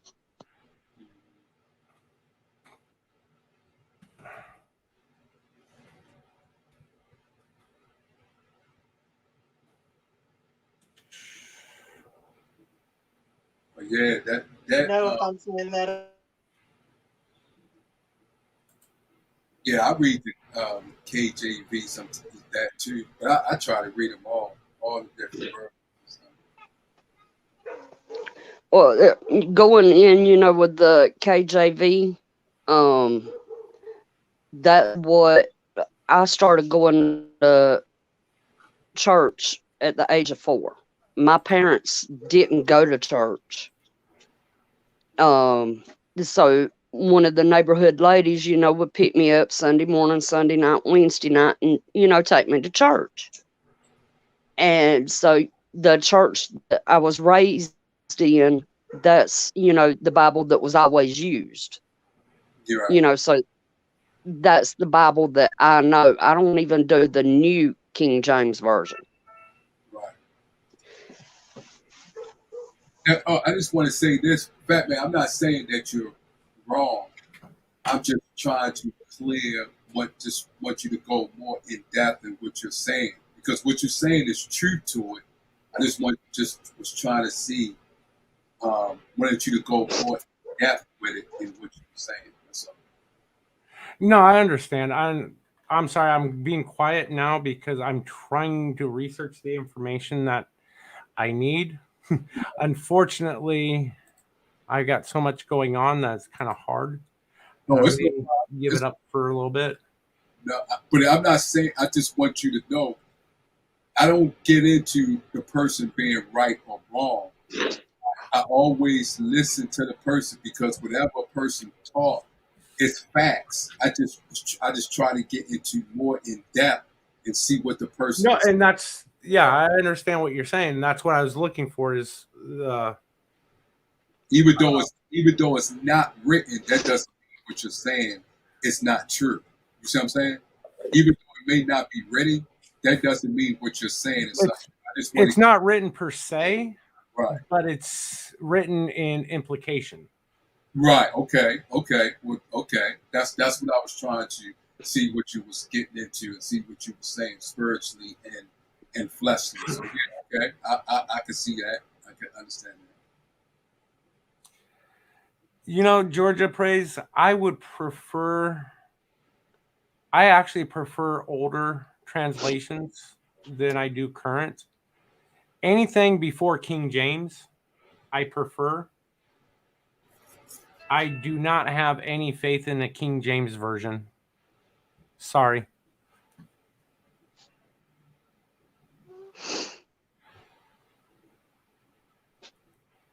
Have either one of y'all seen The Shack? The Shack? Yeah. No, I've seen Shack, but not The Shack. No, I don't think that's. My best friend, who I told y'all about, believes in a higher being, but not God, just come to the back door and she asked me if I'd ever seen it. And I told her no. And she said, well, I believe you need to. She said, it being a Jesus movie and me seeing that, you need to check it out. So now that's got me curious. What's it called again? The Shack, SHACK. Oh no, I don't think I've seen that. Is it good, Miss Mike? Is it the one from 2017? I don't know. She didn't say. And it's about Jesus. That's what she said. Hmm. Right, Ron? Oh, wait. Yeah, I see here they're asking about it being biblical and everything. Oh, yeah. So, the question was, is the movie The Shack biblical? Christian movie The Shack finds a surprising solution to the problem of evil. Polytheism. I know I'm pronouncing that wrong. No, you said it right. Polytheism. Yeah, you said it right.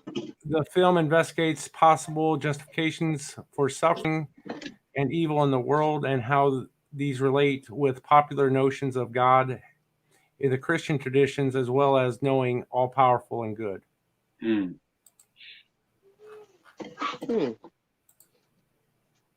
I'll have to check that out.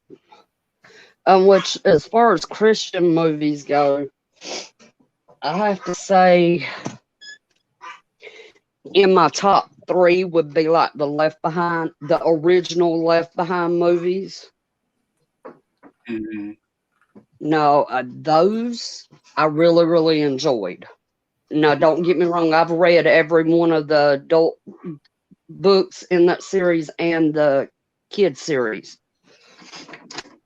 But the only movie that's really gotten me moved, I would say, is the most recent flick with being Christian is God's Not Dead. Yes. That's the only one that's really moved me to anything. I like the movie Prison, where it talks about one of the guys who was investigating when Jesus Christ died on the cross, and after he was taken off the cross, and then when he was following the disciples, when Jesus Christ came back. That was good, risen. And then I like when Jesus Christ was a child and the things he did when he was a boy. I thought that was good. That's a couple years, the one since when he was a child. I thought they was going to go in more in depth because when Mary had Jesus as a baby, I think was that in the Book of Thomas? When he was a baby, this woman came in, and I think she had leprosy, and Mary was giving Jesus a bath, and she touched the water and was healed by her leprosy. And then she asked, one woman asked a question, and Mary said something, and Jesus spoke when he was a baby, said, "Nah, that's not supposed to happen until 33 years from now." I thought I think that was in the Book of Thomas. I think that or the Apocrypha, one of those books. I was like, man. And I thought they was going to do that in the movie when they we'll talk about that when he was a child, when he was a baby. And this kind of brings me to why I don't put a whole lot of credence into the Bible. Mm-hmm. Is the fact that there is a lot, like I said, there's a lot of missing information. First of all, most Bibles are based currently off of King James, which removed a lot of the books of the Bible that we read today. There's also no mention of works from Mary. She was closest than all of the disciples. I'm sure she had a few things to say. We've made it religion so we made it sexist, one-sided towards males, and that's the problem I have. I don't get me wrong. I have the Bible. I listen to it. I read it. It does clarify some things that I need clarified, but I'm not going to lie. There's a whole lot more that needs to be clarified for me that I still need information on that we just do not, unless we search it, we do not have access to it. Access to what, though? To what when you say access to what? To the information. Yeah, you don't have. I guess what you say, you don't have direct access, but the Ethiopian Bible they say is most complete Bible. Now the Romans did take out the Apocrypha, but the Ethiopian Bible, I read that. I read the Apocrypha. I even read the letter of Herod the king when he described what Jesus looked. If that's his actual letter, and I'm just speaking on, what they saying. This was the letter of Herod. So yes, it's other information that they say that might have been written. I think they do got a book of Mary too, but I believe there is, and that's what I'm getting at. As a regular person, we don't have, unless you're searching for the information, you really don't have access to the information. You have to search it. You're being hand-fed right now what some idiot in England wanted you to thought was appropriate for you to hear and read. That's why I don't put much credence in the King James. I don't know about the Ethiopian Bible. But when you said meaning to get one, but England, you said a person in England. What person is that? King James. King James didn't write it though. No, he put everything together and approved it. Put everything. Well, he allowed the religious sect to create what we now call the King James Version. And you mean to tell me he took papers that was collected, that was found, and he translated it, had it translated? No, he didn't translate nothing. Well, he had certain things translated, yes. He had translated. That's like there's a difference between the King James version of the Bible and the Ethiopian Bible. There's bits and pieces missing in King James. It's the difference is one of them is written in two different. They written in two different language. That's what he did. He had scholars, people that went to a lot of them went to and was trained in a Coptic church and other churches, and he brought them together to translate it from one language to another. And they've also removed bits and pieces. Well, yeah. You're talking about as far as the Apocrypha. Yes, they removed that. Right. I'm sure they removed a lot more than what we actually know of. Well, some of them that they said that it's not in there is because of the fragments. It wasn't all together. So it was pieces that was missing. So yeah, they couldn't put all that in. But like you said, they did take the Apocrypha, but the Romans, the Catholic Church, took the Apocrypha out too, also. Mm-hmm.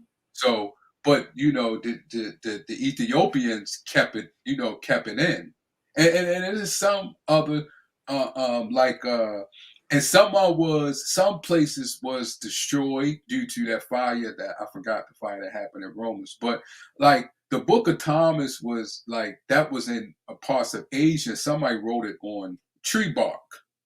You see what I'm saying? So when countries went and took over other countries and things like that, they destroyed a lot of things, biblical books and biblical things. So yes, it's things that, but we don't actually see. Then when still gets down to personally, it's what you believe in, because I say, this was back there, but it wasn't actually back there. See, when they took out the Apocrypha, that's because they didn't believe in the Apocrypha. They didn't believe in a lot of things that was written in the Apocrypha, like in the Book of Enoch and stuff like that. So they took it out because that was their personal belief. You see what I'm saying? So, it all goes down, like you said, mankind took out certain things because they didn't believe in it. They didn't think this actually happened, or it didn't go into depth enough that they believed that this was actually going on. So you're going off of different people, and then you got to go after where they are in life. Some people, probably where they are raised in a culture they came from, they just don't believe this happened. Especially the Book of Enoch. A lot of people just don't believe that just happened. The things that was going on up in heaven and things like that. They just don't believe it.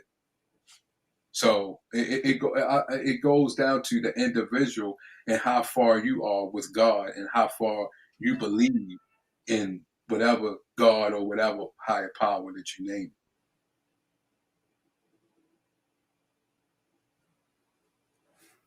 Me, I believe. I believe all. I just put it where it needs to be. Like if I'm talking to Fat Man or if I'm talking to Georgia, I believe in the words that y'all say. I just place it where God tells me to put it. It's like a puzzle. This whole life that we're in is all a puzzle.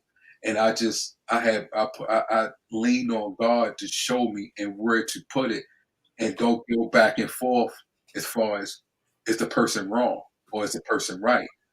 I just believe whatever that person is saying, that's the spirit of God in that person is talking. I just lean on God to place it where it needs to be.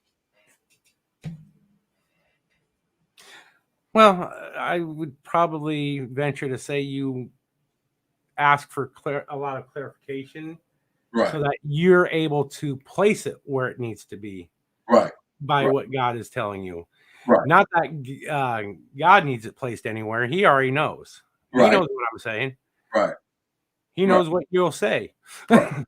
Exactly. Right. It's me and you, me getting my thought, my idea over to you, right, so that you're on that same page as me. Exactly. Right. Exactly. Which kind of works in my favor because it makes me have to think about my words a little bit. Right. Right. And it helps you because now you have to think about how you're posing that question. Right. Exactly. Mm-hmm. Yeah. Mm-hmm. Exactly. Yeah. Sorry, I had to let the dog in. He was standing outside at the bottom doorstep barking his head off because he couldn't make it up the doorsteps. Was he? Okay, I gotta actually leave for about 10 minutes. All right. Well, I'm probably fixing to call it here in a few minutes. And go check out Hutch. Yeah, But I'm actually I put my number and my email in the back. And like I said, if y'all want to come up next Sunday night and let's do it all over again. Yeah, it's no problem. Just you got my email, right, Georgia? Yeah. Yeah, just shoot me an email and let me know when the time and the date, and I definitely will be there. We can I don't know what you just want to go more in depth about the Bible or different things like that, right? Right. Okay. Whatever the topic is, just put that in. I'll definitely be there. well, you guys both now have my Yes, sir. information. I appreciate y'all coming up. And guys that's hung with us, I surely appreciate y'all very, very much. Yeah, I see y'all next week, and we can go more in depth about that. And Fat Man, if you got when you finish research, if you get that research, bring that up next week. All right. Oh, yeah, the favoritism. Okay, yeah, I will have. All right, you know guys. What? I'm writing that down because I'll forget otherwise. You sound like me. I'm fixing to write everything down. I suffer from CRS. Can't remember shit. Right? I'm same way. Sometimes that's a good thing. Right. All right. But I Thank appreciate you guys. everybody in the chat, your comments and your thought processes. Von Erich, I always enjoy it. Matter of fact, that's why I let you on my live the one day that you took it over. Just giving you a hard time about that, buddy. Yeah, I forgot his name. I gotta call him on Facebook, man, because I've been sick, and I told him I was gonna call him when I forgot his name. Georgia Peach, thank you for letting me up on here and yes, always sir. supporting you as much as I can. Same here. You know, if I'm online and I see you're on, I'm gonna be there. I'm 20, usually every morning. But that's probably before you're even out of bed. Mm-hmm. Yeah.